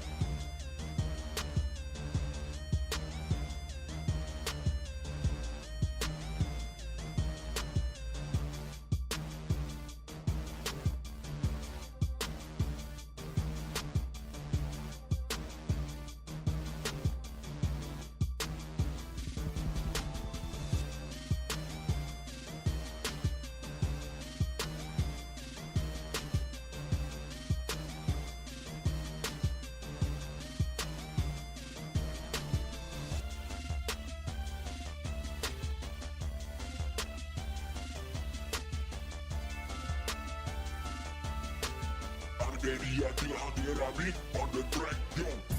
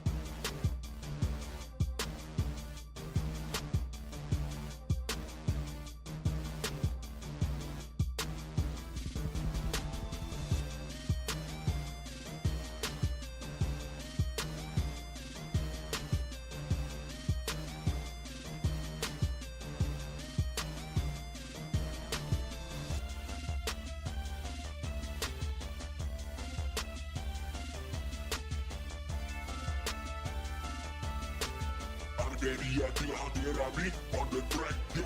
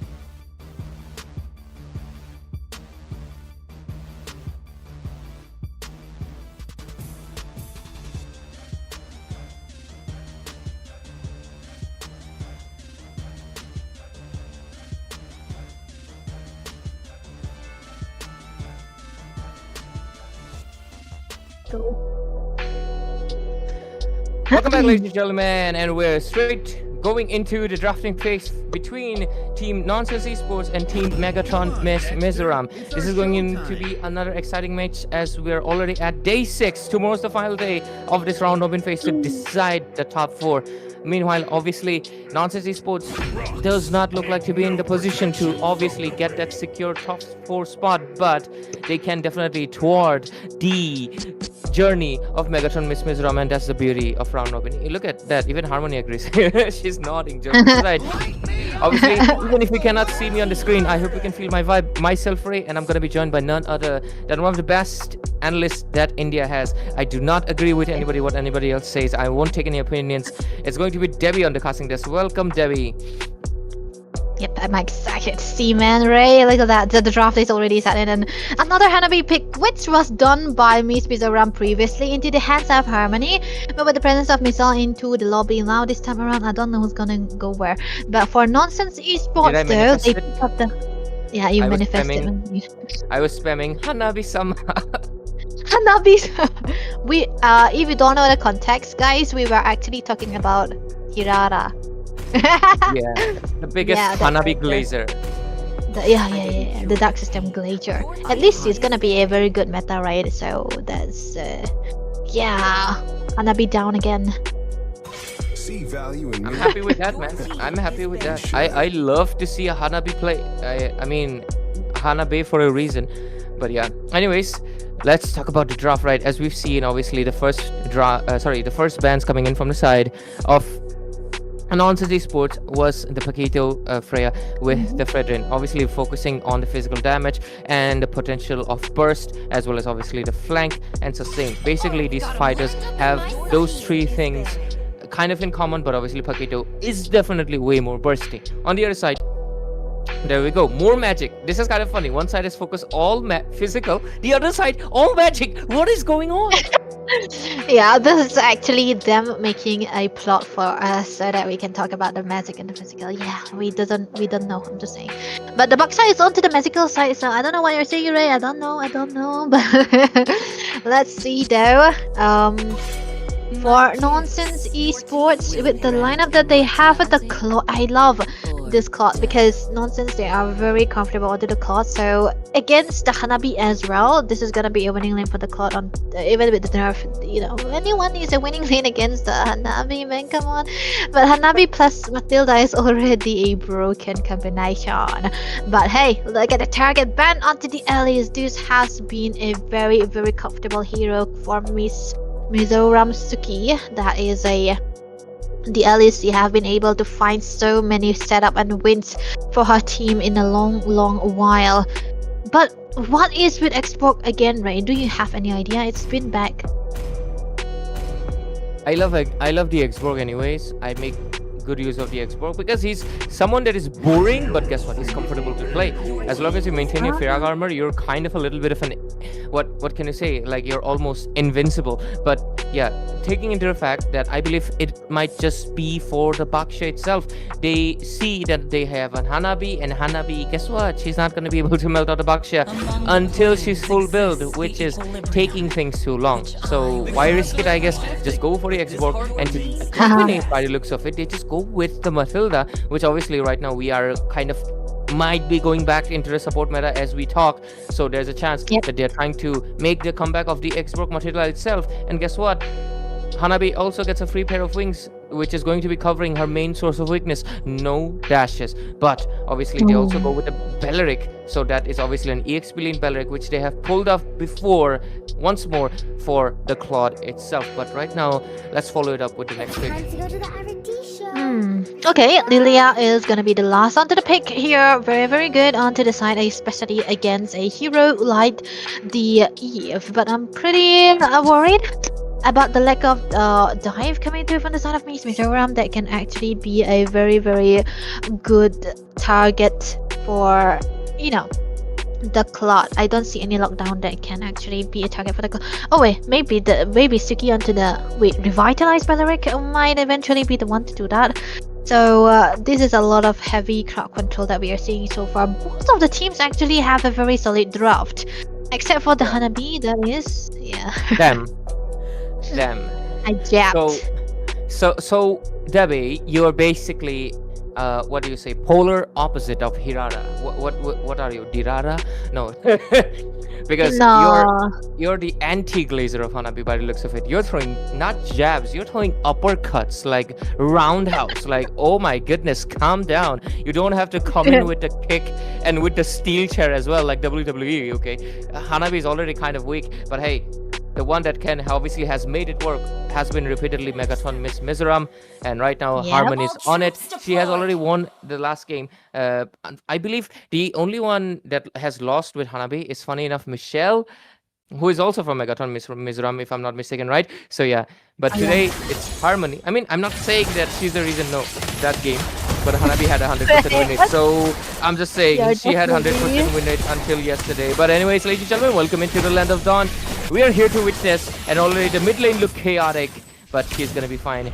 Debbie, what's your verdict with, you know, the rotations being made? Because Xborg, he's already, you know, she's already here taking away resources. Despite the, you know, despite the losing popularity of an expert, it's so good in the clearance. So yeah, Inches can actually get away with the steal. And if you remember correctly, if I remember correctly, Inches has been so good onto the Xbox since the start of her tournament journey, right? She has been able to play out the Xbox for quite a long while. But while though, yeah, welcome to Hanabi. That is gonna be the bully that's gonna be suffering here. So, but Harmony though, she does still have the aces, so it's actually completely fine. Yeah. And right now, bottom lane, obviously they're trying to, you know, like I like to mention something you mentioned, which is the dead zone in the cold lane. Hanabi, you can't exactly gank it unless obviously you're able to go for a complete flank where you can capture her. But oh, right now into the mid lane, river area, looks like Belleric is gonna be coming up with the Wrath of the Dryad. Not looking good for, of course, Dolly. She gets first blooded, and right now Megaton Miss Mizoram leading with 1 point score. And that's about it. And with this, the turtle is going to be showing up. No box here, but hey, this is early game. She's going to be able to respond back. And guess what? She got a tire. She will come back pretty quick. Yeah, so you can roll around across the map and get to the turtle as much as possible. But you know, one thing about the box shot against an Xbox is that, yeah, this is also the true damage. But if we talk about the objective fights, box shot is not the one with the advantage onto the retribution. Meanwhile, Hanako, what's she doing? Okay, retribution for Anxious secures it on an Xbox too, and right now it's gonna be. Oh my bad, Baksha was not even in a team fight. They forced the Marshal back, and right now, by the looks of it, Megatron Miss Mizoram are in a way more comfortable position. What do you think of the Sora pick? I feel like Sora has been kind of underwhelming lately with his performance. With this lineup that Miss Mizoram actually have. Yeah, I don't think it's gonna be easy for Goodnight Cherry to catch anyone here. So yeah, I think it's very underwhelming, like I said. And usually if you see a Sora against a Paquito, it's not to counter the Paquito. It's more like, you know, you wanna try to match up the way that the Paquito moves, so that you can negate anything that he wanna do in the team fights, not in a 1v1 situation. So with the Sora here, even without the presence of the Paquito or anything that can usually be picked after the Sora by the Sora, after, so that the Sora can work, I think it doesn't I don't think it's really that of a much of a value. Yeah, I agree with you. And right now the mid lane already looking very dicey because look at that. Eve is basically taken down to her lowest HP, and Matilda almost came for the kill if it wasn't for the fact that Oh. obviously that they had. I mean, it's tier 2, right? It's kind of hard to dive into a tier 2. Okay, Sora, is she having some difficulties? I believe so. She's just stopping there. She's just, Suki. you know that Patrick meme? He's just standing there menacingly. Yeah, reminding me of that fact right now. Okay, bottom lane. Look at that. Hanabi dishing out a bit of good damage, and looks like we will get a There we go. pause. Yeah, she was indeed facing some difficulties, and hopefully she's able to reconnect back as soon as possible. Charging while playing is such a mood, by the way. Charging while playing is you gotta be careful, man. Like if you don't charge and your phone suddenly dies, then yeah, it takes too long to recharge again, and then come back online. Good while. So yeah, that is gonna be the point for that. But this time, I think Megatron Miss Mizoram are trying to go gang upon onto the bottom layer, right? And the dive is first for Chippy, which by the way is a very great addition for Miss Mizoram. She will go and dive in with her airplane, get Ancius into the turret, and get her out because that's how short the cooldown is gonna be for the flight of that Matilda. But they have a great position though here. The pause timing is actually very awkward. Yeah, and I think this should give them a little bit of headspace to think that obviously Debbie also needed, because she was crashing out, and she was crashing out over the fact that there could have been a Hanabi pick, guys. Yeah, nothing else. She's a certified Hanabi hater. She's anti-Hirada, guys. And clean. Oh yeah, she's also very anti-Clint. Sorry, Bolty, my friend. Horrible Debbie, my too. dear friend. Do you sorry. remember? Yeah. Like Masami is such a Hanabi glazer as well. So yeah. And Miss Mizoram is playing. I think Masami has something to do with this, man. We have to inquire to him about this, honestly. Yeah, we have like, to. what are you doing, mate? What are you doing? Are you pulling some strings to make sure that your favorite keeps on showing up? If that's the case, then please try to get the Zushin for me. That's what I prefer. But yeah, right now we're gonna be going back into the game, Debbie. And this is a broken wall map, so Lilia has been having quite a blast to rotate. And yeah, I think that pause kind of did help them to put their mind, but I don't think it will be enough because here comes the X-Borg with the Firaga armor. Oh, golden hour. Could have been a bit fatal, but it immediately is able to help her to get out, but Hanako still is going to be falling out. Ancius also falls in at the same time, but unfortunately, Kiyomi, she immediately gets punished.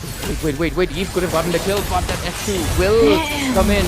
That wins is going to help out to sustain. At the same time, oh, that is a bad spot. Eve, that is... I feel like they just keep on coming and keep falling down like dominoes because they are trying to defend that lane desperately, but they have to know the numbers play. They're going one by one when it's a 3v1 each moment. That was just a massive loss. They're down with 3 kills now. Usually I still think it's actually good for Nonsense Esports that they were trying so hard to keep the lane for the Clearwater, because it's a late game hero now. You have to be dependent on your items to dish out the amount of damage that you were able to do into the mid game. But they actually spent a lot of time there, but they also took out the turtle, so it's definitely going to be better here. Nonsense though, Suki. Okay, into the top lane, Suki was able to get the rest of the drive pretty well set up. I believe Lilia was a little bit unprepared. She could have really gone for double blooms and took her out, but I guess she was like, do you want to go or not go? And by the time she made up her mind, she already had went. So yeah, that's what usually happens. Slight bit of miscommunication, but oh, look at that mid lane. Eve goes in with a very aggressive RWM. Does she survive it? The shield is doing a lot of the clutch. Yes, he makes the outplay and survives barely. But an outplay is an outplay. Doesn't matter if it's 100 or a 1 HP. And with that being secured right now, they're going to be fine with the Eve, but the mid lane is not going to be fine yet. That is what most of the bigger region why Ancius actually dive into that. They C1 to that mid lane, and they will be successful enough. And yeah, she's not gonna be losing anything to that as well. But you know, trust and Eve to make this kind of outplay because of the shield that she will constantly have. Bot lane again. Whoa! Bottom lane again, beautiful golden hour, but unfortunately could not really make most of it. That's the thing with Claude, you cannot really combine it with the Marshall. Here comes the blazing duet, trying to initiate it, but unfortunately that's 3 people, and her damage is just not onto the scale just yet to basically take them out. Harmony does get the DHS right now. There comes the RWM, placed really perfectly. BMI into the back end, but at the same time here comes Anxious with, of course, the own version of her blazing duet. Literally, because this is blazing flames that will capture the double kill for her right now. Okay, why are you trying to go solo against the 123? That is not gonna be the good decision, Dolly. You're fighting someone that has 2 damage, but fortunately she still takes out Chippy. Gets a kill, but that's a side with her X-Borg taking her down. Boom, and she's done. 3-4-8 score. Megatron Miss Mizoram doing pretty good. Can we take a look at the itemizations for Debbie?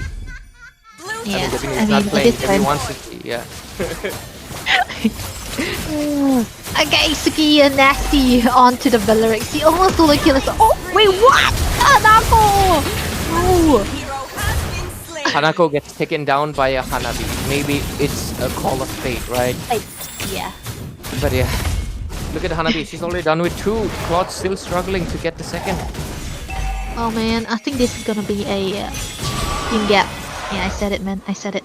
Because usually when you see a Claude against a Hanabi, of course, the Claude actually Kiyomi did so well. But then Miss Mizoram actually always go into the bottom lane into the goal lane side to try to always beat out the Claude. Kiyomi could do so much at that point, right? One blazing duet and BMI and a flicker. She usually stays alive. 2 that is already very, very less because of the amount of time she's gotten ganked upon. And I don't blame her for that because Miss Mizoram just played so much better into the laning phase. And on top of that, we were talking about the Sora, right? Suki doing so well in holding Good Night Cherry into the lane. You don't want to stay in the lane with a Sora, man. You want to fight. Okay, bottom lane. Sorry, top lane right now. I mean, to be fair, it is bottom lane for Megatron Miss Mizoram. So technically, I am right. You're right. From, yeah, that's the beauty of it, right? Both lanes. But oh, at the same time, it is what Wow. amount of chaos is happening. This is just insane, Man. and they just lose. That's a triple kill on board. Instantly, the X-Borg is just way too fed for them to do anything about it, Debbie.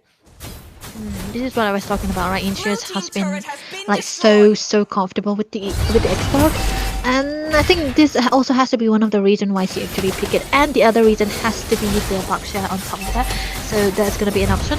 But yeah, the good clearance coming into Vansana Miss Mizoram actually helped a lot. Look at that Hanako though. She's trying to zone them out as soon as possible, as much as she can. Top lane, what a beautiful set coming in from the side. But unfortunately, the one coming out superior is still going to be the side of Megatron Miss Mizoram. They look relentless. They are just unstoppable right now. Blazing Duet will try to defend this, but I don't think there's going to be any chances of that. And with this, the base is wide open. The Hanabi doesn't even need to hit the base. She can just hit the minions and it's going to go towards the Nexus. The base is open. RWM doing desperately to defend. But Megatron Miss Mizoram comes out on top into the series. And they will right now have the upper lead. Hi, Zushin. Did you really say that?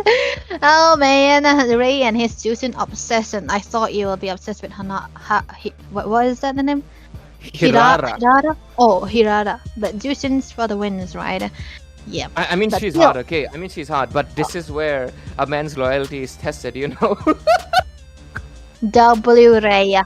I mean, loyalty, man. Loyalty? It's all about loyalty. When we talk about loyalty, I think Miss Mizoram, they are actually so good in playing together. The way they synergize, that's got what loyalty. you do, you know? They've been They loyal to are each other for so so- long. You see the same name all the time, right? They can change the roster, but everyone is there. They can play any player they want. And on top of that, I think Ancients can also play goal lane. Harmony can play room and mid. Misa can play any role that she wants to.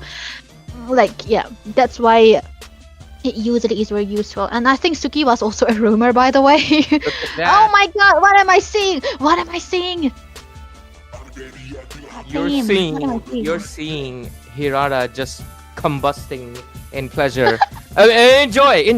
I mean, X, time out, time out, time out. I mean joy, happiness. Sorry, misspoken. I mean, like how people say, it's my pleasure, right? Yeah, it means my happiness. Oh, okay. Yeah, I mean, in that way, she's really happy, right? Yeah, you get my point, right, Debbie? Yeah, I get the point. I'm trying English is a to. funny language. English is a funny language. It's a lot of things can mean a lot Yeah. of things. But hey, Yeah. but yeah, 4-0-11 for Harmony. I swear to God, this has been like what, second to third time she's gotten an MVP with the Hanabi itself. Even when the opposing, like you mentioned, it feels like she's supposed to lose the lane. I believe, like you mentioned, it's the bond they shared. Hanabi is just so Yeah. well protected all the time that the opposing side is not able to do much. It's not that Nonsense Esports had a bad lineup. Yeah. I mean, Yeah. I will definitely say the Sora is a bit, Yeah. yeah. Iffy. I feel like the Sora has kind of lost his touch right now into this meta.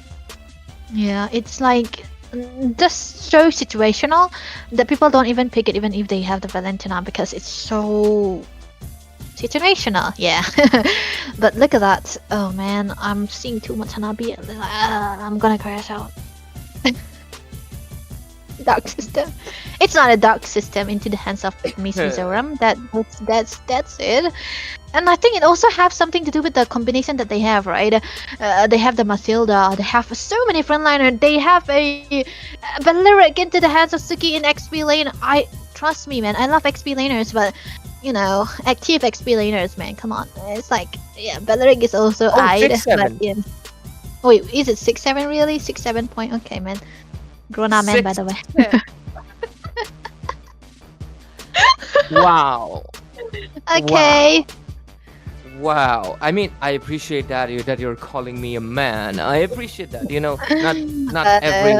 Not everyone is a man. Some are women.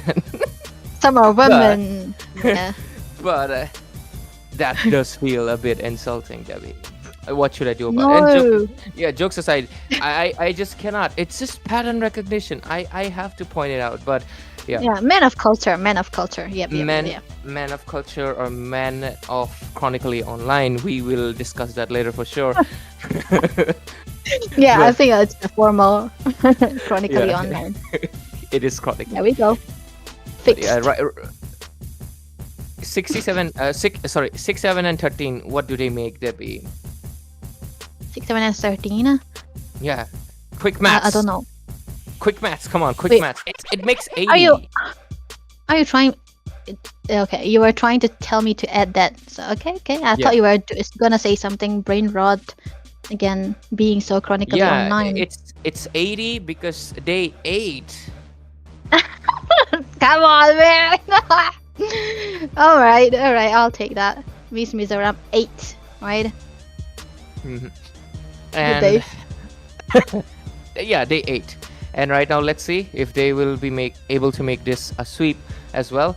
It does look very favorable. Nonsense Esports, the first game does not look that favorable for them, obviously. And right now, we're going to be heading to that game number 2 pretty soon, and we're looking forward to that game as soon as possible. And obviously, Nonsense Esports, of course, they have not been the strongest of the bunch. Obviously, not a team with any of the wins. I mean, not a team with a lot of wins. But hey, it's okay. Because not everybody can be winners, obviously. Because the teams that keep on being better, obviously they defeat them. But it doesn't mean that they're bad. They reached the top 8, and we are so grateful for the fact that they still show up, because their contribution matters right now, because even a single Yeah. victory from their end actually can cause Megatron Miss Mizoram to lose 1 point that they could have gotten if it was a clean sweep. So yeah, those are some things we can take into consideration. But for now, we are going into the game number 2. Nonsense has been enough with the Hanabi's nonsense, and they ban it out. Debbie, did you ever Thank think you. you'd see Hanabi ban in round robin, that too of one of the No. biggest female tournament? You did not even let me finish. I do understand though, your No. answer would not have changed even if my sentence finished. So I get it. Absolutely not, man. But hey, that just says a lot about the respect that people have for a certain player, right? You wanna who says you're gonna target the Fanny, right? Target the Hanabi. So now Miss Megatron, Mizoram have the chance to waste a slot onto the banning, right? For nonsense esports, so they can actually do something about it. But I love the fact that they banned the Guinevere and the Baxia all together, even though they are first pick. But Pakizo and Foves gone. I think Foves is one of the heroes that Suki is really comfortable in playing to. But I don't know. Maybe they want to play for the team fights again. So it's kind of tough to play Foves in this women's tournament because usually it's very disciplined. Foves is like a hero that you play when you wanna break that discipline. They give away the Marcel this time around, maybe because they saw it did not exactly work out too much for them, so they ban it out. But give it away. But I mean, they wanted the Freya, I guess. That was the decision that they're going for. But guess what? If a Granger shows up right now, it's kind of over, man, because Marcel Granger is really scary. It is very easy to execute, okay, compared to something like a Beatrix and a Marcel, which requires more coordination. You don't need much with the Marcel Granger. What you gotta do, Marcel, Golden Hour, Granger, spam the heck out of it. Just blast everything. Yeah, and then once the Golden Hour is over, the opponent doesn't even get a chance to react. They just get blasted by a bunch of bullets that were stopped in time by Golden Hour. So it's just a nasty combo, and that's actually one of the main core reason nobody wants to give away a Marcel. But let's see. It's annoying. It is annoying. It's like a rate spade hero, That's what. Rate spade. It's a very good rate spade. Wow, that's gonna be a signature pick coming through from Miss Mizoram again onto the XP lane side. I think I'm glazing too much onto the XP. Never mind. But nonsense esports. It's fine. I glaze Zushin. Come on, bruv. Have pride in your work, man. Glaze the heck out of your. I like it. I love free experiencers, man. Such a game maker. Okay, too much. Let's go into the ban for nonsense. Nonsense right now. Against an Alice, it's gonna be a tough call. It's always gonna be better to play the Sora, but we see the Sora cannot do much into anything. But I think they might still wanna flex the Freya up to the very end, no? Or what do they do? I think they're just gonna play it on the gold lane, Debbie, I feel like, because if you do push Freya into the XP lane, I'ma be real with you, Debbie, it's not the best EXP choice. She has one purpose, and that is to dish out the damage. She does have two crowd control, I guess, the Valkyrie sweep and the jump, but it's not much to provide as an EXP laner unless you have like an insane roamer. I mean, not the person, the hero that can give you sets. The Freya does not get the value from the EXP lane, and that to mention, they already have a Khalid who can give you one set at max. Freya is not going to be able to provide much. They would need someone with tremendous crowd control. So I do think this Freya is 100% gold lane. Let's see though. Next bans are coming in. Look at that. The carry ban actually solidifies. Yeah, it's very good. I think I like the carry ban. But in this women's tournament, it's kind of weird that people, they don't usually go for a first pick onto the goal laners because they have very wide variety of hero pool in the goal lane, which are not meta. It doesn't have to be the Cloud carry all the time. We saw a pick onto the Iritel, a pick onto the Clan, a pick onto the Hanabi, a pick onto the Melissa, all of which work at least twice in a row. So it's okay. I think it's very fine. This is the difference between a guys tournament and a women's tournament. Thank you. So yeah, this is why we see it. Of course. Do you wanna see if it was a guys tournament? It would be a Claude plague by now, somewhere. Men or a carry. Or a Harrods. Men have 3 hero pool in goal lane. Claude, carry, and Harrods. That's it. Don't forget the occasional Moskov. Okay.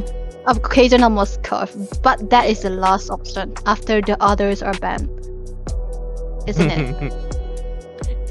Debbie getting God. too personal with every esports male esports player. Oh my god. But yeah, Debbie got the immunity, guys. But yeah, Do I?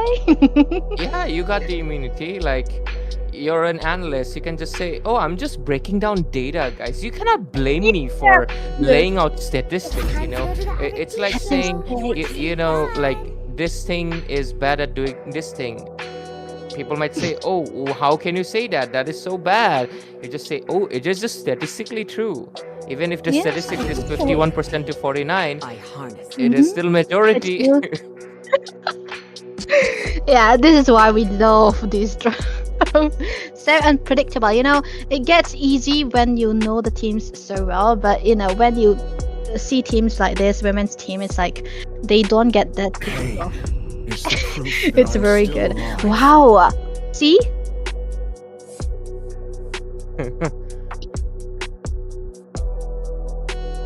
Okay, we are getting a The- Brody. The Brody. I am very. I don't have enough words to describe what I feel for a Brody. But hey, it's 3M. They are definitely thinking through with it, and they believe the Brody is good. So let's see how they execute it, though. But Yeah. to be fair, he is projectile, and he can technically use his first skill if Marcel does, you know, go for a golden hour. I don't think he'll be able to use basic attack because Marcel ultimate makes every enemy not just frozen, they're actually untargetable. That's the whole reason, right? You need projectile that you can aim. So Brody can Yeah. aim his first skill, and then I guess ult, if Ult, that's what they want. But unless they're just gonna use the Marcel anyway, just for that freeze, I guess, occasionally. But yeah, the side of Nonsense Esports, they're gonna be going with none other than the Lapu Lapu to close up their draft. This is a very standard draft from Nonsense Esports.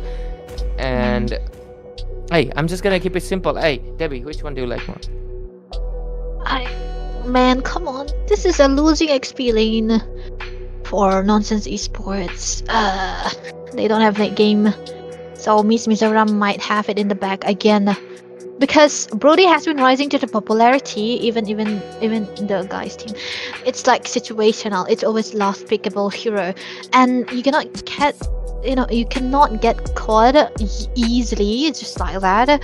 But with the way that Nonsense is trying to play, right, they want to go for the aggression because Freya Leo mode just means that you want to fight and fight and fight. There's no stopping. Fight. But for Megatron Miss Mizoram, they have that hero that can actually negate all of those. That's at least. It will depend on the decision making from the Elise and the Marshall that can actually make this work. But early game Nonsense Esports, they can do some beautiful stuff and have a good lead. And with it, we are heading into the Land of Dawn, and it's gonna be an interesting match to see if it's gonna be going to a game 3 or not. Nonsense Esports, like I mentioned, they do have a bit of a losing lane in some sectors, but at the same time, they do have a few strengths. That's the point of the draft, isn't it? But hey, let's not dwarf on it. Okay, we get a pause, but look at the emblem setup. Do you see anything out of the extraordinary, Debbie? And also, I like the name of the referee, Kiki. Do you love? Okay, never mind. I know you'll do that, bruv. Bro. Yeah, that's what we're waiting for. See, but yeah, back to the work. Tenacity for Brody. I understand why Harmony went for that. It's gonna be a little bit of tankiness because Brody actually have a good source of damage when he have good stacks. So what you need is a bit of tankiness so that you are not gonna be vulnerable when you get ganked constantly, which is gonna be happening anytime soon. And there's also a good factor that we can actually see that the Freya is on the spell of this is actually gonna help her sustain a lot. But Ray, with the pets drop, right? The Freya is actually nerfed down a bit. So 10 seconds is the duration of the ultimate, right? You won't be able to spam it that much. Meanwhile, for the Brody, you can spam it as much as possible, as long as you want. Hmm. I love when you break things out like that, but don't break the vase. I don't know why I said that. That's so random. What the Okay. heck is wrong Okay. with me? But yeah, I'm just staring at the emblems, man, and I like some of their designs. I miss some of their older designs. That's what I was Like, actually wondering. And for a second, I was low key zoning out, man. I don't know what yeah, happened, but that hey, one. don't quote me on that, okay? Anyways, wow, looks like I have manifested the resumation of the game as we go back, and already you can see Nonsense Esports. They're coming in for the orange, but so Yeah, is the they are trying Harley. to do. Okay. It's oh, they read it out so well into the early phases. So yeah, this is gonna be just a trade up, nothing out of ordinary, and a good rotation coming through from Kiyomi as well. I've seen this kind of combination before, but they have been so aggressive. So Nonsense Esports are trying to play as aggressive as possible because that is what you do, right? And at least no, a Lilia and a and a Khalid is already a very good winning lane into the mid side, so they are abusing it. Early rotation onto the bottom Abusing. lane for Chiffon. She's trying to do it. Yeah, she's abusing the movement speed that the Lydia also have. I have so much brain rot. Anytime I see Chippy, I can just remember the dancing cat. Chippy, Chippy, Yeah, Chippy. I remember. Chippy, But chippy. yeah, wait. For a second. What? Is that a Valentina on? Okay, never mind. First blood gonna be secured for It is. Inktious. And on the other side, okay, I thought for a second they might go for Marcel, but she's gonna be fine. And they go back. Oh, I just realized Michelle is playing too as well. That yesterday she was actually on the goal lane, and today she's That's on what the I'm mid. saying. Okay, Yeah. my bad. I for a second don't know why I kind of filtered it out. It happens, you know, Debbie. You get me, eh? Yeah, it You happened. get me. But anyway, turtle fight towards that. There's suddenly Horsey, Dolly on top of it. Gets in with the retribution, gonna be able to secure it. Right now, she is in the biggest of trouble. She's not enough HP, but she's gonna be going back. At the same time, here comes the Alice with a beautiful corner to ruin. Catches only one. Lapu right there with the. Does she catch anything? Nothing but Kiyomi with the beautiful Valkyrie season. Gonna be able to capture. He gets taken out by the burst of Lilia. And now.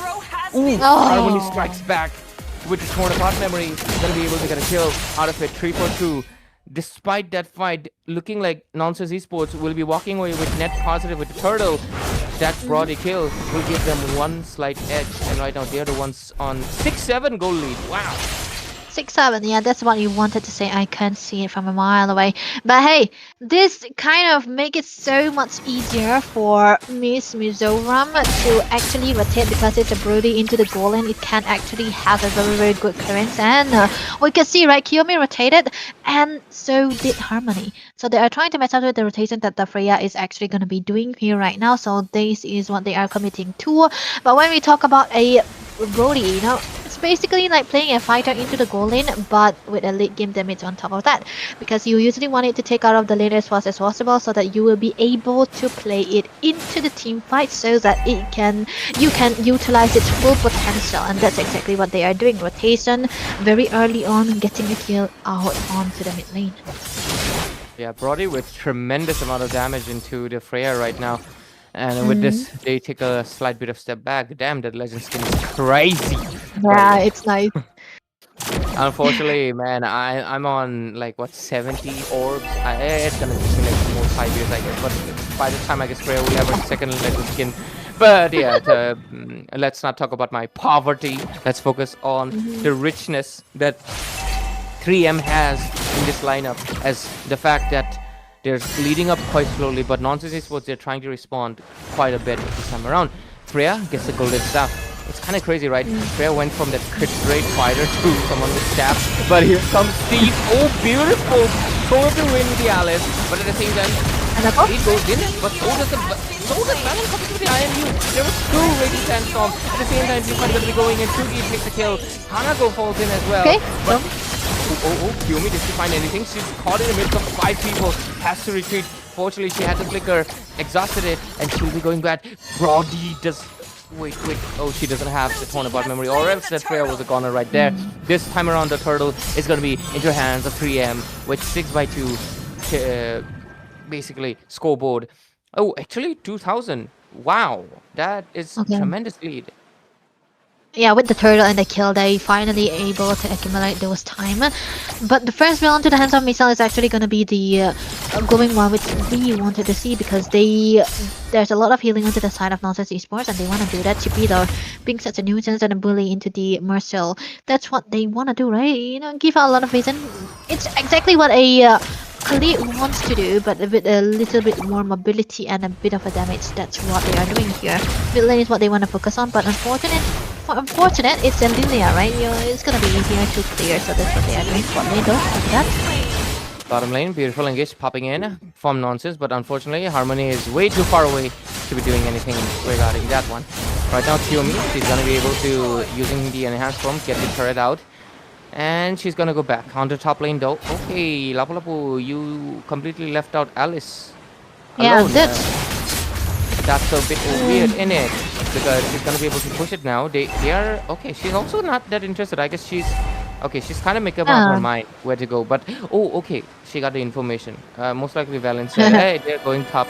Just go away." Yeah, but they're going top. oh, bottom lane, the Marcel Tiomi gets taken out. Oh, they executed with the cards of the Harley of the golden hour. That's a good one. And right now, Harmony is gonna be able to get a kill as well. Mid lane, I guess they're trying to push a little bit of more structures, but I don't think they're gonna be able to do so.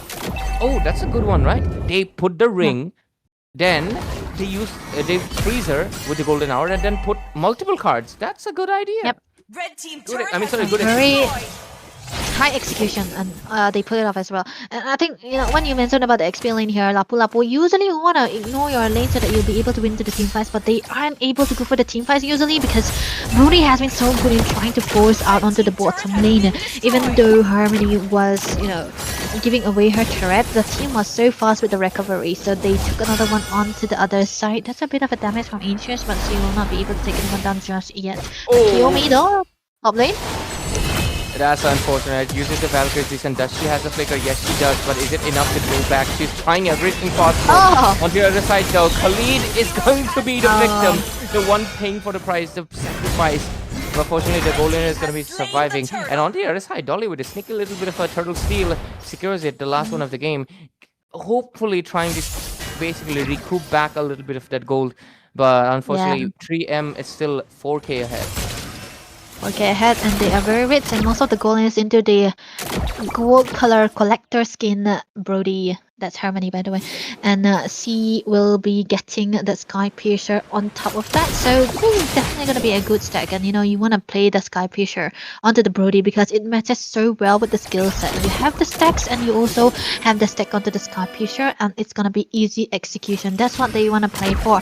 And yeah, with this kind of combination that they have so far, 8 minutes is already very, very good for a Brody to be out of the lane. One thing I kind of wonder is that Suki hasn't been into the team fights because she's not needed.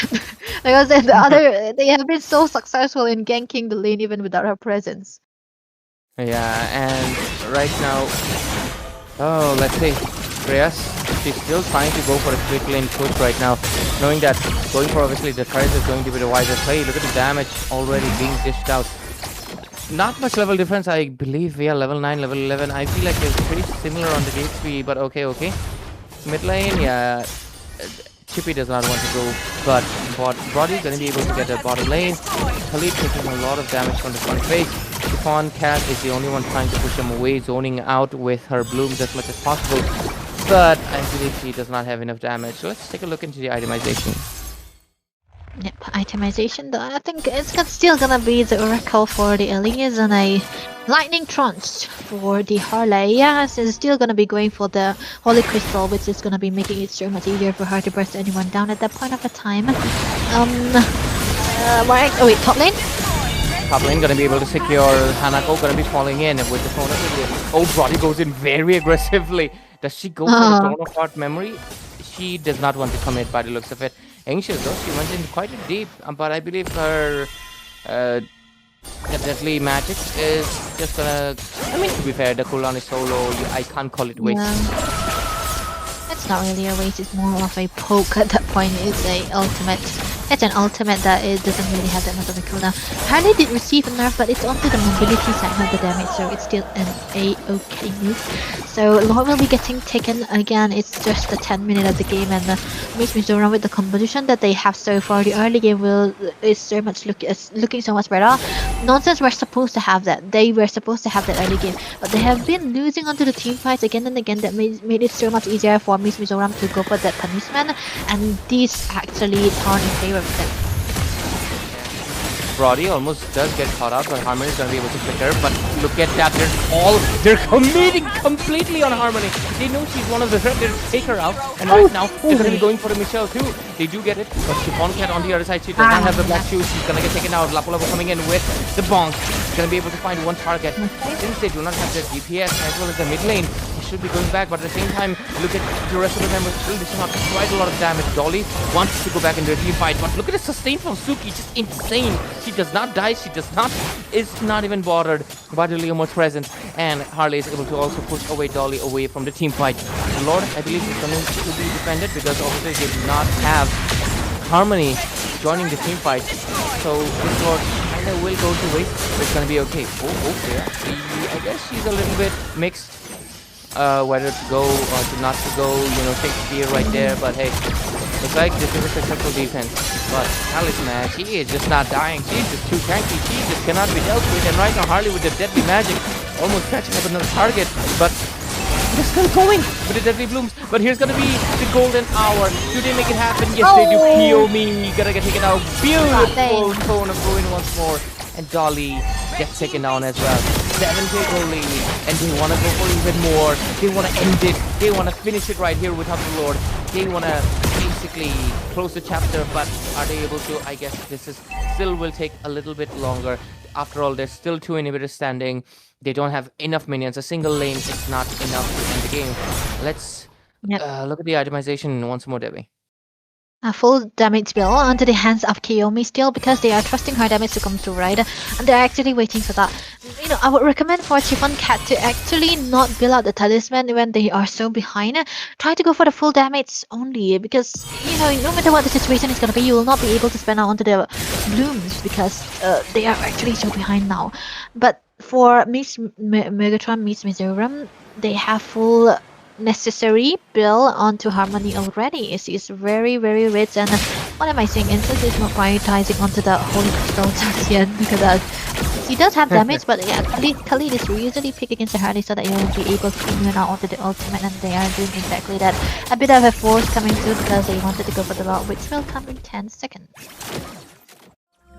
And I think this is obviously not to state the obvious, but it's going to be uncontested, isn't it? So the side of Miss Mizoram, Nancy Sports, they will have to defend again. She goes in. Oh, she committed a little bit early, but hey, it's okay. She got enough cooldown to right now take care of it. Lord's gonna get taken out, like I mentioned. He really wanted to come, but I believe they are a bit too late to the party, and they're gonna be going back. And with this, it's another Lord they will have to defend. And they will juke it to the mid lane, sacrifice the mid lane just to make sure the Lord doesn't hit their nexus. But, it comes with the cost of maybe another 1 or 2 inhibitor, and Freya, she's going back. Looks like she almost got caught in the deadly magic right there. It's kind of so... Oh wait, it's just... Oh my god, that was so close. It's kind of frustrating to see a Leomord unable to do anything, because of the amount of tankiness that you have and the damage that you can pull through all together in one team fight. But Dolly hasn't been able to sustain all of that, despite the fact that she have the brute force. The damage coming through from the Elise and even the Valentina is already too much of a threat for her, and that kind of make it so useless onto those team fights that Nonsense, they cannot go for it. They just have to wait. They don't have any kind of engagement tool that they can use here. Yeah. And right now with the bottom lane, with the Lord popping in, they were unsuccessful in duking it. And even the mid turret is falling down with the golden hour being frozen. Hanako's gonna be the first one to be fallen. Lapu is doing everything possible, but her defense is not enough. She gets stretched to pieces, and she's done with it, and so is Kiyomi. The hardness is too much for them, and Brody, she does not even care. She just takes out the base, and it is a clean sweep secured for the side of 3M. Megatron Miss Mizoram, they basically continue the streak and they are going to be getting that win. And it's looking really spicy for tomorrow, because tomorrow is the day we get the final records of who's going to be staying in the top 4. And with this 2-0 win, that's a 3-pointer right there. 2 And points. 2 point? 3. 2 Beautiful. point? 3 point? Okay, we get the MVP. Should be 3, no? Roamer, Roamer, man. We have been having a lot of Roamer MVPs for a while now, so it's definitely gonna be saying a lot about the appreciations that the Roams did not get, because they are the main stock callers, man. Come on. But it's the Marcel played much better into the hands of Miss Megatron, Miss Mizoram, because of the loyalty that we mentioned that they have of each other, and the synergy on top of that. And they have a lot of damage to pair it together with. Nonsense Esports, they tried. Kiyomi played pretty well. She actually is the only one trying to do something into the game so far, because she was the only one with the space that's been given by Megatron, Miss Mizoram, and Yeah. she wasn't able to, actually utilize it that well, because even if she had the space, she was the only one there with the damage. She cannot kill 5 people, man. Come on. Yeah. Insane statistics right here. 8 turrets to 1. Funny enough, they get 2 turtles. Nonsense Esports, one with sneakily Yeah. and one with good retribution. 2 lords, and then you can look into the buffs. Right, Leomod was denied so many orange. Look at that, 3 oranges denied and Yeah. 7 secured instead for the Harley. I believe most of her orange actually was not even taken by Harley. I believe rest of the members took it away. Anxious will be getting the rich girl and the carry as well. Sandbag obviously Wow. goes to Hanako. She took too much damage, man. I kind of feel bad for her. She was taking all the punches, but that's the thing about being a roamer, sadly. But of course, the wing woman gonna be going to none other than Chippy, ever present, and obviously, I believe she's the one who got the MVP just now, right? Yep, she did. Roamer for the wins, man. You can have any kind of damage, but without your Roamer, you're gonna be absolutely nothing. Cooked. Nada. Cooked and fried and toasted. And Miss Mizoram, easily enough, not easily. Luckily enough, they got Chippy into the roam, who's such an amazing roamer, I would say. Also a very good shot caller. So you have a very wide variety of hero pool as well, so we cannot say if she's gonna go for the pick off or if she's gonna go for the setter tanks or the bruisers most of the time, but they made it work very, very well. And Miss Mizoram, just after 1 loss, they have been on a powerful win streak, so that was amazing run. Yeah, I believe Ezlia Bloom is also on the same thing, and so is Ernode and CRQ. So yeah, the top 4 battle CRQ is lost. looking... CRQ lost? Ayo. Today. Oh, Pretty I sure, missed man. that. I missed that game. My bad. But yeah. But so Ezlia Bloom and Arunade are the ones also kind of doing the same thing as Megatron Miss Mizoram. So that already does give them the vibes that they will secure the top spot. But hey, tomorrow's also open, right? So anything can happen. So let's see for tomorrow. So ladies and gentlemen, you know what that means. Make sure you tune in tomorrow. That's gonna be the last and final day of the round robin phase for the MWCC before we get the top 4 and head towards the final stage. So with that, ladies and gentlemen, thank you for tuning in at, of course, Solis Gaming Community at MOBA Women's Championship Cup. Tonight we bid you farewell, but we'll see you tomorrow evening as well. Good night, take care, sayonara.